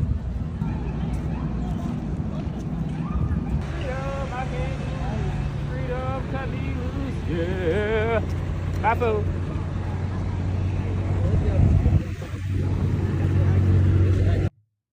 Dave loves and advocates for fairs of all kinds, and this one made him sad. A great American state fair was a fine idea. One of the perks of campaign reporting is dropping into big state fairs, farm animals, butter sculptures, rides, beer halls, non-Euclidean fried objects, etc. The half-ass execution stinks. Yeah. I love fairs too. I've talked about this. I've been to fairs. I've been to fairs in Oklahoma, New Jersey, numerous other places, right? Fairs are fucking awesome. It's dope. And I know you guys know this about me. I love hogs. Both prize-winning hogs and hogs that can't win prizes. Okay?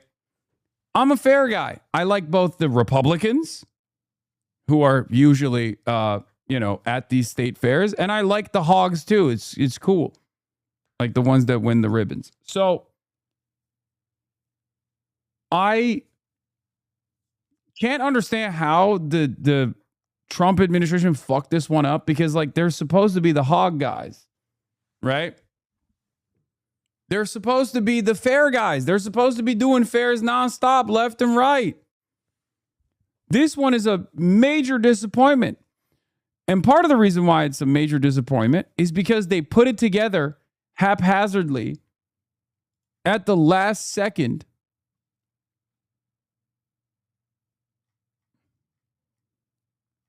They put it together haphazardly at the very last second as a way to like filter money to their own chosen vendors. Okay?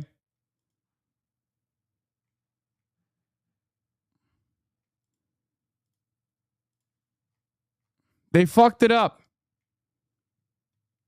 It was supposed to be this beautiful thing.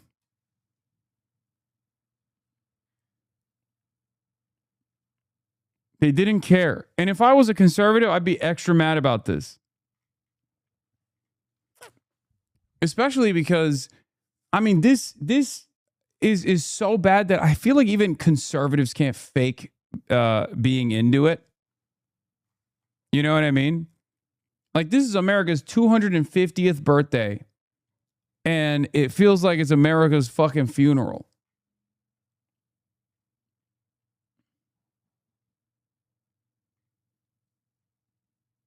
The Smithsonian spent years planning on an awesome month-long fair, and Trump replaced it with fucking dog shit. I know.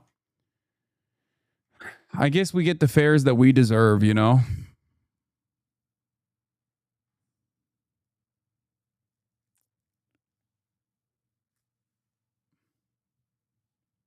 No, they will 100% be into it. Dog, they're not so into it that they're attending it. Okay? What do you mean? Oh my God, this is sick. This is actually sick. Should have voted for Kamala, shaking my head. Yeah, Kamala Harris would have done a better America 250 birthday party. actually. Wealth. Meanwhile, let's talk about Donald Trump, who's quite the traitor. Financial disclosures now revealing tens of thousands of securities trades during his first year back in office. The president's advisors executing more than 21,000 trades on his behalf in 2025 across roughly 1,600 companies, including tech giants and defense contractors. Among the holdings, dozens of companies with government contracts: Palantir, Lockheed Martin, Boeing, Nvidia, Intel, even private prison operators. And on the same day the White House unveiled its artificial intelligence action plan last July, Trump bought as much as $5 million each in 6 tech giants directly affected by that policy. The disclosure does not show whether those trades came before or after the announcement. In a new interview with CNBC, the president insisted he's hands-off. I don't do anything having to do with my business. My kids run it. My son, Eric, handles it. I don't talk to him about it. He's also such a fucking liar. When asked directly, he keeps repeatedly saying over and over again, that he made that money because the Dow is up. Okay, the stock market is up. And it's like, really? Well, you made $1.2 billion on cryptocurrency from Liberty Financial. What the fuck does that have to do with the stock market? You know? Also, you've been outperforming the stock market because you keep promoting stocks that you are about to purchase.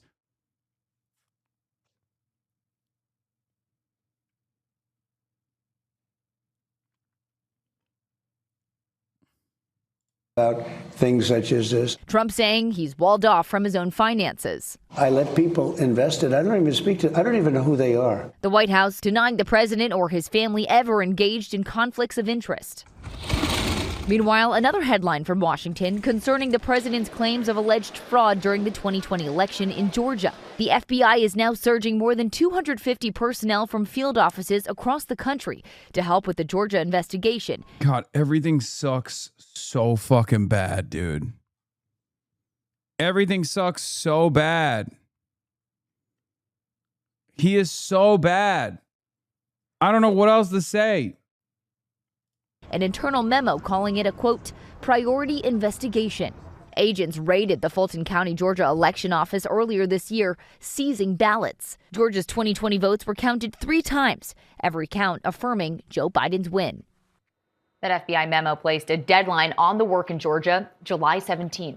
What if a Democratic, the next time a Democrat is elected president and the executive branch has all this expanded power that you've gotten? Well, then they've got it. Don't you worry they'll undo some of your policies at that point? I can only speak for myself. It's necessary. Worry about what's now. Yeah, I mean, look, it's necessary. It's actually an honor to have won that because every president since FDR has been trying to get that back, and I got it back. That's a big deal. You know, it's a checkpoint. Along the same lines, if the Democrats take the House and I want you to succeed as president. I want a businessman to run the country. And all along, you entered as a billionaire businessman, which was unprecedented. I think George Washington owned a lot of land, but no one's ever. I think JFK had a trust fund, but no one's ever been as wealthy as you. And you obviously know how to run a business, and that, I think, informs the way you run the country, obviously. Now, many people argue business experience is needed in government. And we've seen the stock market in the first term and the second term. I think it's been rewarded to have a businessman in there. So I think we shouldn't be surprised that your businesses are doing well. But how would you counter critics that say you're using the presidency to enrich yourself and your family? Well, in a lot of ways, if you think about it, the stock has gone up so much. The stock market today, it's up 500 points. It's up to almost 53,000. Dog, none of your gains have anything to do with the stock market performance. Okay? Like,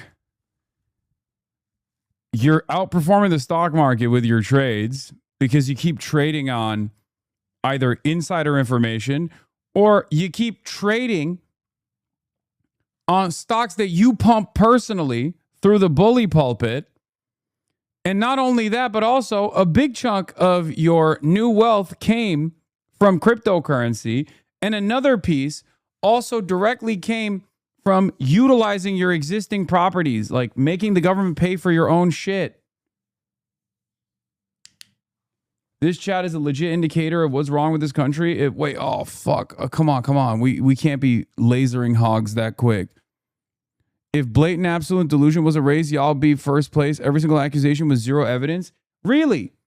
So Donald Trump's $1.6 billion in additional wealth from Liberty Financial that came directly from foreign investors, by the way, is actually perfectly above board.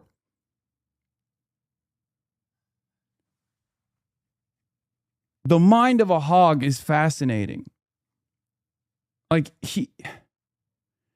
There was a guy that they interviewed, I think it was on CNN or something. I saw Richard Hanania, that fucking former neo-Nazi, current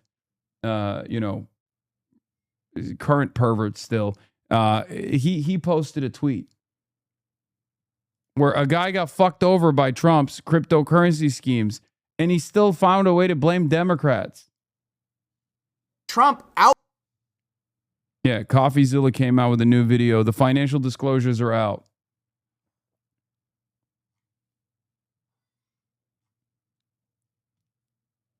We got to unban that guy. I want to hear from him. I want to hear stuff from him.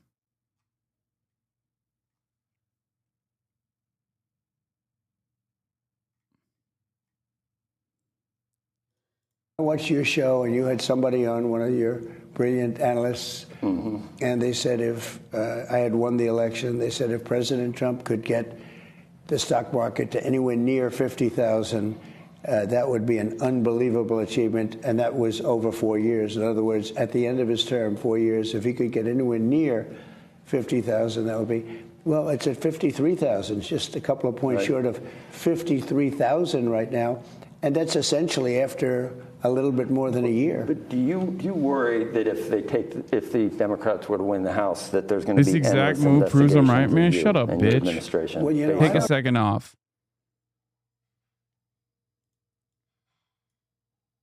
Stop fucking complaining about being banned for 5 seconds. Okay, you're unbanned. Now use the spotlight that you have wisely. Explain to us where you're coming from. Okay, Reuters found several Trump supporters who invested in his meme coin and lost money. One put down 2,000. It's now worth less than 120 in what she called a pump and dump scheme. Another dropped 40,000. He almost lost 33K and now blames the Democrats. What do you do with guys like that, man? What do you do with that mentality?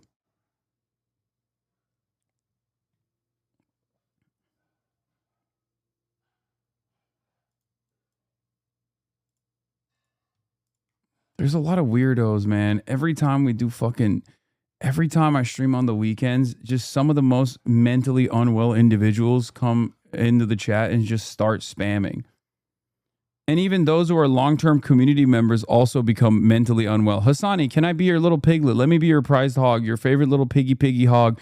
Give me a ribbon and I'll roll around in the mud. Hassan, I'm your little prize piggy. Zioarans has been spamming this for like the last 2 hours. I tried and you banned me immediately. I was banned less than 5 seconds after a comment to dumbass. Okay, you have to, again, you're going to take another second off and you're going to use that second to consider your priorities.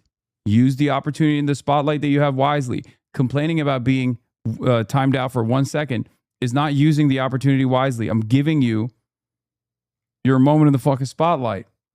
Okay? You just now want to complain about the fact that you got banned. Explain to me why any of this is appropriate to you, okay? Explain to me how Donald Trump making billions of dollars off of a cryptocurrency rug pull is in any way, shape, or form beneficial for you, why that's appropriate, why that's actually financially sound, why that's even legal. I don't do anything having to do with my business. My kids run it. I put a lot of money. I had a lot of money, and I have a lot of money, and I've made money. I'm a business person. I'm a really good business person. I've made money. I've made a tremendous amount of money, more than I would have ever thought I would have made. And I let people invest it. I don't even know who they are. but it's given to big firms like that are on your show all the time. My son, Eric, handles it. I don't talk to him about things such as this. I think I'd be allowed to. I'm not sure even what the status is, but I don't. And he gives it into these like semi-blind trusts or blind trusts where people invest. There was a story today about Jensen Wing, who's fantastic, NVIDIA, and that I have some stock. I think it's very small. I think it's one of many companies that one of the big Wall Street firms invests in. Come on, man. You're the fucking guy on Squawk, right? Squawk Box or whatever. You know that he'll purchase positions in a stock and then straight up tweet about it. Like, you're not going to ask him that question? You're sitting in the Oval Office across the president. You're not going to ask him about this question? So they said, oh, Trump has some stock in there. But I don't care about that. You know why? You know why I don't care? Yeah. Because I have a much bigger purpose. You know, this is the Oval Office. It's a much bigger purpose than whether or not I make money. As an example, the president's the highest paid person in government. And, you know, by some standards, gets a lot of money. I'm the only president, they say, that's ever given up I gave up my salary. Right.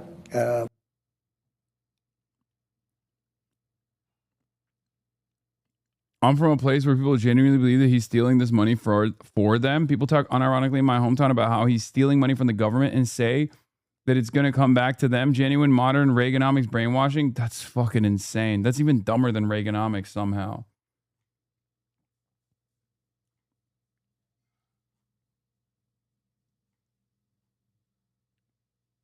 How is that possible?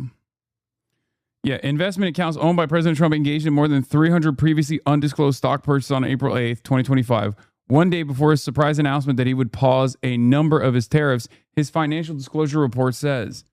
Like, this level of corruption has never existed. This level of corruption doesn't exist in third world dictatorships. Okay? Let me tell you something. I'm Turkish. I grew up in Turkey. Okay? And even in a place like Turkey, the leadership has a level of responsibility where they actually hide how they're engaging in this kind of criminal enterprise. Okay? They don't do it this flagrantly. Vladimir Putin is one of the wealthiest people on the planet. We don't know exactly what his assets look like, right? But even Vladimir Putin uses third parties. Even Vladimir Putin tries to hide his wealth under shell corporations, things like that. Okay? Or family members. And it's indirect. Donald Trump is directly doing it. And he's not even fucking hiding that he's doing it. Okay? There is no discretion whatsoever. He's just openly flaunting it in your fucking face. And what's crazy about it is that his fans don't even recognize it. Or the ones that do think it's appropriate. I don't know how.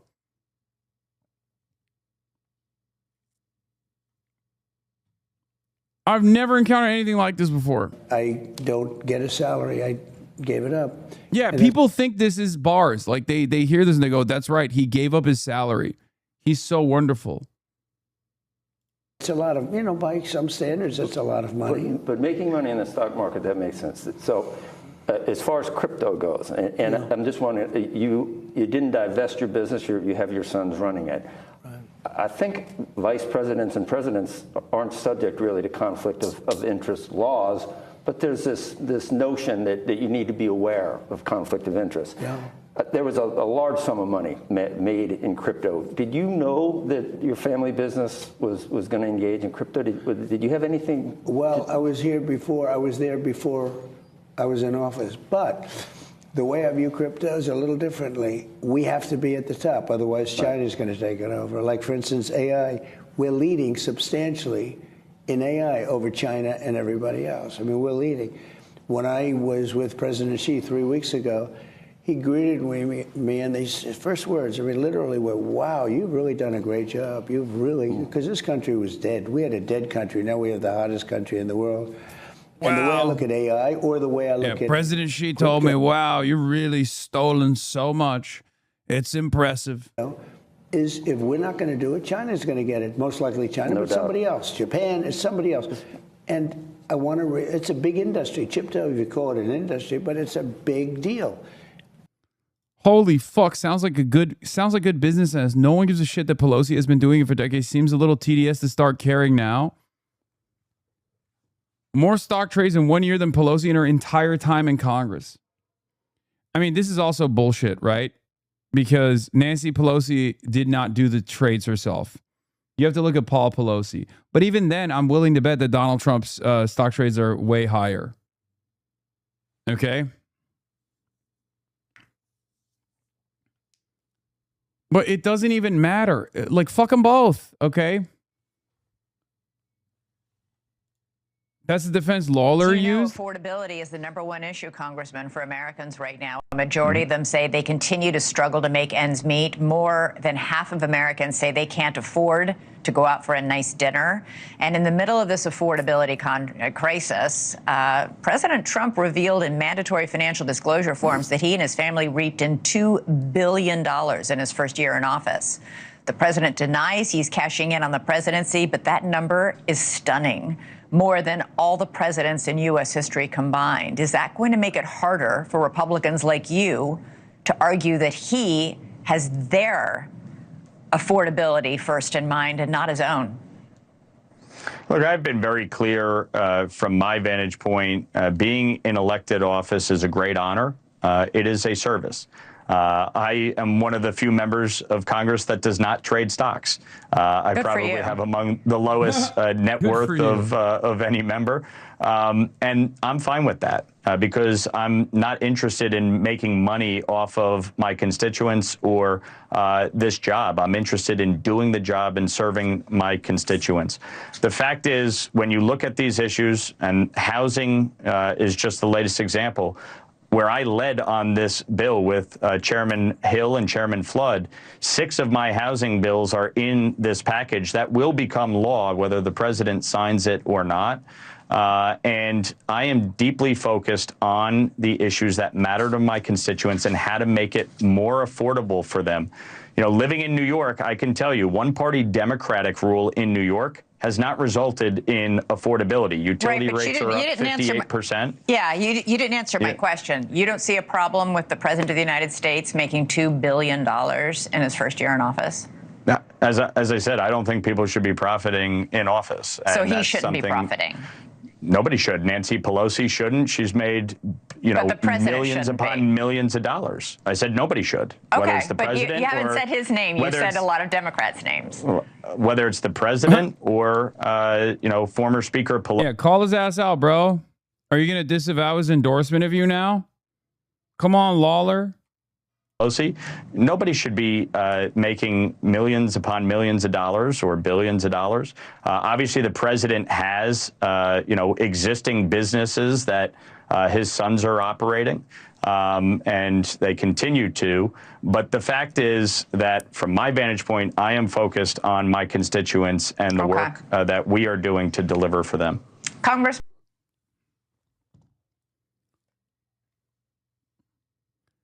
He made 3,700 trades in just the last 3 months. Okay, so now that we heard from Trump, what if? Sorry, let's finish this off, and then we're gonna hear from CoffeeZilla, Voidzilla, who covered this extensively. This is right in his wheelhouse.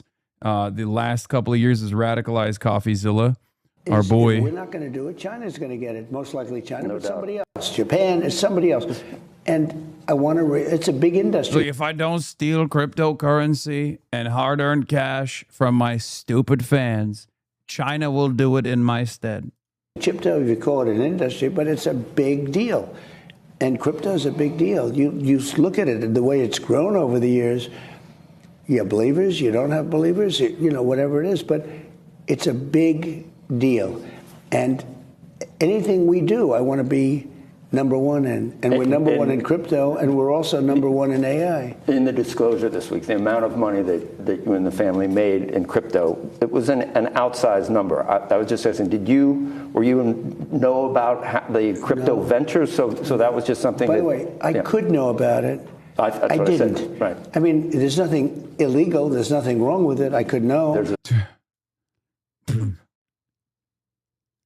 I could know about it, but I didn't. It's sick. pretty hard to make money while everyone else loses money in a market. You either have to know something or there's something nefarious afoot. Like the best example I can think of is Michael Burry shorting the housing market in 2008, making tons of money while a lot of people lost money. In that case, he made an informed bet.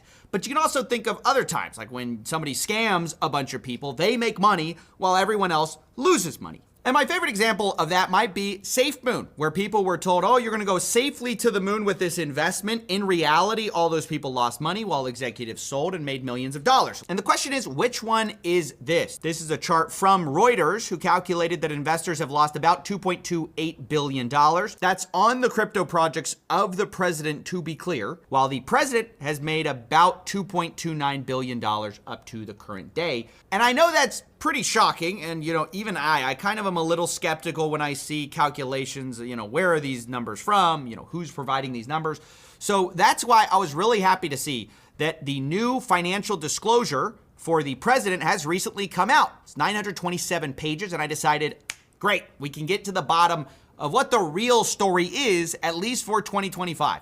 We don't have to guess. We don't have to go off anyone else's numbers. We can just look at the raw data. Right? And so I went ahead and I pulled up, the 927-page report of the president's assets. And, I started taking a look to see how much money was made in the crypto markets. And the answer that I came to, along with basically everyone else, like the Wall Street Journal, is it's about $1.4 billion. And in total, about $2.2 billion for the year of 2025 in total revenue. Hogs will look at that and sincerely tell you he's just a good businessman. And it's ironic because, again, 60% of it is coming straight from either foreign investors and criminals that he's giving pardons to, because there's no tracking of where this crypto is coming from, or there's no accountability towards that, right? And then the rest is just ill-gotten gains from weirdly perfectly placed bets in the stock market, which is about a 3.5x increase from the prior year before entering the White House. Previously, they made about $622 million, and now they made $2.2 billion total. Now, you'll notice that most of that money is from crypto, about 63% actually, and that's odd because, as I said, crypto... Yeah, odd. Yeah, crypto's down. How did he do that? Crypto is down. It's a market that has lost a ton of value. You can see since 2025, it's gone from about 3.5 trillion or so to about $2 trillion, which is a giant loss. I mean, most people who invested in crypto over that time period have lost money.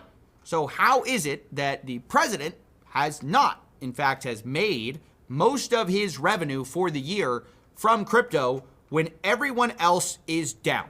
And this is where I want to introduce you to this market right here. This is the Trump coin. It's the official meme coin of the president, where we actually changed the SEC rules to, make some of this okay, by the way, some of the guidelines. And, you can see that it peaked basically right around the inauguration and has been... Yeah. I think it was under Trump 1 initially where there were these meme coins were supposed to be treated like securities, right? And that was cast aside. Down only ever since, essentially. Now the coin is worth $1.71. So, you would think that if the president holds a bunch of these coins, he would have also lost money, at least on paper. Well, actually, you can check the financial disclosures and to see exactly how much money he has made in the form of royalties. You can see it's $635 million.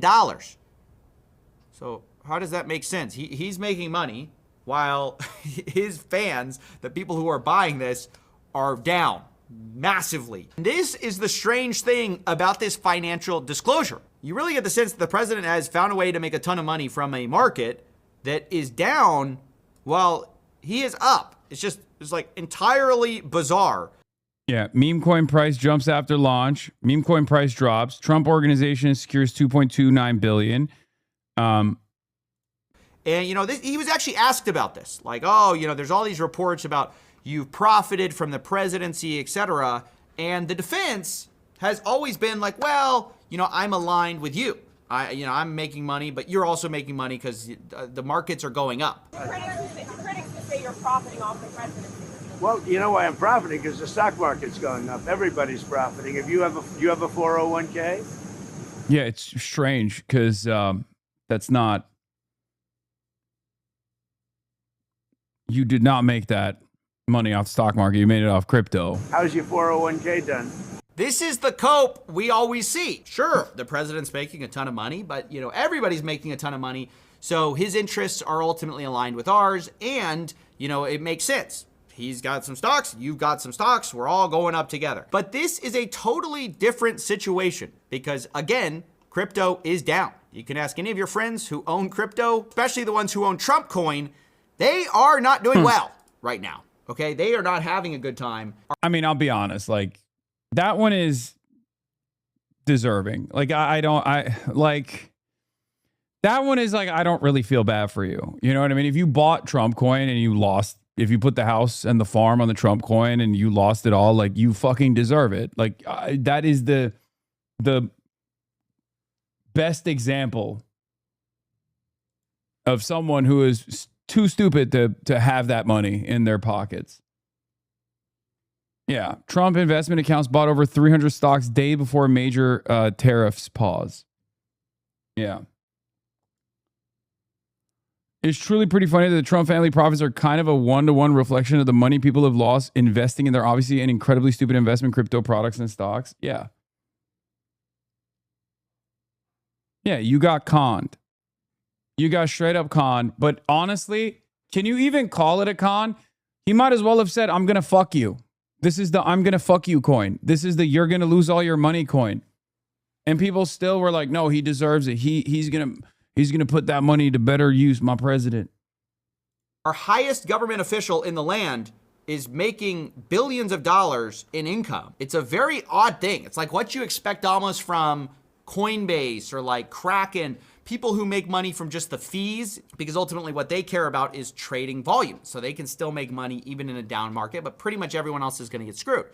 Funny enough, someone actually looked at the financials of Coinbase and they found out that Trump out-earned the biggest listed crypto US firms in 2025, showing that he made about $1.4 billion and Coinbase made $1.26 billion. Now remember, this is a company that's sole job is to sell crypto, have you trade crypto. They have thousands of employees and they made less, which I think is just the craziest statistic out of this whole thing. Even though, it's probably not apples to apples. Yeah, these are the guys who are like, the taxes are theft, by the way. It's like, bitch, you literally opened your wallet voluntarily to this guy. Right? There's a difference between, the earnings of a company versus a president's financial disclosure statement. I'll just say that right up front. But it is wild to think about. You've got a company whose sole job it is to sell crypto, do all this kind of stuff, getting out-grifted by a guy who launches a meme coin right before running for president. I have to ask, is this the new normal? Can we just expect that every president will have a... Yeah, it is a dark money contribution scheme, and it's also international. That's the difference. That's the biggest difference, is that this is all, a lot of this stuff is just bribes, okay? It's bribes coming from the United Arab Emirates. It's bribes coming from numerous parties around the world. That's why it's so bountiful. I mean, obviously, there's a lot of dumb fuck Americans who did not get the benefit of bribing the president. But that's why that number is so vast. Down-only crypto coin that they made hundreds of millions of dollars from. Is that our new normal here in America? I certainly hope not, but you just can't get around the hard facts that are in this disclosure.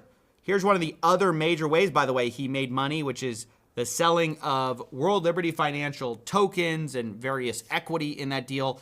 They made hundreds of millions of dollars from that as well. And of course, don't forget the reporting that a big stake in World Liberty Financial was sold right before taking office. And it really feels like that's mostly the pattern here, is despite being, you know, the crypto president, the guy who's going to take Bitcoin to the moon and safely guard your retirement plan.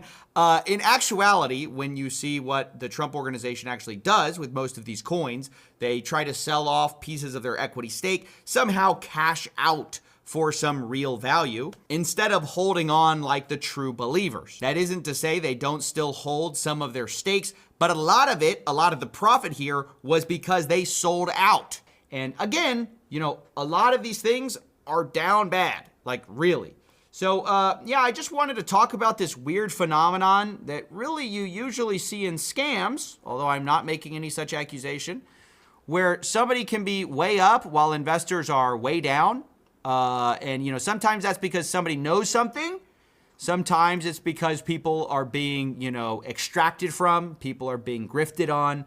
You know, I'm not going to make a determination of which one it is, ultimately, because there's really nothing we can do about it. Actually, recently there was an interview with some reporters who have been covering, you know, the new changes in laws. And what they talk about is basically there's no ways to punish this stuff anyways. This is Maggie Haberman and Jonathan Swan from the New York Times. Is there something illegal going on in your view? It's an interesting question because Trump himself was granted sweeping immunity, as all presidents were, with the Supreme Court's immunity ruling in 2024.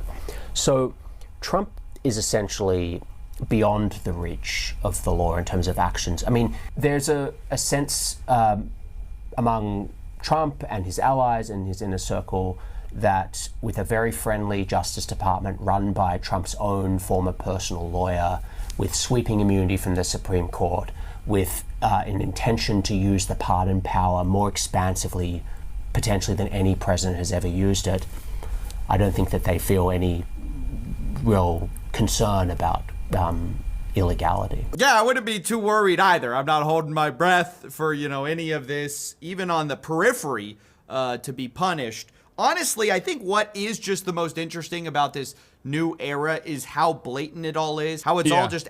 It's like they're not doing like the Clinton Foundation type shit at all. They're just straight up doing it in your face. There is no reason for discretion. There's a very clear-cut like pay per pardon scheme too. It's fucking unbelievable. I feel badly in a way for my kids because every time my kids do, if they invest in a stock or if they go and do a bill, anything they do, because the presidency is so powerful, so big, everything, if they buy a cupcake company, well, the energy to make the cupcakes is, you know, sort of like, how's my energy policy? So therefore you have a conflict. Almost anything they do, if they want to buy a truck, if they want to buy, you know, if they buy an energy efficient truck, they have inside information.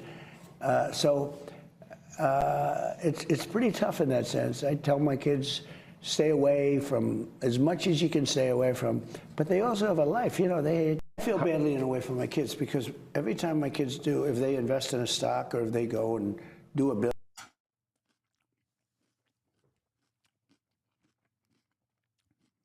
I tell them to stay away from insider trading, but they can't. What are you gonna do? Join us right now exclusively at the table.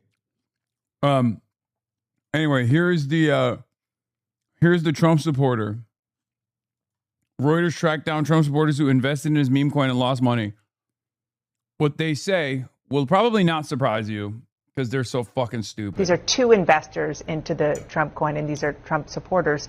If Trump was putting his name behind it, it must be a legitimate investment. This is a woman who spoke to Reuters. She put $2,000 of her savings into the Trump meme. At the end of May, her Trump holding was worth less than $120. She now thinks it was just a pump and dump scheme.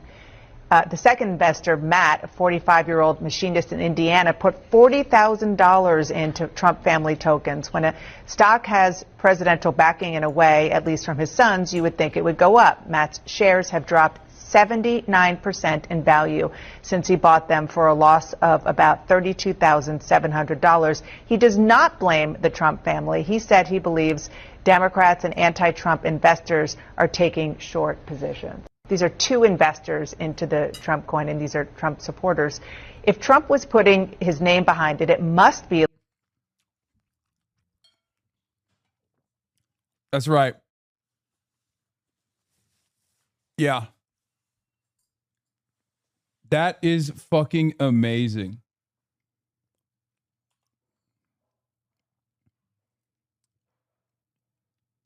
Yeah, Biden shorted his position. CNN just talked about the heat-related ailments with Trump State Fair. 44 patients, 11 transported, 7 of those on advanced life support. That's where these guys are at, man. That's where these motherfuckers are at. What do you do? What do you do with these people? What do you do with these people? Newsom knows best. Thank you for the 25 gifted subs. They're so unbelievably cooked. That the president, his financial disclosures came out, and it showed that he made $1.2 billion on cryptocurrency, on his personal cryptocurrency. Do you think that that's appropriate for the president to be doing while he's in office? I actually don't. No, I don't think that's appropriate. I think, you know, if you're in the office, take your salary, your investments are in the hands of third parties that you don't have any influence over. I think you should just concentrate on being the president. I think he has enough money already. I think he has enough money already. I do too, but those folks are people who voted for Donald Trump 18 months ago. And that interview was done by our White House reporter, Laura Barron Lopez. We're back. They should have asked them if they're going to vote for him again, because they would have said yes, by the way. That's who these people are. Okay?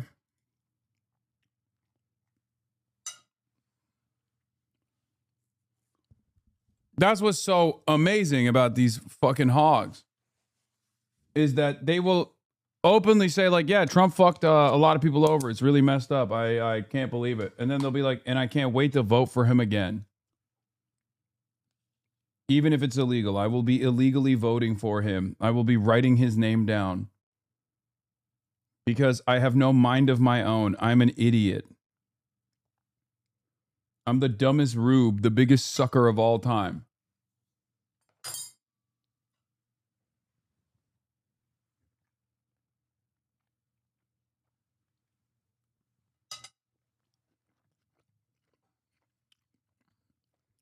Anyway,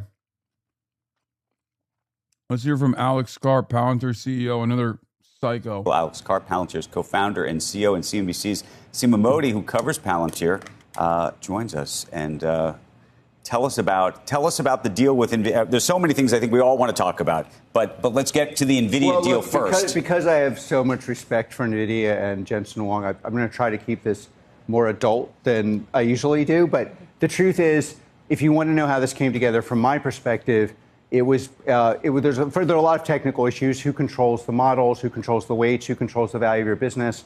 You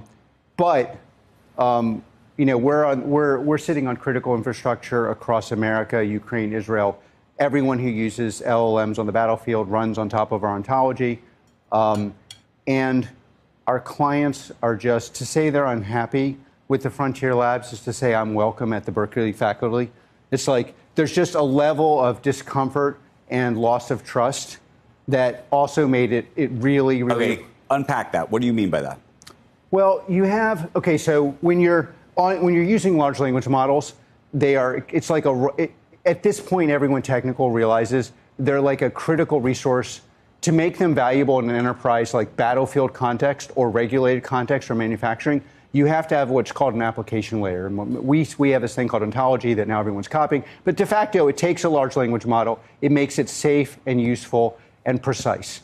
So safe because it doesn't touch your unlearning data. Safe because it prevents the large language model from caching your data and replicating your business. Safe because it doesn't transfer your IP of how to fight, secret data, top secret data, or in a clinical context.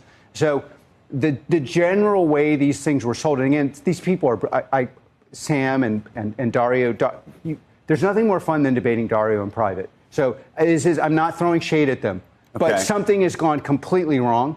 And the basic view among enterprises in this country is I'm going to chillax and waste my time with tokens. I'm going to get no value, and they're going to get my IP. Now Okay, that sounds like shade. Okay. Though. And not just shade. It sounds like if you're saying these. No. Sorry. This is reporting. Okay. And this is reporting that I've literally, against my own interest, called. These are like, I'm profiting from this, right? So the reality is, you may not like us at my former school, Haverford, or Berkeley, but enterprises in this country trust and love us, especially ones that are involved in critical infrastructure, both public and private. Okay, so I want for those countries, we're coming up to July 4th, I want for us and our friends across the globe to have the very best tech resources. In fact, the whole secret of Palantir is the forward deployed model, the products that have been 5 years ahead. You know, you've been with me for a long time. Everyone said FDEs were services. They said we don't even know what an ontology is. That's the only thing people talk about now. The secret was we delivered the best things for the warfighters. Those warfighters have serious trust issues, but it's not just the war vis-a-vis Frontier Labs. Then you have my enterprises in the private sector who have the same issues. They're like, why would they get access to my data if they're going to build my alpha? Why wouldn't I control the weights? Why wouldn't? And that's where you get this partnership. What aligns me with NVIDIA, and I think is what the technical customers want, which is control over their compute, their models, their data stack, and their alpha. They want to know they own the means of production. It's not being transferred to someone else. They're not interested in some fake deploy co that somehow is deploying tokens that transfers the alpha to a third party. And the jig is up. And so we have to figure out a way, our products are agnostic. I have no idea what the fuck this guy's talking about.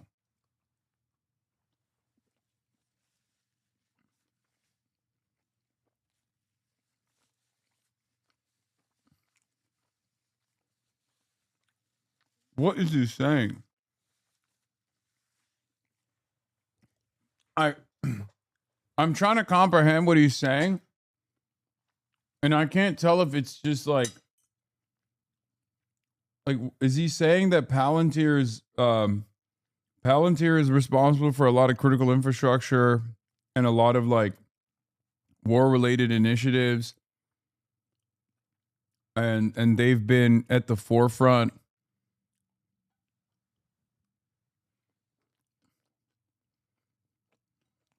and he's warning about something or another with NVIDIA?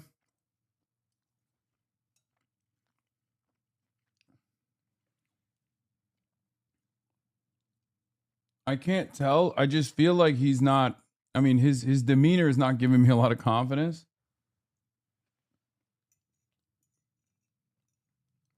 And the things that I can understand about what Palantir does, at least from the way he's talking about it, what's terrifying is, what's fascinating here is if you listen closely, is that Alex Cart believes that Congress is going to implement a wealth tax in reaction to the AI hype doomerism from Sam Altman and Dario. So he's urging everyone to dial down the rhetoric. He has put his finger on what is arguably the most important fight of our moment, the extreme concentration of wealth in a few hands. He's right that this is the moment for the public to react, or the public to act. We now sell a product to customers that allows you to switch from model to model and we're completely agnostic, but we need to rebuild trust. And that trust is going to happen where everyone gets to ask and answer basic questions. Who owns the data? Where is it cached? Are the prompts secure? Is this being transferred to you?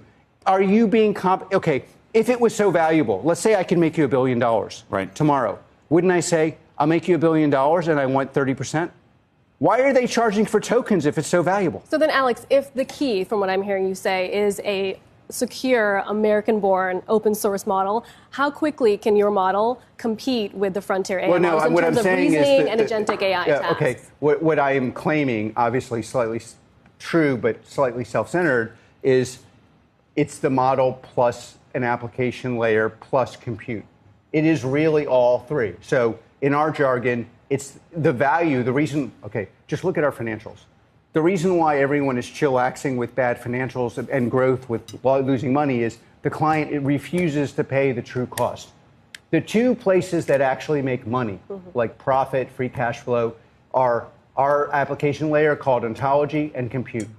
Okay, what I am not just claiming, we can take an open model and in the classified or non-classified context, get it to the point of a frontier model, but you control the weights. So what is the true cost? Not just what you're paying. The true cost is not just is what you make minus what you lose, meaning the value of your business. But we can get the frontier application to be exactly the same as a frontier model without the risk of transferring the alpha of your business to another. By the way, you could do this with a frontier closed model too, but then the clients have to be able to ask and answer very basic questions.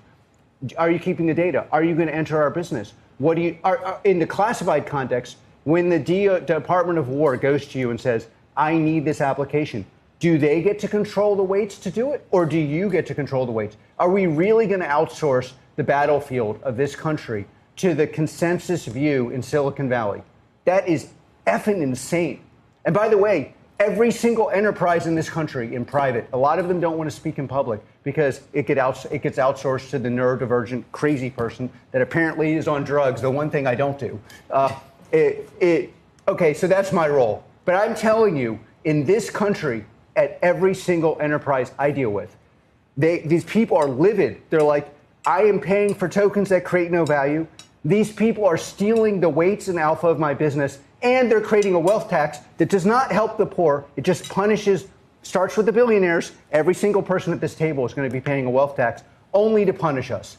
And the reason for it is because these models have been completely irresponsibly oversold. And the sell is it's dangerous for everyone, which is why I can give it to all your adversaries, but I can't give it to the Department of War, or I can't safely give it to an enterprise in this country without being certain that the alpha of that business could transfer to this model tomorrow, i.e. I have no business, no job. You sound pretty angry. No, this is the voice of American business that is being channeled through me.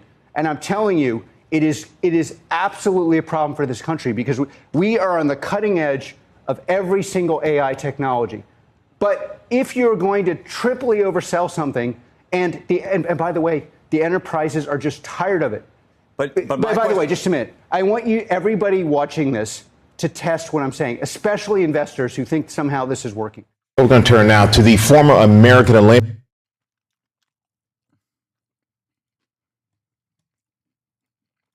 charged with intentionally damaging the reflecting pool in Washington. He said. Here's the 20 minutes where he starts praising Israel.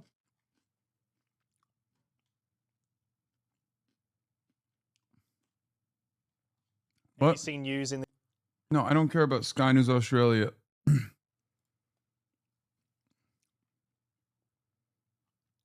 Where's the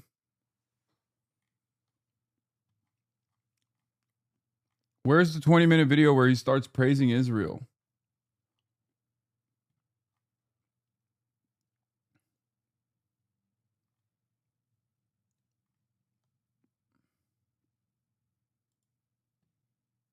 Terrible AI bubble, and that we're going to, in a quarter or 2 or 3 quarters from now, we're going to hear that big enterprises are canceling their subscriptions to these products, or that the build out is going to slow because the math doesn't add. This is the tragedy of it. The reality of compute plus ontology plus model is changing the course of history.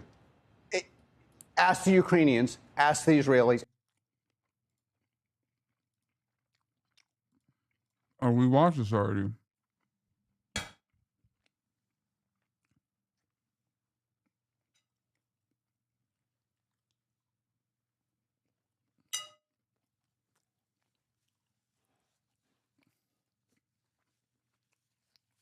I mean, I know he's pro-Israel.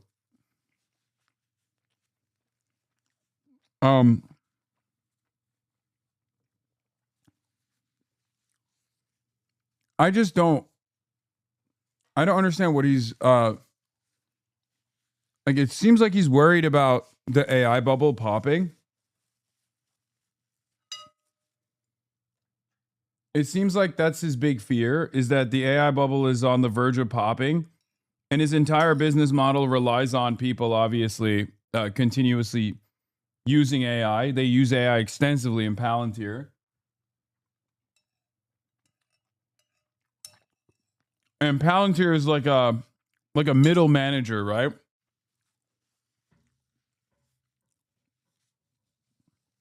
Palantir is like a middle manager between like the LLMs and the companies.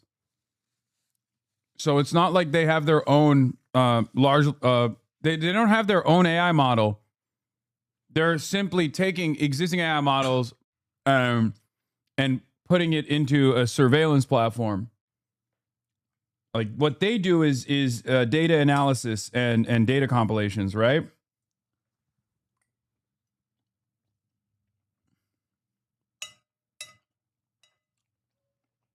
And I can't tell if he's just like mad that due to some of the restrictions coming from the European Union, that his enterprise models are going to be restricted, and they're going to have some like guardrails, and that's going to ruin his like mass surveillance business.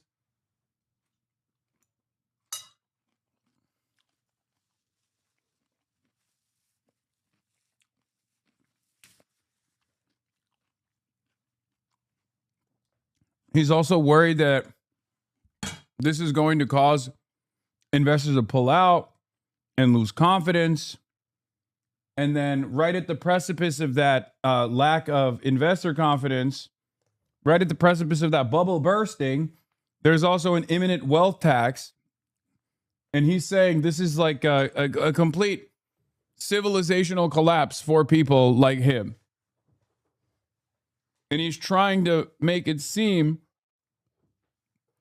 as though this is going to have... Oh, God, I can't read all this, dude. Come on. It's too long of a fucking Twitter post. Give me an article and I'll read it, but this is not... I'm not reading that as a fucking... Communism has never worked except in this place. Welcome to Israel! Welcome to Israel! Welcome to Israel! Stop. He's scared that people are losing faith in AI because it's not living up to the insane hype. Also, regular people are starting to absolutely hate AI overall, and it doesn't help to OpenAI, Anthropic do the fear hype, saving how crazy their stuff is. Yeah.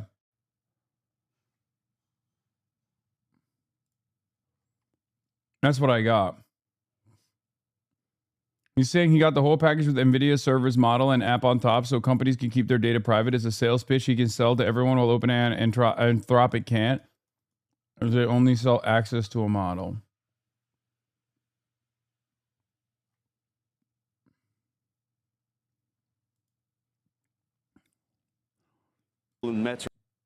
Ed Zitron did a full interview talking about covering my bear case against generative AI, OpenAI's questionable finances, AI's lack of ROI, back from 2 days ago. Let's take a look. Thanks for joining us here. So, you know, we don't really know at this point in time, right, what the actual financial picture of these companies look like. Well, they wouldn't be the first with bad financial profiles to go public. Well, they'd be the first to be this bad other than WeWork, and even then, this is so much worse than that. OpenAI burned $20.9 billion in 2025. That's their audited financials that the FT&I reported. And the problem with these companies is their margins are getting worse, and their costs increase linearly with their revenues. There is no proof that they can improve their margins. No amount of specialist silicon or supposed Vera Rubins will bring these costs down. And we're at a point now where OpenAI is now potentially pushing their IPO to 2027 because they couldn't get $1 trillion valuation. It's clear that people are wising up to the problem of generative AI, which is there's not really a business there. So that was something that was discussed yesterday on Squawk Box. The comments from Alex Karp, the Palantir CEO, making their rounds. I think we have a clip teed up. Take a listen. The general way these things were sold, and again, these people are, Sam and Dario, there's nothing more fun than debating Dario in private. So I'm not throwing shade at them, but something has gone completely wrong. And the basic view among enterprises in this country is I'm going to chillax and waste my time with tokens. I'm going to get no value, and they're going to get my IP. Yeah, so he was being sarcastic there, this idea that enterprises are balking at this idea that they're going to be paying all this for tokens. They're not going to be able to control the data usage and how the data is used, and they're not able to really measure ROI. What do you make of those comments? I mean, I hate to agree with him, but he's right. These companies, Anthropic and OpenAI, they encourage waste. He actually said that these companies don't charge on outcomes, they don't charge on success, because you can't with large language models. They're inherently hallucination prone, as proven by OpenAI themselves, and so they encourage waste. They want you to spend a lot of money, and then they try and pilfer your ideas. Anthropic already tried it with Claude Design with Figma, and I believe they have a relationship with the company, and Dylan Field even said he was shocked by it.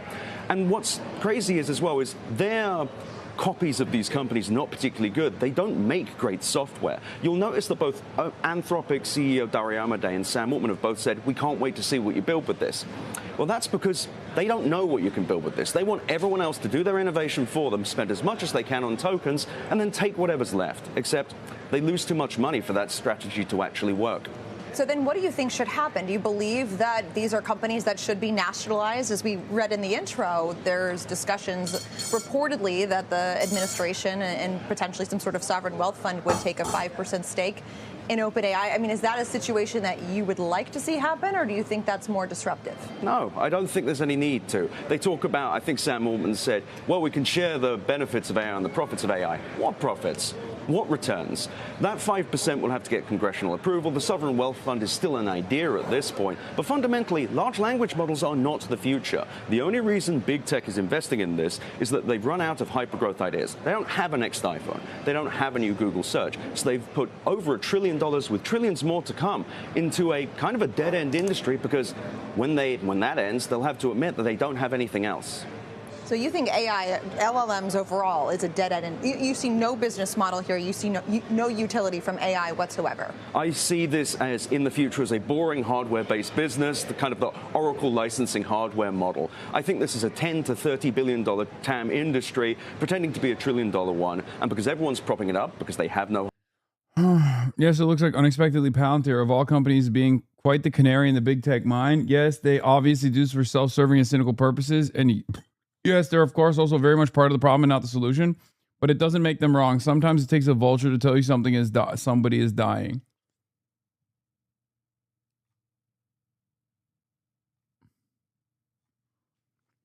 There are AI truthers in here that fucking hate Ed Zitron, and there are Ed Zitron truthers in here who love everything that he says.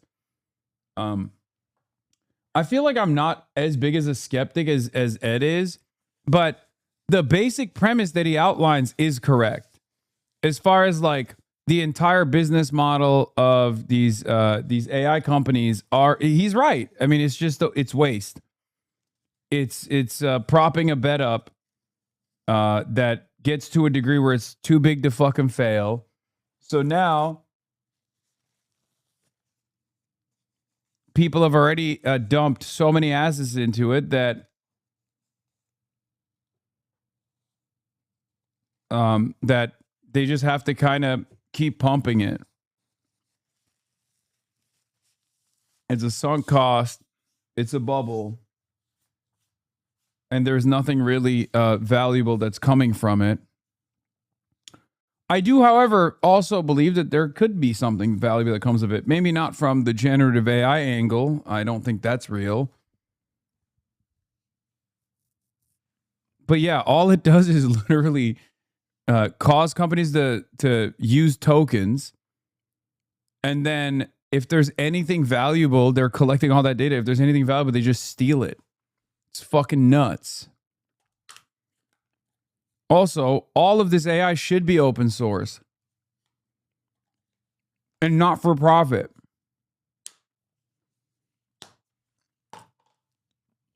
It literally does not exist without sucking up every piece of data available on the internet and even beyond the internet. I don't even understand how we haven't decided that this is like, this entire thing should be open source. It's all stolen data anyway.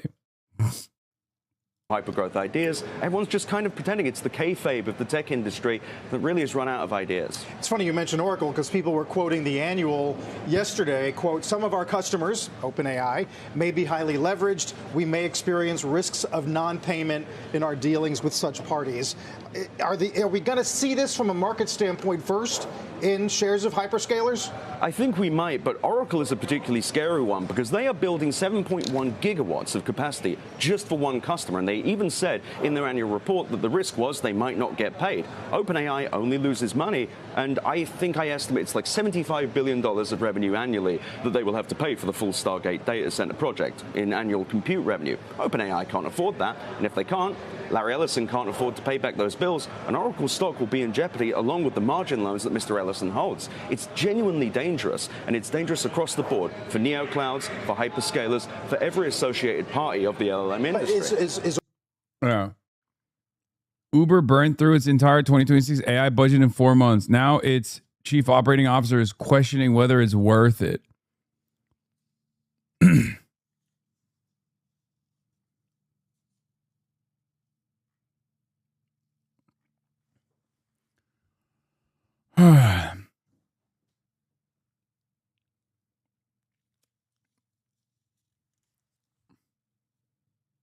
There's also this. Yeah. Rare book dealers fear tech firms are destroying obscure editions to train AI models. Secondhand book sales across Europe, including in the Netherlands, are raising concerns over AI companies buying large numbers of obscure and often rare books. The alleged intent behind such shopping is to scan and destroy them for AI trading. To destroy them.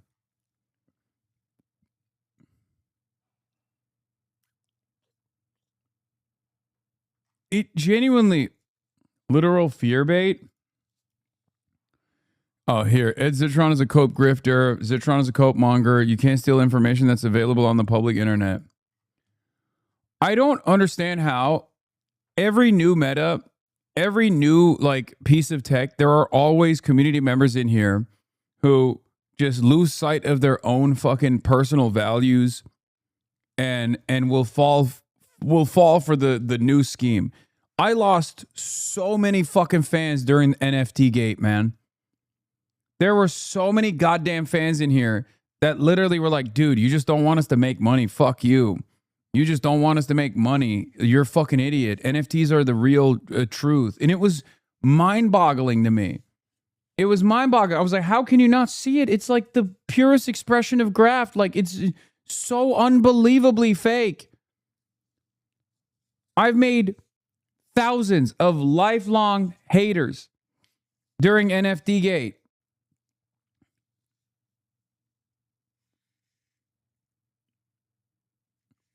And now, yeah, I know NFTs are a scam. Okay, you're saying that now, but you're also simultaneously propping up another scam.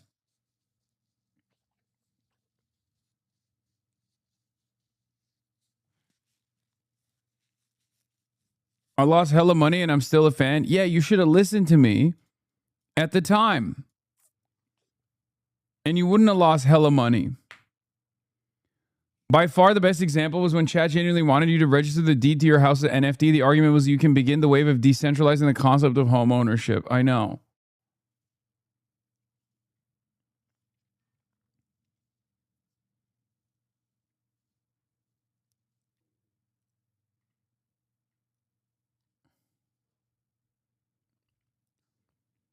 I think some people just want to live in a reality where they get duped. They want to get strung along through life without having any semblance of real thought, led like sheep. I don't get it. I joined around NFT time. Shit was wild. Didn't a bunch of weirdos approach you to make some as well? Of course, dude. You know how many fucking companies wanted to give me millions of goddamn dollars to do my own NFTs? To fuck you? Each and every one of you?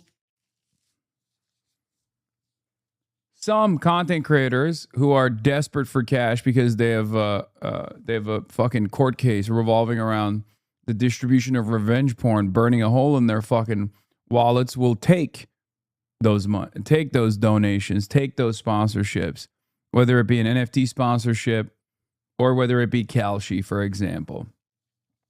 Okay? I'm not one of those people.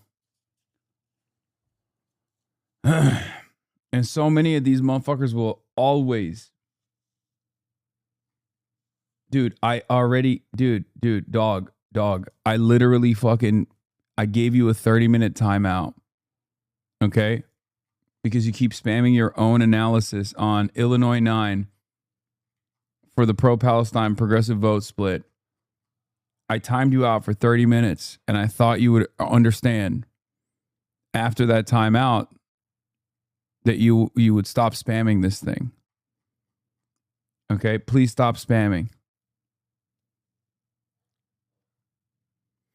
Or just the Polymarket Studios and the Family Biz. The Family Biz? Do you think I'm a fucking Young Turks employee? What are you, crazy? There's plenty of things I don't agree with Cenk on. That's one of them. Like, what do you mean? Remember when D-Man was shilling NFT to his audience? Lamau, fuck that guy. The day you'd expect to sponsor the explosive viewer base would be the day I stopped watching you. I know. I don't do it because of my own fucking principles, but those guys will always be like, well, he got sponsored by a Chinese game company that had loot boxes. It's the same as a gambling ad. Okay, dude, sure.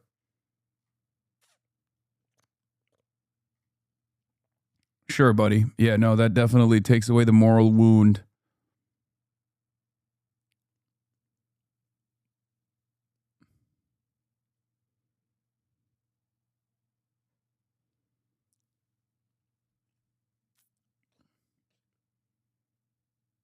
I think it's actually linked to a lack of financial literacy. They see the tech and all this shit, and they don't see the bullshit financial side of everything. All this is speculation. Literally everything is a casino. Leftist accountants and finance professionals rise up. LLMs are not the be-all, end-all of artificial intelligence. Compute will be used for other things. As Zitron is a cope seller, but he's right. The companies are not handling a token waste well. Skill issue, in my opinion. Okay, this is a little bit closer. I don't think he's a cope seller, but this is a little bit closer to my worldview as well. LLMs and generative AI is the consumer-facing side and the business-facing side of the business model. Okay, they need a lot of data. They need a lot of input in order to tweak their models. Okay, they need to suck up every piece of data that's readily available on the internet and also off the internet. Machine learning in general is very useful, yes. And there are already existing use cases for machine learning, especially with guardrails, especially when it comes to the field of medicine.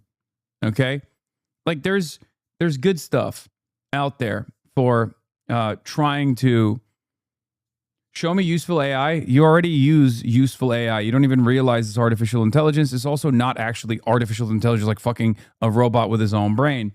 Like many tools that people use in Photoshop already have some level of AI. Okay. Generative AI, on the other hand, generative AI or LLMs are, I mean, there's some use cases for them too, but the way that they are deployed, the way that people talk about it, because they needed to increase the because they needed to get people to buy in and get excited about it. The most common uses for LLM and generative AI is awful. Okay, it's just dog shit. It also happens to be the most wasteful aspect. So the thing that's causing hype around this new piece of technology that they're developing also happens to be the most useless aspect of it, and also happens to be the most wasteful aspect of it. So if they don't have some sort of breakthrough technology in the process in the next year or so, or in the next couple of years or so, eventually people are going to go, what the fuck did we dump trillions of dollars for this nonsensical bullshit? It got us nowhere. It ruined the water supply.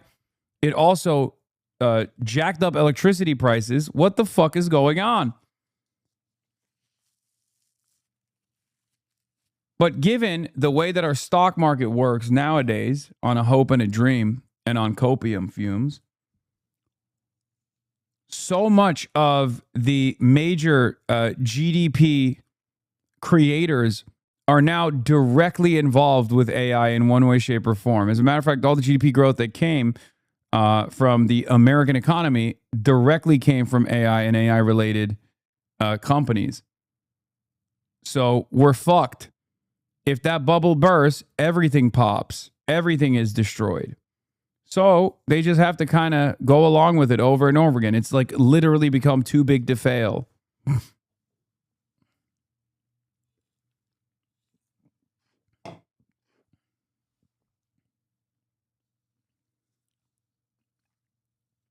The worst element of AI, beyond its impact on the environment, beyond jacking up the electricity prices, is also, one, it's not technically reliable, while it's still being mass deployed for surveillance. So not only is it not reliable, it's already being utilized for mass surveillance. It fucking sucks.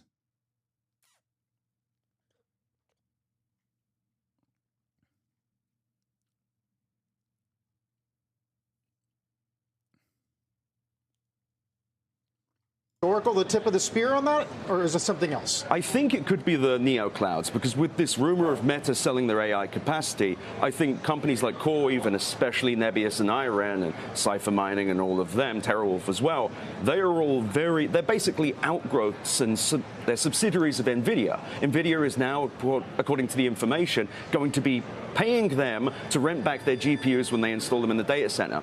This is something that only happens in an industry without diverse and real demand. Meta is an interesting case in this instance because they don't as yet have the third-party cloud services revenue propping it up. But people point to their own top line having accelerated in the first quarter of this year from like 23% to 33%. Yeah, Allbirds. Bro, this is the same thing. Okay, look. This is the same shit that happened with NFTs, okay, with cryptocurrency, with meme coins, and then with NFTs. Because the stock market is all purely speculative at this point, with no interest in fundamentals whatsoever, it's all hype as fuck. Any company that says, oh, we're moving into AI, we're moving into the AI space, sees a big boost out of it. But there's no longevity for these companies at all. Bro, come on, they are not comparable. No, 100%. It's the same driving principles, the shiny new thing. If you say you're shifting, if you're shifting to AI in some capacity, then there's a lot of people that invest. There's a lot of people that think, oh, this is going to be great.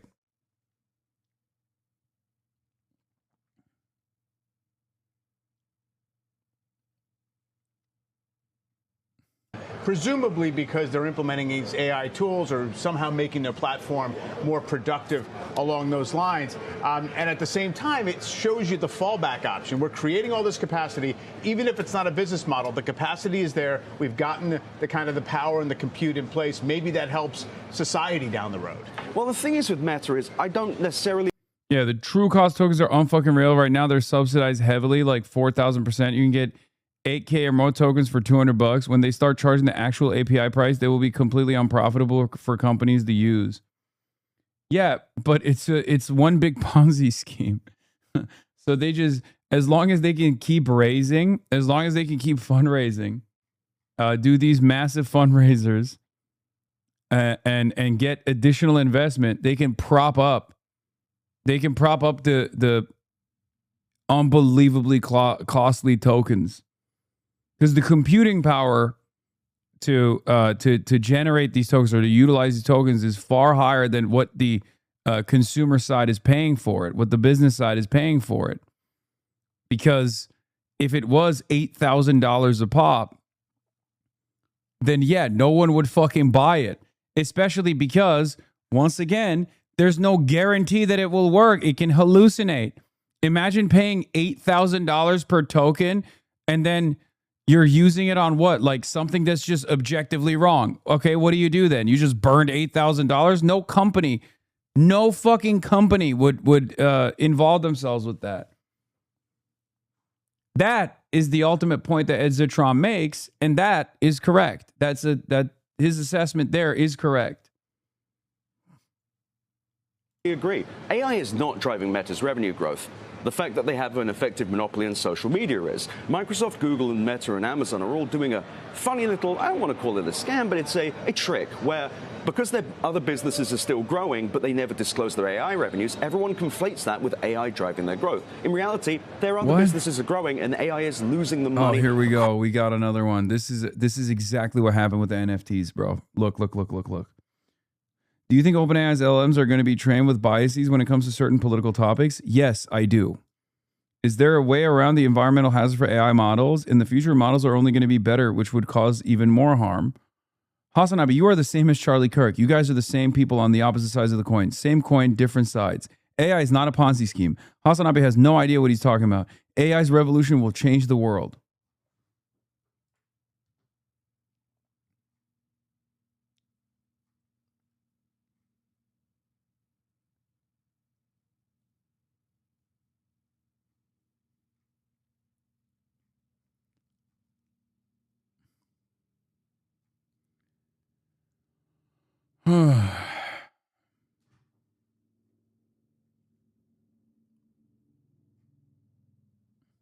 Yeah, it is changing the world already. It's making the world less habitable.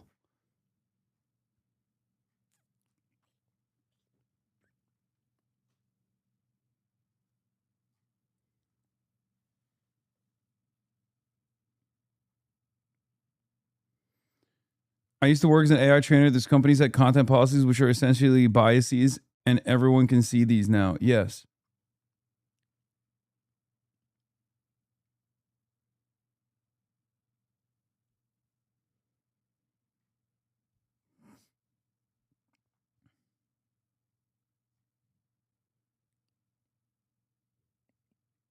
I think you need to do more to address the rampant copium addiction that's become prevalent in your community. Copium has always been the foundation of this fucking community. Okay. We have crack addicts. We have copium addicts in this chat. Always. The next shiny piece of technology is the one that's going to fucking change the world. It's going to shock the world. This guy's on it right now. Across the board, you'll notice that neither Microsoft or Amazon, who both share their run rate of AI, will share the actual AI revenues. That tells you that these companies are afraid. Public companies love good news. If they had good news, why wouldn't? Do you think you would change your judgment on this if China's doing this? DeepSeek is quite cheap, you know? First of all, China is already doing it. It doesn't change my judgment at all. As a matter of fact, like, people in developing nations fucking love AI, specifically generative AI. They love that shit so much. I mean, look at Iran. All their posters are now AI. Their Lego videos and whatnot. That doesn't change my opinion on AI at all. Okay. The difference, however, is that China is making it for a fraction of the cost and it's open source. And I think what China is doing with AI is just basically every time America comes up with a new benchmark or has a new breakthrough, China will then turn around and be like, nope, it's a bubble. Here, we did it for pennies on the dollar. I think that's the reason why China is dumping a lot of investments into AI and AI technology. Not because it's like the final frontier or anything like that, but because it challenges the American stock market perception, and everything now relies on it.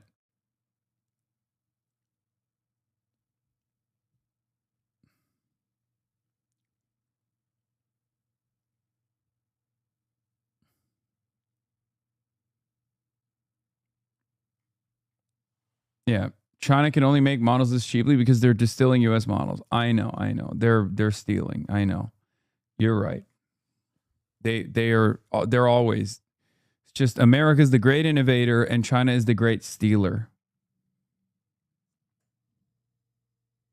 China is spending billions on AI not to develop anything but to fuck with America is an embarrassing take. I mean, I already said that there's usage for AI. And it's not just to fuck with America, it's to undermine the next frontier of American finance. That's not just to fuck with America. That's the destruction of the American economy, potentially. They're keeping some level of tech parity while simultaneously able to use it like a needle to fucking burst the American AI bubble.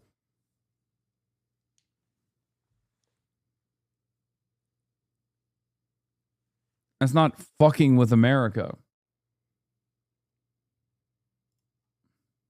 They share it. That's because they've only got bad news here.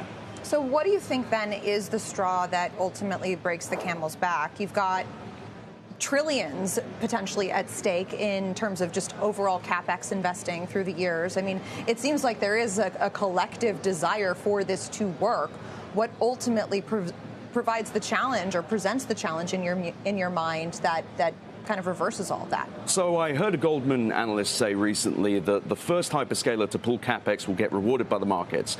China's stealing such a dumb take. All the big LMs are probing each other for training data. No, it's really funny to say that one country's AI is actually stealing as opposed to my country's AI. My country's AI models are built off of not stealing as opposed to the Chinese one. That's the funniest thing you can say about AI. Like, all matter of machine learning is technically built on, if you consider that to be stealing, theft. I think it's inappropriate to paywall it in any way, shape, or form because the entire business model revolves around stealing. Okay? It's crazy. If you are going to steal all of the patents, all the IP, and everything else for that matter to build out your business, you can't fucking charge people for it. I think that capex pullbacks they're the sign. I also think any financing falling through for OpenAI or Anthropic would be a sign, but I think we're going to start seeing AI companies kind of start falling out of favor and not being able to raise money. But the big thing is debt. When data center debt stops being issued, that will be when it's bedtime for this industry. Because even if they think AI is going to win, we've got 100 gigawatts or so of data center capacity allegedly under construction or in planning. That's trillions of dollars of money that needs to come from somewhere. And we are tapping out the debt markets. We saw that with Google raising that $85 billion equity raise. Although you'd agree that spreads do not imply that moment is anytime soon. Spreads have been wrong before. That's the thing. And I think that perhaps the timing isn't going to be immediate, but at some point a hyperscaler is going to pull back capex. And when that happens, well, this is an industry of followers. The tech industry doesn't have ideas. They just copy each other. Everyone copied Satya Nadella when he put ChatGPT in Bing. And I think that whoever breaks capex first, they'll follow them too. All right. Ed, thank you very much. Thank you. Ed Zitron.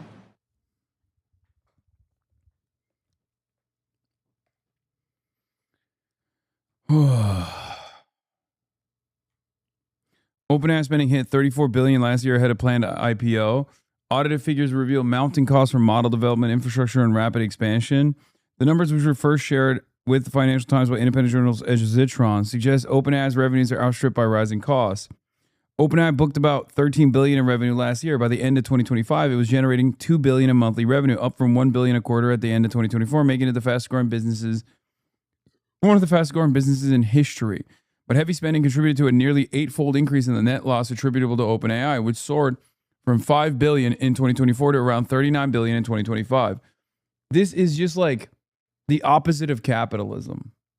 Okay? It's so funny.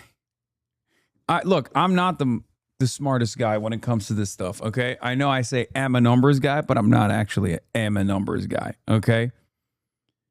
But back in my day, you had to have a business. In order for a business to work, you would have to have upfront costs, but then at the end, the product, when you added the labor to it, okay, you would generate value. You'd have a new product at the end of that process, okay, and the new product that you sold would have to be cheaper, or it would have to be more expensive rather than the amount of money that you spent creating the product.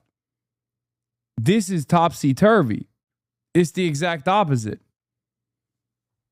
It's far more costly to make the product, Chinese labs definitely do some distillation, but they also have some genuine innovation that they open source in a way most Western labs won't. Okay.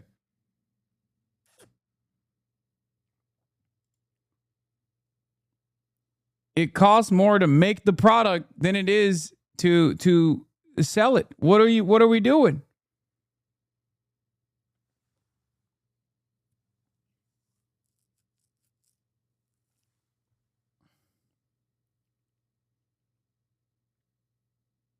OpenAI was also lobbying the S&P 500 to get early admittance. The only reason to do that from their perspective, besides the transient liquidity boost, is to insert themselves in the pension and retirement accounts, making themselves too big to fail as fast as possible. Oh.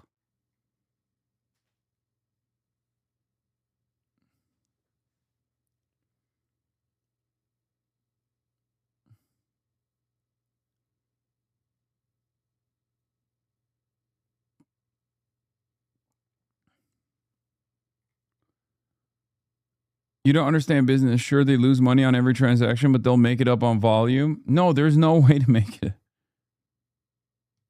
You're being summoned, by the way. What is this?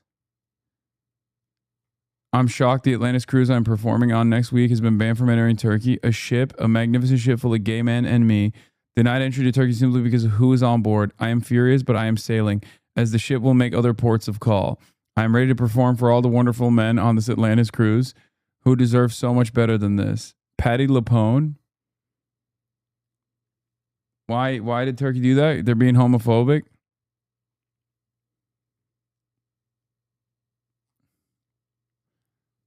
Hassan the Hun do something? I don't think Caroline understands. I can't do it. I can only hurt their cause. Me showing support for this ship would only cause Erdogan to ban it extra hard. You know what I mean?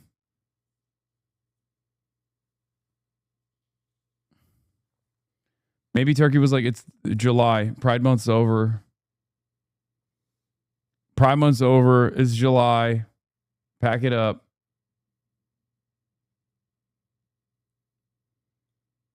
Who does Caroline think alerted Turkey in the first place? Yeah, it was me. Sure, I did that. Ben Jordan's new video talks about SpaceX and OpenAI. Oh yeah, I'm gonna cover that. Hold on. 7 years ago, a representative from Google reached out to me in an official capacity to discuss the company's energy use. I told him it would become necessary for major firms and core economies to reduce energy use in order to enable Paris-compliant decarbonization. They assured me that their new AI tools were already helping them identify ways to improve the company's energy efficiency, so they weren't worried. They insisted this would soon yield radical efficiency improvements and lead to energy use reduction using AI. Using AI to find new ways of decarbonizing. That's awesome. What do you think about Anduril? Dog shit. Absolute dog shit. Fuck Palmer Luckey. He also personally hates me, which makes things easier for me at least. Anyway, they insisted this would soon yield radical efficiency improvements and lead to energy use reduction without any change to their production activities. Yeah. Anduril's bitch is so bad. Ukraine kicked him out of the country. Anduril kicked out of the party.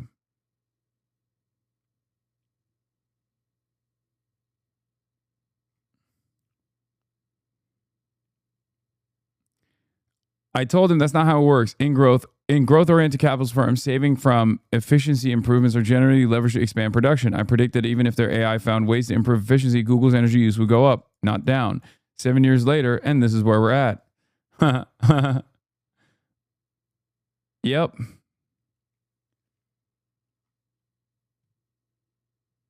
Yeah. Anduril got the aux cord in Ukraine, and Ukraine was like, nope. Listed too, haven't you? We've been exposed to controversies and warnings and just nonstop bad news our entire lives, but this hits different. Beneath all of these chaotic headlines that we see. The richest country is pretty mid now. From friend of the show, Ben Jordan. Every single day it just feels like something bigger is happening. Do me a favor. Try and think of just one general thing in your life that has improved in the last 10 years. Has your quality of healthcare improved? How about your quality of education, your cost of living, your insurance coverage, your privacy, your freedom? Do you have more time to do what you want to do today than you did in 2016? On this day, 1 decade ago, the Dow Jones closed at around 18,000 points. Since then, it has skyrocketed, closing today at 51,000. That's right. It's over 50,000. Everybody said it was not possible. Don't you feel it? Don't you think things are getting so much better? So congratulations, unless of course your quality of life is not 2.83 times better. In that case, I made a video for you to watch. But this video isn't about evil CEOs or how capitalism and wealth inequality are out of control. You probably already knew those things. This is a theory, maybe a conspiracy theory, but a theory nonetheless. Why don't you like Anduril? They developed their technology before they use government money. They're a lot better than Palantir. Oh shit, dude, my bad. They're fucking baby murder machines. They develop in-house before they use government funds. Fuck, I was so wrong. Oh shit, dude, if they make the baby murder machines ahead of time, then that's fine. That's what we're doing now? What the fuck? Someone's got to develop it? No, actually, no, not at all. You fucking work there? I know plenty of engineers that work for these firms, okay? I know many of them. Let me tell you, they don't have this mentality. I don't know if you're one of these guys, but it's crazy to me. We're like, well, someone's got to make the baby murder machine. No, I don't think so, actually. Been sharing and discussing and refining for years. For you, it's merely some lenses that you can try on when reading your newsfeed. It's kind of funny because Anduril is like the Ukraine story is very funny for me because like Ukraine was like, your drones are dog shit. Please leave the country.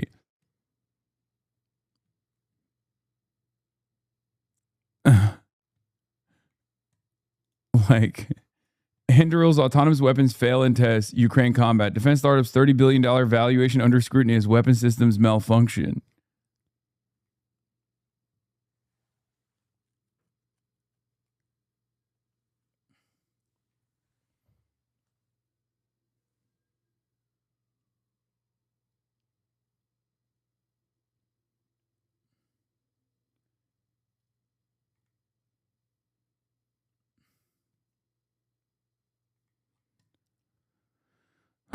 The cracks in Anduril Industries' glossy defense tech narrative becoming harder to ignore. What started as a whispered concerns about military contracts is now exploded into public view with damning details from the Wall Street Journal about systematic failures across the company's autonomous weapons portfolio. The most alarming incident occurred during a Navy exercise off the California coast in May, where more than a dozen of Anduril's autonomous drone boats simply stopped working. Sailors on scene warned of safety violations of potential loss of life. According to the journal's reporting, it's the kind of failure that sends shockwaves through Pentagon procurement offices already skeptical of Silicon Valley's promises to revolutionize warfare.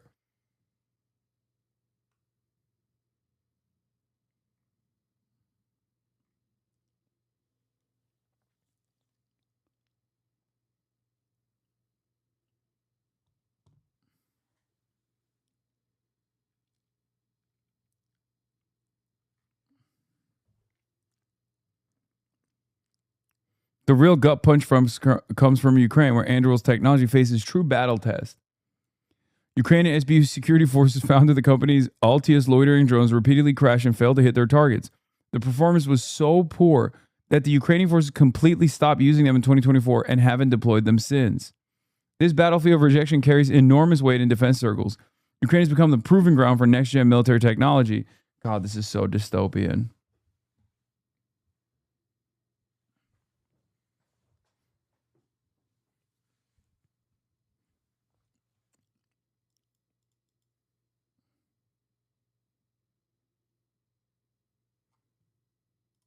An introduction to what comes after capitalism, something I can only call leveragism.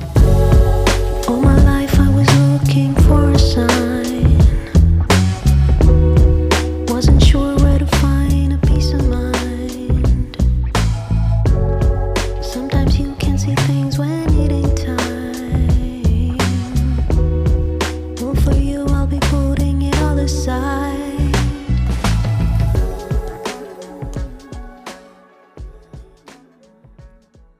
Capitalism on paper is dependent on economic and technological growth.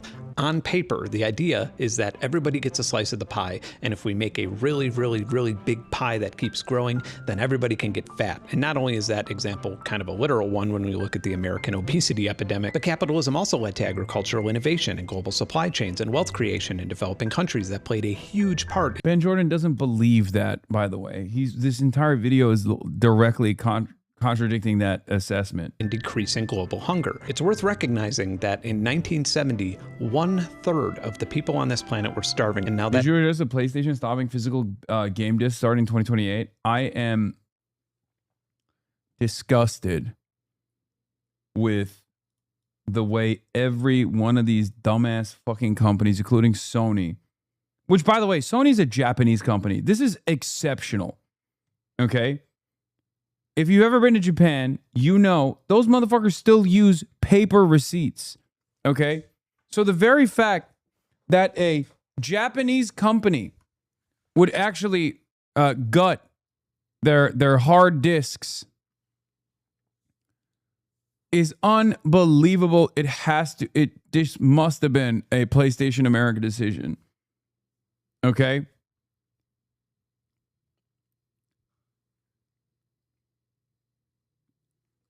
We are going to lose all of our archives. And not only that, yeah, they invented Blu-ray. I mean, they invented a new technology.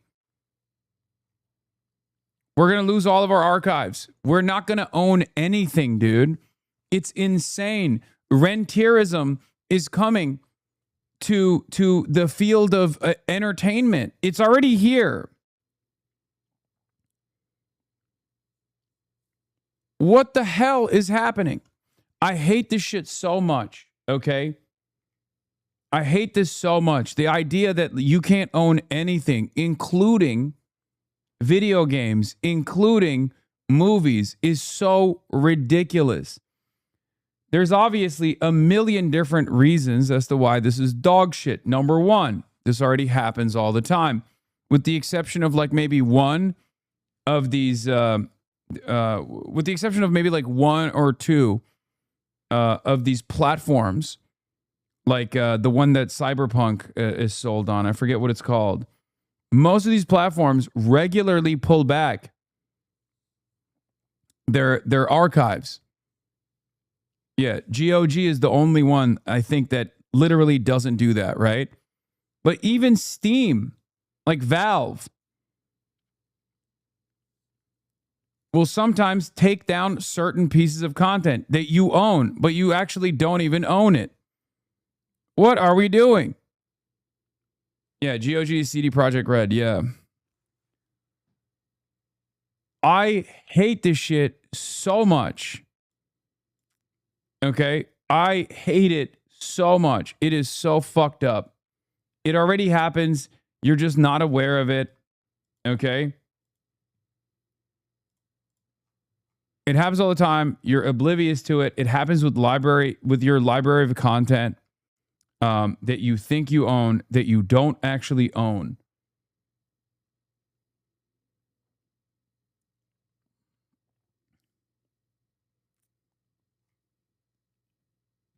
It's ridiculous. Maximilian dude blamed Trump for the Sony decision, and a bunch of hogs got mad at him Games for will it. be released on PlayStation Store and at retailers and digital formats only. I have choice things to say of how we got here, but I'm going to save it. Us being in this precarious position didn't just happen because things happen. This happened because people voted for very specific people. As consumer preference, games will be released. Yeah. Because did Maximilian dude just blame Sony? No physical distribution on Trump. What Max is alluding to here is that the current administration has virtually no consumer protection operations whatsoever, and that's by design to be as business friendly as possible. There's also the fact that the Supreme Court is extremely corporate friendly, so there's no legal avenue in the United States to realistically challenge Sony or any large multi-billion-dollar firm. This is all a result of our current trend in electoral politics. Who we vote into office matters, and there are downstream effects that you wouldn't normally connect that flow out to who controls the American government. I know a lot of people have varied opinions on Max Dude, but on this point, he's actually right. This is such a non-issue. It's not a non-issue. You don't need discs to pirate games. You never owned games. This is such a non-issue. Okay, look, I love piracy. You know this. I am very much pro-piracy. I'm so pro-piracy that I even made a joke about I would download a car if I could do it, alluding to the anti-piracy ads back in the fucking 90s, which became a massive point of controversy that Fox News still uses to this day.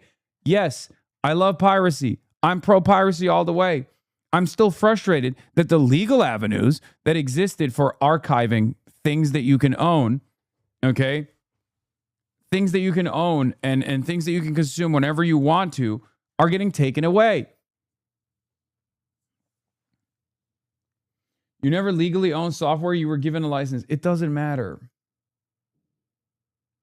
It doesn't matter. What do you mean? When you have a fucking hard copy of the thing, they can't just come to your house and stop you. They can't be like, I'm revoking your license. That's the whole point of physical ownership. What the fuck are you talking about? Now, that license can be restricted because it's digital. Hello? What are you talking about? That's the whole point of fucking physical copies.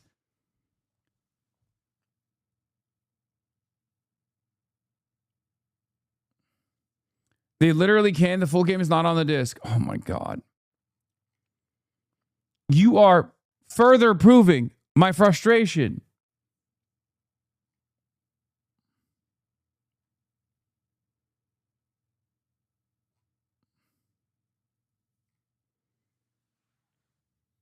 Everything is John Deere tractor, dude. Someone in the chat was asking earlier, what is right to repair? Okay. Nowadays, these companies that provide hardware, okay, to use a gamer terminology for something that's entirely different, they're actually no longer hardware companies. They're software companies, okay? That's going to happen to cars as well. It's insane because everything is anchored around generating more profit, sucking more money out of you. If they sell you something, everything revolves around rent seeking. If they sell you something and you can use it for the rest of your life, they can't consistently farm donations from you. They can't consistently make money off of you. Okay? This is, simply put, a company finding a new way to fuck you. A new way to get more money out of you rather than the initial upfront cost where you purchase the product and it's yours forever.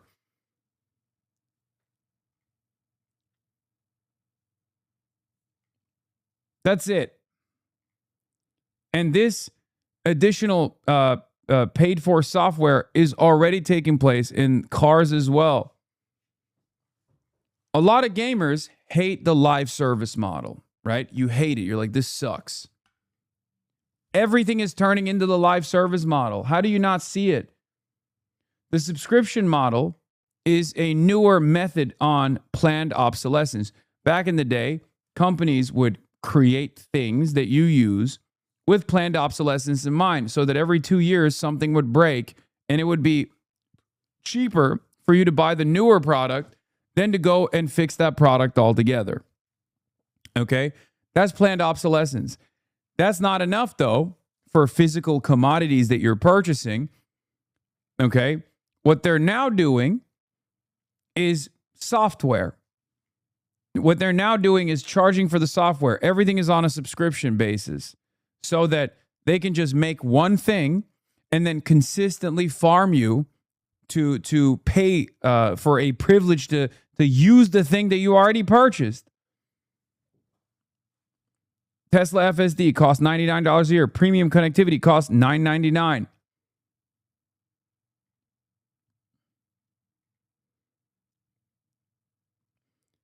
This is how capitalism operates, by the way. If they could literally charge you for thinking about the fucking game that you just played, they would. This is the closest they can arrive at that reality. Do you understand? For a company, its primary goal is to make as much money off of you as they possibly can. Okay? And this kind of live service model that they're moving into, okay, where they can charge you a season pass and like maybe sometimes tweak the game a little bit. Everything is like turning into Fortnite, okay? actually ruins innovation, okay? It fucking ruins innovation when the only innovative product in the field of arts is about inventing new ways to farm money off of you without much improvements. Good luck getting a new game. One of the greatest examples of this is Grand Theft Auto, okay? Rockstar is an incredible developer, okay? For years and years, they made unbelievable single-player games. And then the last iteration of Grand Theft Auto came with online gameplay. And then their production halted. Take-Two, yes. Their production halted because Grand Theft Auto Online was making money hand over fucking fist. It became their ultimate cash cow. This is how capitalism ruins innovation, and it's how capitalism destroys creativity.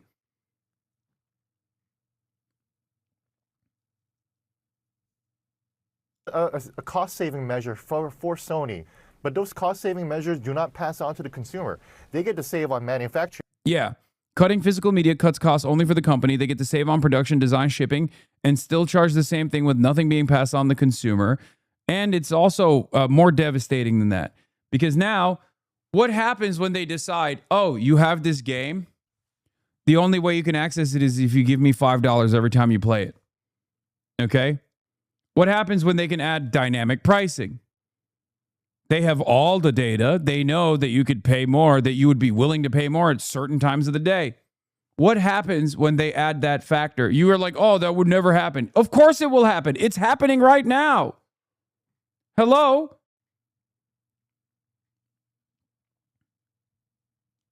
They get to save on packaging. Unfortunately, so many gamers get their notes from unwashed fucking moronic losers like Asmongold, so they don't even realize that this is happening, and they only recognize they're getting butt fucked on the tail end after it's all said and done.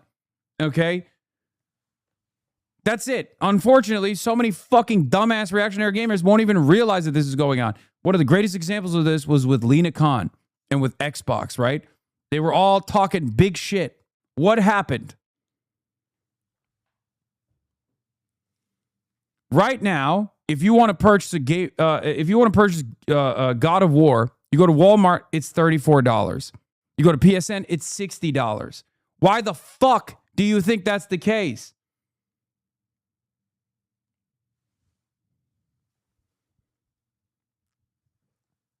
There you go.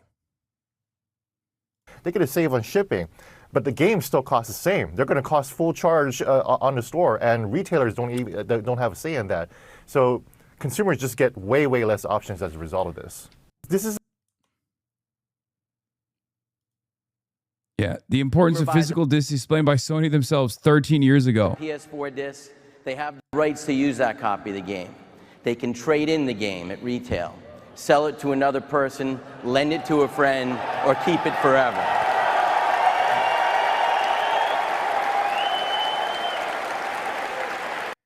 What is this? GTA 6? Not to mention they're locking certain stores for a normal price because you didn't get the premium.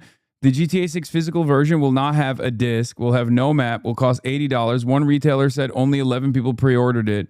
Rockstar really needs to rethink this and release a disc version later if they want to prevent leaks at launch before Sony stops disc production altogether in 2028.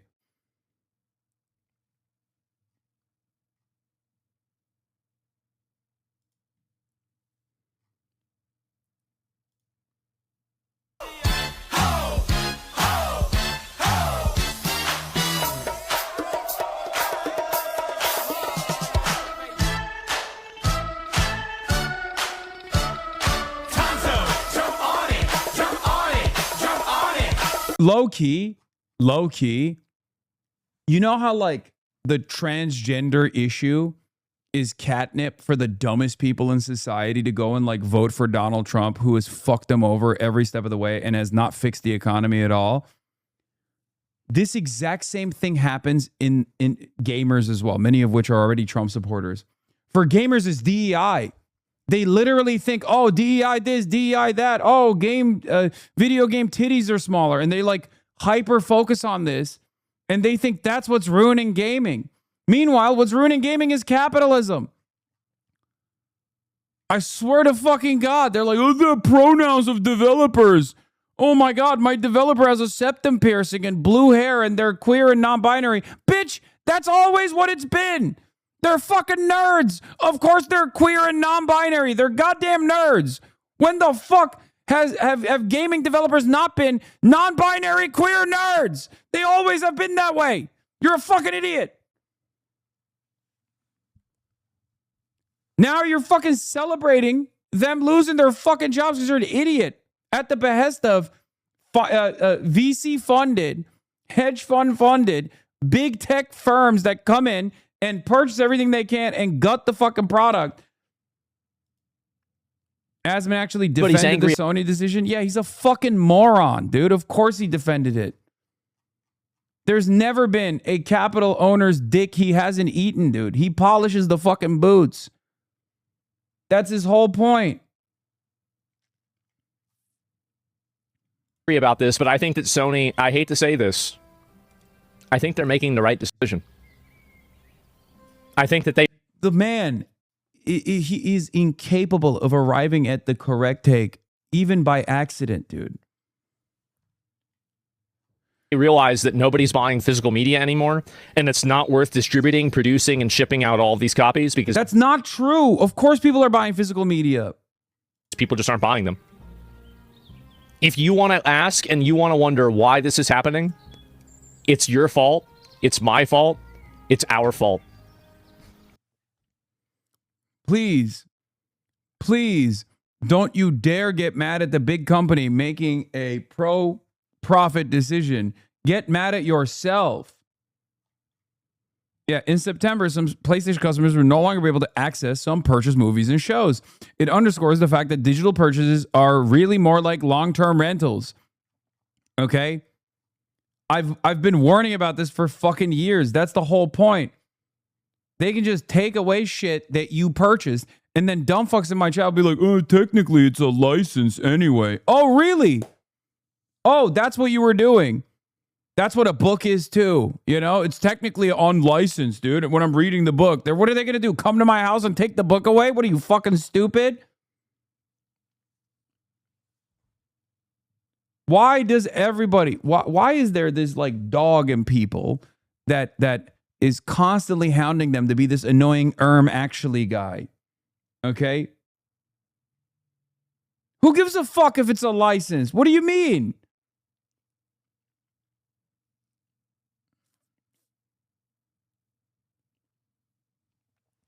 So this is the stream, the PS5 going discless. Yeah, who needs that secondary market they don't get a taste from? It's not even the secondary market.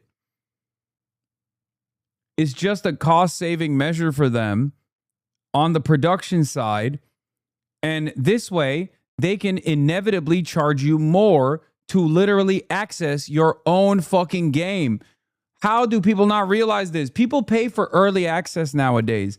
That shit used to, like, games should never be released on alpha. They would be alpha tested, they would be beta tested, okay? And then the final product that you purchased would arrive at your door a much more complete product, unless it was, you know, Elder Scrolls. Then you have to patch it into Oblivion. But whatever, right?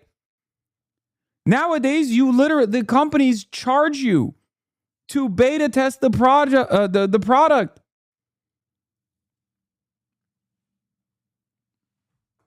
It's fucking ridiculous. And people do it. They don't even realize they're getting fucked over.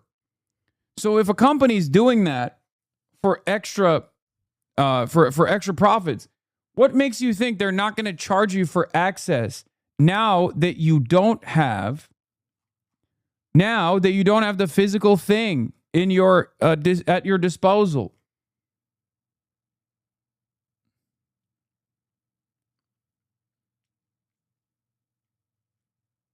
I know. I already watched the Gene Park take on it.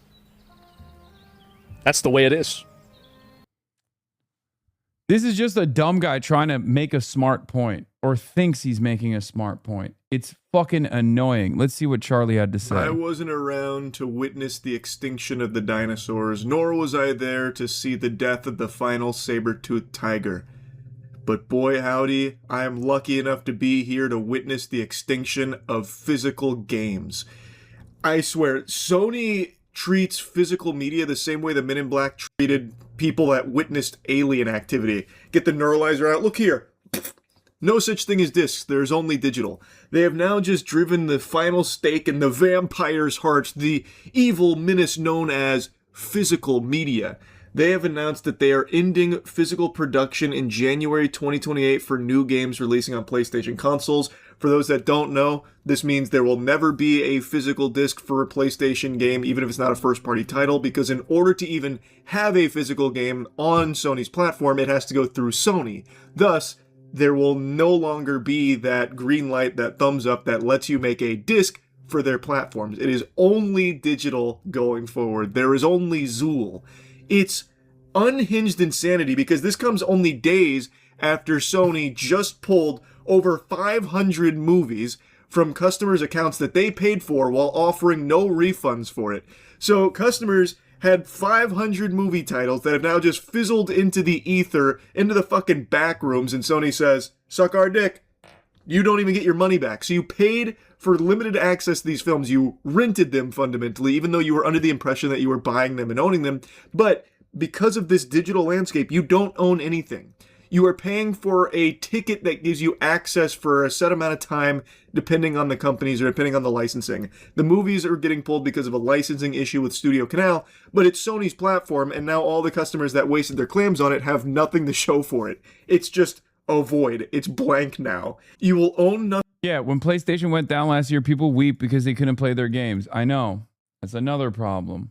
Nothing and be happy, and Sony shamelessly makes this announcement in light of that, while also announcing that they're shutting down the PSN store for PlayStation 3 and PS Vita, meaning hundreds, if not thousands, of digital games that existed on those platforms are now gone forever and not preserved because there wasn't physical copies of them. They were just digital titles there. So they are genuinely right in your face, hitting fucking Fortnite emotes on that ass, laughing and goatsing in front of you, showing like, yeah, you will own nothing and be happy. Look, we just took down this store, revoking your access to these games that you paid for. They're gone, Buster, and there's nothing you can do about it, Slime. Not even the Dragon Balls could wish these back into existence. Shinron is powerless against PlayStation. But let's not get too rambunctious off rip. Maybe they've got a really good reason for it. Gamers deserve this. This might wake them up. No, dude. They just get dumber.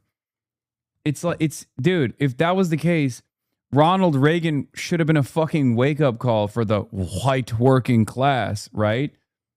And since then, we've gotten George W. Bush, and now Donald Trump 1, and now Donald Trump 2. No, nobody wakes up, okay? Nobody wakes up. That's not how this goes. If anything, they get more reactionary. They're like, oh, my treats are worse now. Oh, they cut off access to my treats. Why? Probably transgender CEOs or something. I mean, look at the situation. Yeah, this is a good take as well. The responses to this perfectly show the dichotomy I was talking about yesterday. The chuds hate gaming companies, but they also refuse to engage with the political ramifications of these unaccountable entities that are borderline monopolies. So much so that they will try to railroad a universally loved figure in the space. It's funny. Some of them are surprised like it was a hardtail Max, the liberal MFAL. Like they don't understand it. They're just like it's a pure distillation of reactionary thought. Okay. You said the opposite about Trump coin people. No, I said it's good that they're getting fucked over. I don't think that it's good that every gamer is getting fucked over. Okay. I said if you're dumb enough to buy in to Trump coin, then yes, you kind of deserve to get fucked by Trump. Okay. That's entirely different than capitalism eviscerating what remains of the field of arts and gaming.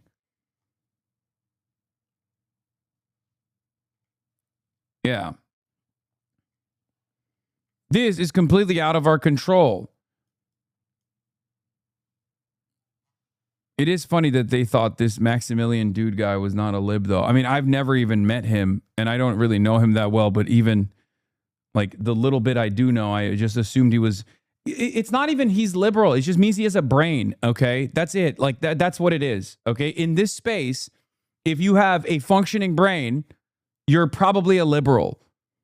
That's just what it is. Okay, I'm not a fucking liberal. I'm a leftist. I'm an anti-capitalist.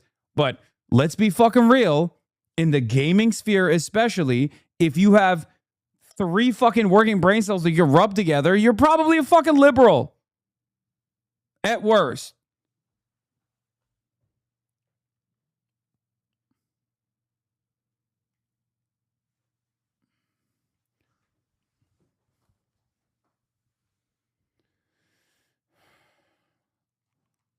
Shocking that an adult with normal opinions and a functioning brain is a liberal. Oh my God, I'm shocked. Right. In response to shifting trends in consumer preference, new games will be released on PlayStation Store and at retailers in digital formats only. I have physical copies of You these mean like games. how when GTA just announced with no physical edition, people were rightfully fuming, pointing out how awful that is in light of everything that's happened in this industry where you can just have your access Pragmata's ending made him cry because he's the dad to a daughter. He's a live. to the things you purchased revoked at any point in time. So if you don't have something physical, you literally own nothing. You own the idea of something. It's imagination. SpongeBob and Patrick in the Box imagining that they own their games right now when it's digital only. So if anything, the shifting trend in consumer preference is swinging back the other way to preferring physical media because of how bad this whole digital only shit has been. As consumer preferences and the broader entertainment industry continue to shift away from physical disc to digital, physical game disc production for all new games releasing on PlayStation consoles will be discontinued in January of 2028. Also, again, a load of barnacles, this is horseradish. People are wanting more physical now. Like, for me personally, I've been a big advocate of physical media for at least like the last year and a half, if not 2 years, because of this trend that we've been seeing of just losing access to what you've spent money on. You're buying nothing. You are not buying anything. And they're just dangling their dicks right in front of our faces. Ubisoft unapologetically said consumers need to get more comfortable not owning their games. Like, how can you possibly be supportive of this? And people aren't. Like I said, I think the preference is shifting away from digital in light of wanting more physical. Following this date, new games will be available on PlayStation Store and at retailers in digital formats only. This transition has no impact on games that already released or will be releasing prior to January 2028 in disc format. Also, something worth noting, this doesn't, like, they're saving a lot of money on not making physical games anymore, but it's not going to reflect in the pricing. The games are still going to be $70, $80 games. So, like, you're still getting slapped around with the pricing. It's not like this is going to bring down the cost of a Controversial opinion, I don't even think it would be valid if they even drop the pricing, which is ironic because if they were like, okay, instead of $80, we're gonna charge you $60, but you can't get a hard copy, many gamers would at least be dumb enough to be like, okay, that's good. I still don't think it's fucking valid. The options should still remain. I can see exactly where this is going, and I'm warning you ahead of time. Well, it's already too late. The events are already set in motion, but that's what's going on. They are going to literally, this is rent seeking, okay? They are going to charge you rent to own a thing that you previously were capable of fucking owning. Okay? That's it. That's it. Now spiraling out of control industry. This is a natural direction for Sony Interactive Entertainment to adapt to consumer trends as the general preference for digital media significantly outpaces physical discs. This transition will enable us to align more closely with how most of our community prefers to access and play games today. We'll continue to prioritize our resources to drive innovation on how players can access games and provide choices as to where players prefer to purchase new games. Whether that's at retailers or the PlayStation Store, we remain committed to delivering a world-class gaming experience to our fans, and we thank you for your continued support. Hey pal, you just blew in from Stupid Town? If you are a digital-only platform, why the fuck would anyone choose you over Steam? Like, genuinely. You have a worse store. You shut down your stores too. You literally just shut down the PS3 store and PS Vita one, so people wouldn't even feel comfortable buying from your store, considering at any point in time they'd have to be like living in fear that you're going to swoop in like the boogeyman and take away the things they bought. You have a much weaker store in terms of titles than Steam. So why would they? It's great. Everything. Yeah, digital landlording. It's awesome. I agree with you. However, I wouldn't mind any of this if we actually had consumer protections for digital media. Yeah.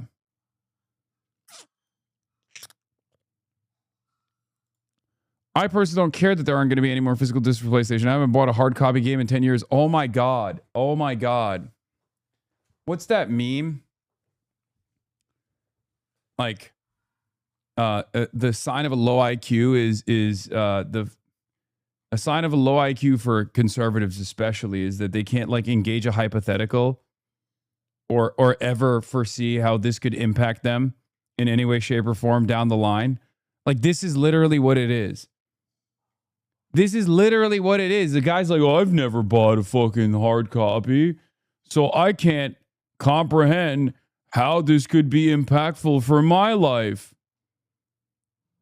Second order thinking. Yeah, no capacity for second order thinking, no capacity to engage in a fucking hypothetical. These guys literally do not understand anything. It's just straight up. Look, I get mad at liberals a lot because it's reactionary thinking in general. And I think the peak of reactionary thinking is demonstrated by conservatives usually. Is just stupidity. Pro piracy, but pro ownership? Yes, dude. What the fuck? Piracy is ownership. What are you, stupid? You think when you own a game, you're the landlord of the game? Yes, there's a difference between personal property and private property. Hello?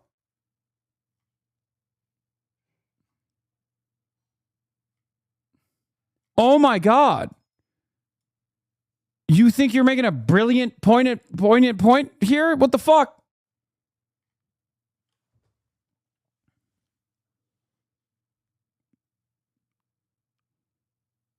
Sony owns a lot of bullshit. Sony apparently owns a patent that will force a viewer to audibly say the advertiser name in order to proceed past their commercial. Oh, that's awesome.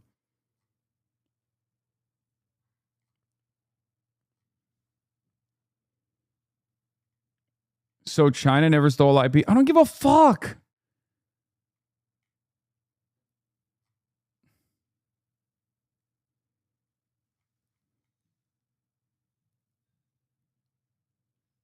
I hope you lose your digital library. That's what self-centered people like you deserve. I could care less. I game mostly on PC.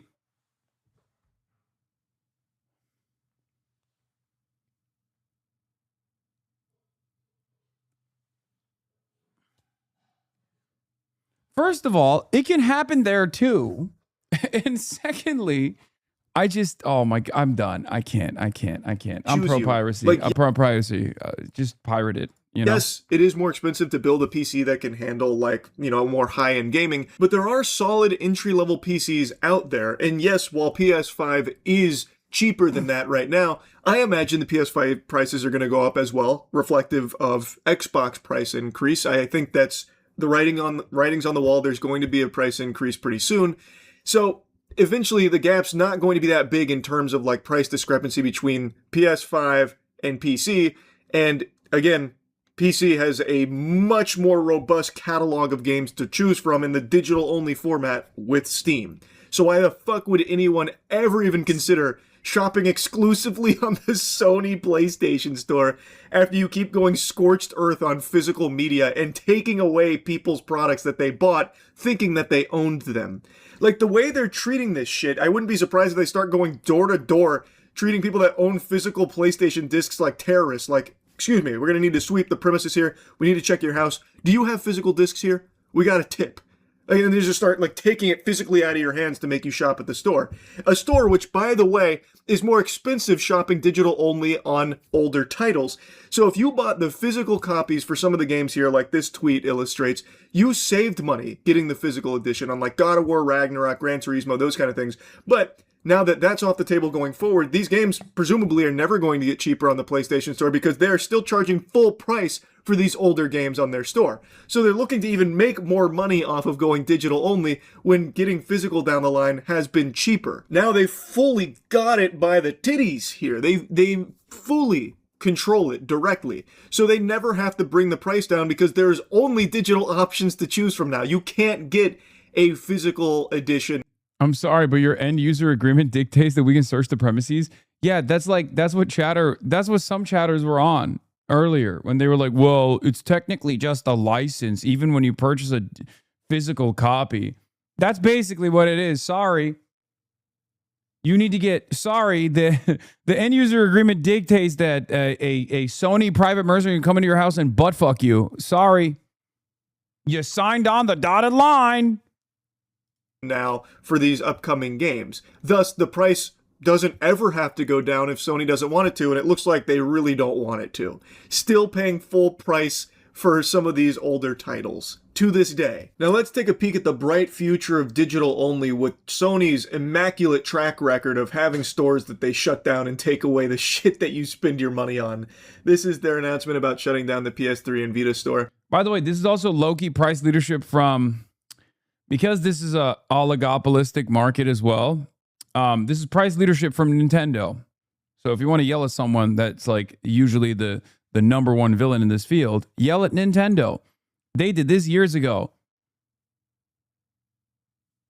And they're increasingly moving in that space. And guess what? Now they're charging subscriptions for, purchasing the old shit that you had. Sony's going to do the same. After nearly 2 decades of supporting the PS3 console generation, we wanted to let you know we'll be closing the PlayStation Store on PS3 as well as Vita. PlayStation Store on PS3 will close. Of course, Nintendo fans are like Swifties. Nintendo fans are the Swifties of the gaming sphere. They will never understand.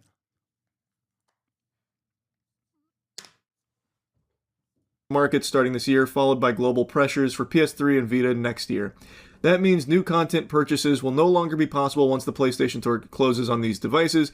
Be careful making the Nintendolts mad. I already made the Swifties mad earlier because I said it's kind of crazy that she's doing a wedding in MSG. And now I'm making the Nintendolts mad. Ease the transition, players will still be able to download previously purchased content after the closing date for this foreseeable future. As the PlayStation Store continues to evolve to support modern commerce systems, including updated payment processing standards, PS3 and Vita are no longer able to support these updates at the level required. As a result, we will need to close PlayStation Store on these devices in the timeframes as followed. They then list out the time frame where eventually life support will be pulled on July 2027. That's doomsday. We know this news may be disappointing to PS3 and Vita players who hold a special place in their hearts for this generation of gaming. They represent an important era in PlayStation history. It wasn't an easy decision. As they continue to expand the PlayStation experience on newer devices most of our users are playing on today, we need to focus more resources on delivering the best gaming experience on these platforms as we look towards the future. To our amazing players, we want to give our heartfelt thanks for your ongoing passion and support, which they love to keep wiping their ass with, by the way. Thanks for all the passion and support, Sony fans. We're going to keep taking away your games, by the way, and no physical media, by the way. Thank you again. Big thumbs up. Come give us a fist bump. Which has helped inspire us to shape PlayStation into what it is today. What? A pile of dog shit? It's insulting. We're excited for the future ahead as we continue to push the boundaries of play. We look forward to having you on this journey with us as we explore new game worlds and new adventures that have yet to come. What a heartfelt message to the community and to gamers worldwide. Hey, you should shop with us digitally. And yes, we might just shut it all down at some point, so everything you spent hundreds if not thousands of dollars on will vanish, and you have no recourse. That's just something you're going to have to live with. Why aren't you getting your wallet out? Why are you guys not shopping on PlayStation Store right now? This is exciting. This is coming from a place of passion. We're pushing boundaries here for a generational experience for our community. We're doing everything. We're bending over backwards for you bitches. You're so selfish. What? You want to own your games? Are you crazy? You want to own your games? No. You think you want to own your games, but you don't want to own anything. You want us to control it. You want us to take. Yeah, wasn't the fucking motto of like chuds to criticize like the World Economic Forum, you will own nothing and be happy? It turns out the ones who are most excited to eat the bug and own nothing and be happy are the fucking chuds.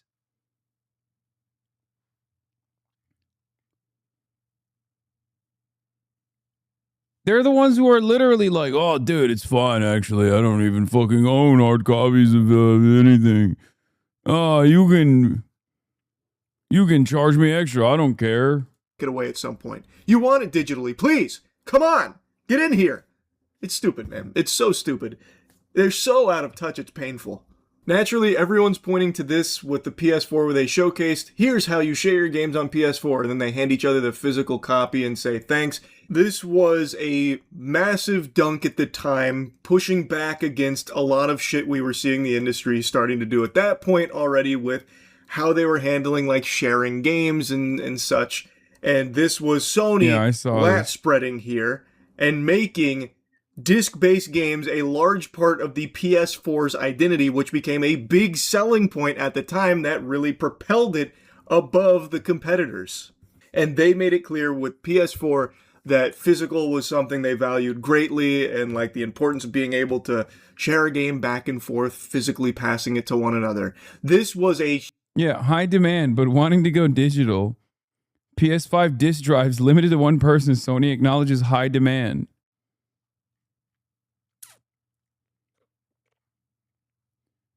Yeah, it turns out it has nothing to do with demand. They know that this is something that consumers are going to get fucking pissed off about. God, it's so stupid. Oh my God, it's so evil. Huge successful campaign that they ran about that. So a core part of PlayStation's identity, not even that long ago, was these physical discs and being able to share the physical discs like that. Look at us now. Look at how quickly shit's changed. And changed for the worse. Significantly worse. There are no benefits to this change. There is no one that should be excited about this, because why would you as a consumer even want to have the chance that what you bought disappears? You spent your money on it. You should own it. But you don't. And they're not even being honest with you about what you're doing. You're not even buying to own, you are renting from them. They're not even calling it what it is, which is renting. You are getting admission to this product, a license to this product for however long they deem necessary, or however long their deals with the licensor, like in the case of the movies, lasts. But you as a consumer could very well end up with nothing, like they just take it away from you. That shouldn't be something you're okay with. Like, it shouldn't. If you are okay with it, you're wrong for being okay with it. I'm just going to tell you right to your face. That is dumb. You should own what you are spending your money on here in this industry. And they're not even advertising it as anything other than you owning it. They're trying to mislead you with what's actually happening in this digital-only process. And it's just out of control. It is truly out of control. I can't, like, I had a hunch that Sony was going to go this direction, especially after the GTA 6 announcement. I had a feeling, I think most people kind of had a feeling in their gut, but I didn't think it would be this quick. This is a week later that they're just boldly, brazenly making this announcement that they're wiping their ass with physical media. Disc-based games, they're going to be gone soon. I thought it'd take still a couple more years before they felt confident enough to just pull the rug there and just say, like, all right, it's gone. But yeah, they did it, and it really sucks. Anyway, that's about it. So yeah. Great. Good take from Moist Critical, and predictably horrible take from Asmongold, as always.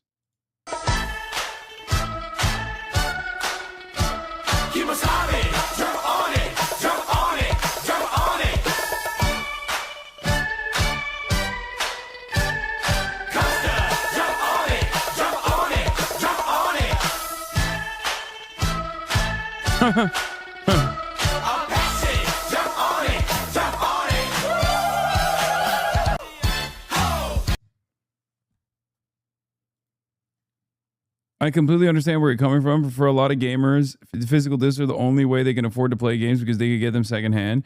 You can also give games to your younger siblings, which is a great way to introduce them to the games you were playing. Most importantly, though, as we saw from PlayStation this past week, if the media we buy is only digital, it can be taken away from us at a moment's notice with no recourse. Imagine that. One day your entire library of games can be deleted overnight because technically you don't own it. Okay, Trevor Noah, cooked on this shit. Salute to you for the reply. Now, I'm not knocking anyone where the only way you can get a game secondhand or on a budget. I never knock on anyone's financial situation. He's such a chud.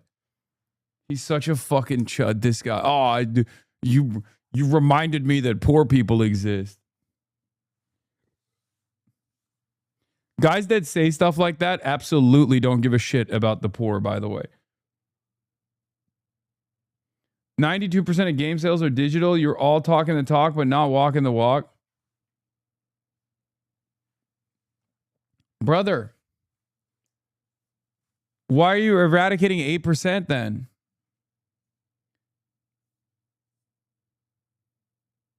You are missing the fucking point.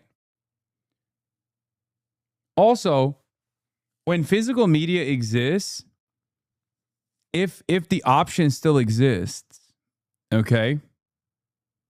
If the option still exists, then you can't just like start fucking charging rent.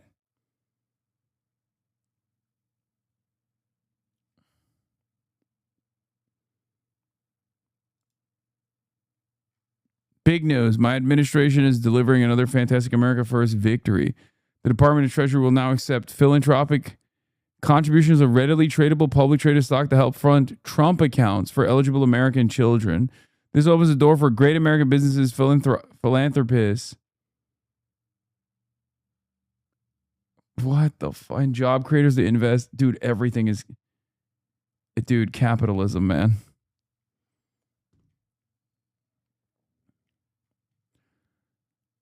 The response to Trump accounts has been incredible. More than 6 million Trump accounts have already been requested before the program's even launched. The American people love this idea because it puts American children first, rewards success, and helps build wealth for the next generation.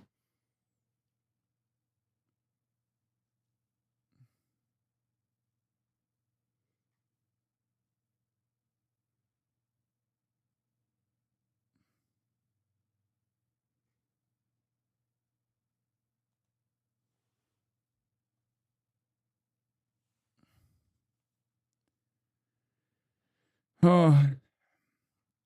Isn't it funny that everything that people warn about communism literally happens under capitalism? Like everything. Everything that people warn that could potentially happen under communism if, God forbid, we move society, if we evolve society even a little bit in the direction of socialism, holy fuck, you're going to have communism, and it's literally all happening right now. Oh, look at China, mass surveillance. Tremendous government overreach. They'll put you in prison for saying the wrong thing. Okay, it's here. And we don't got the fucking high-speed rail.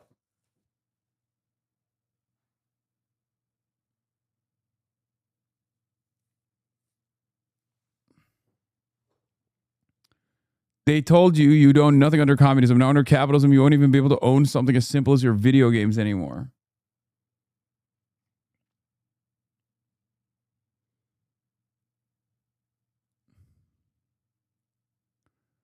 It's incredible, dude.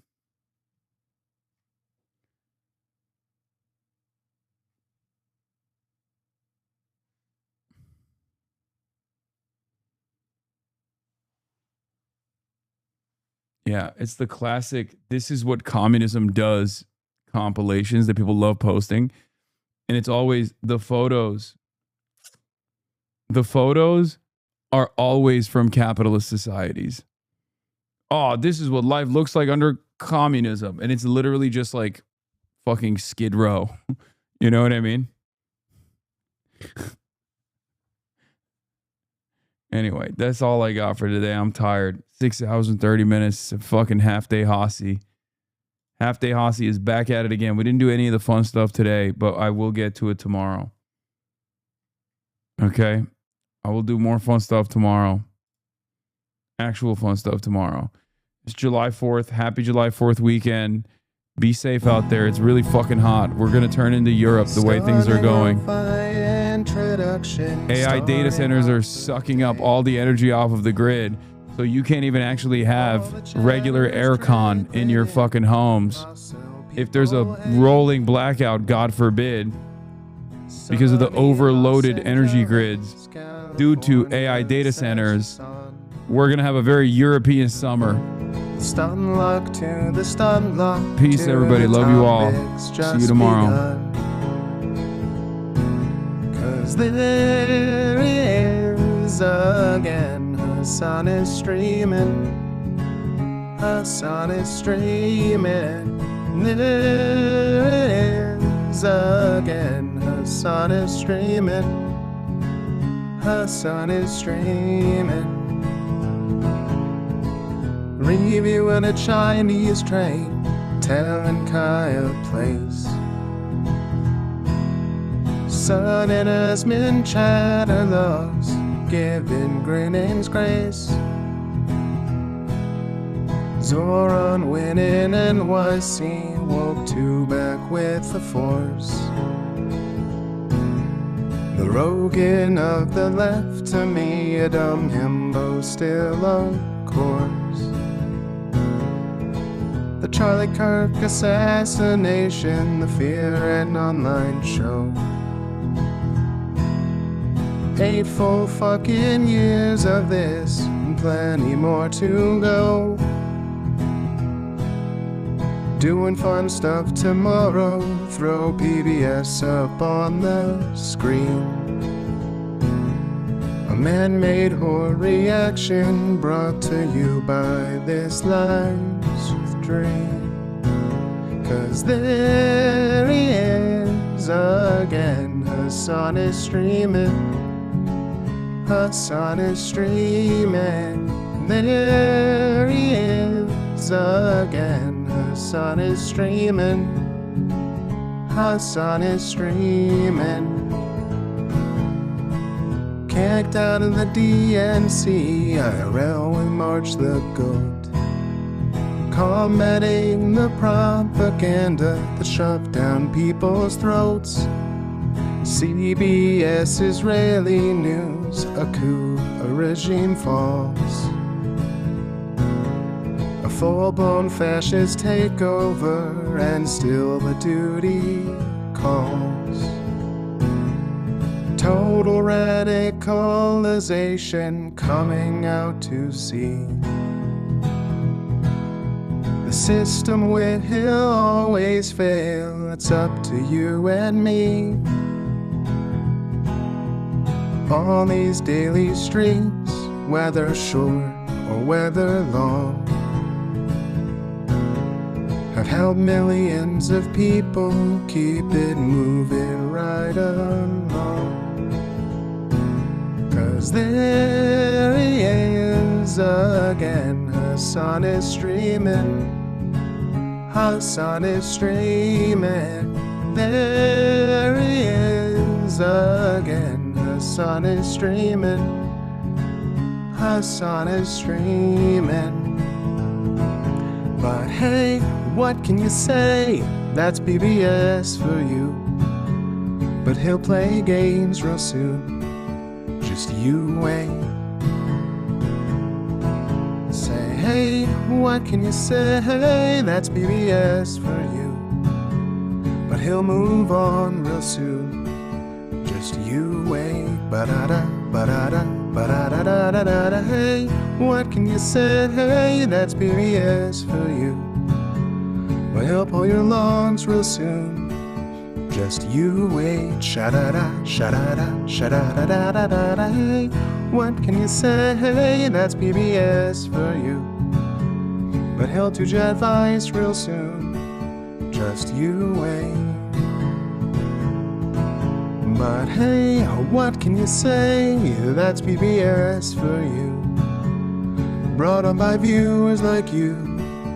Just you wait. Just you wait.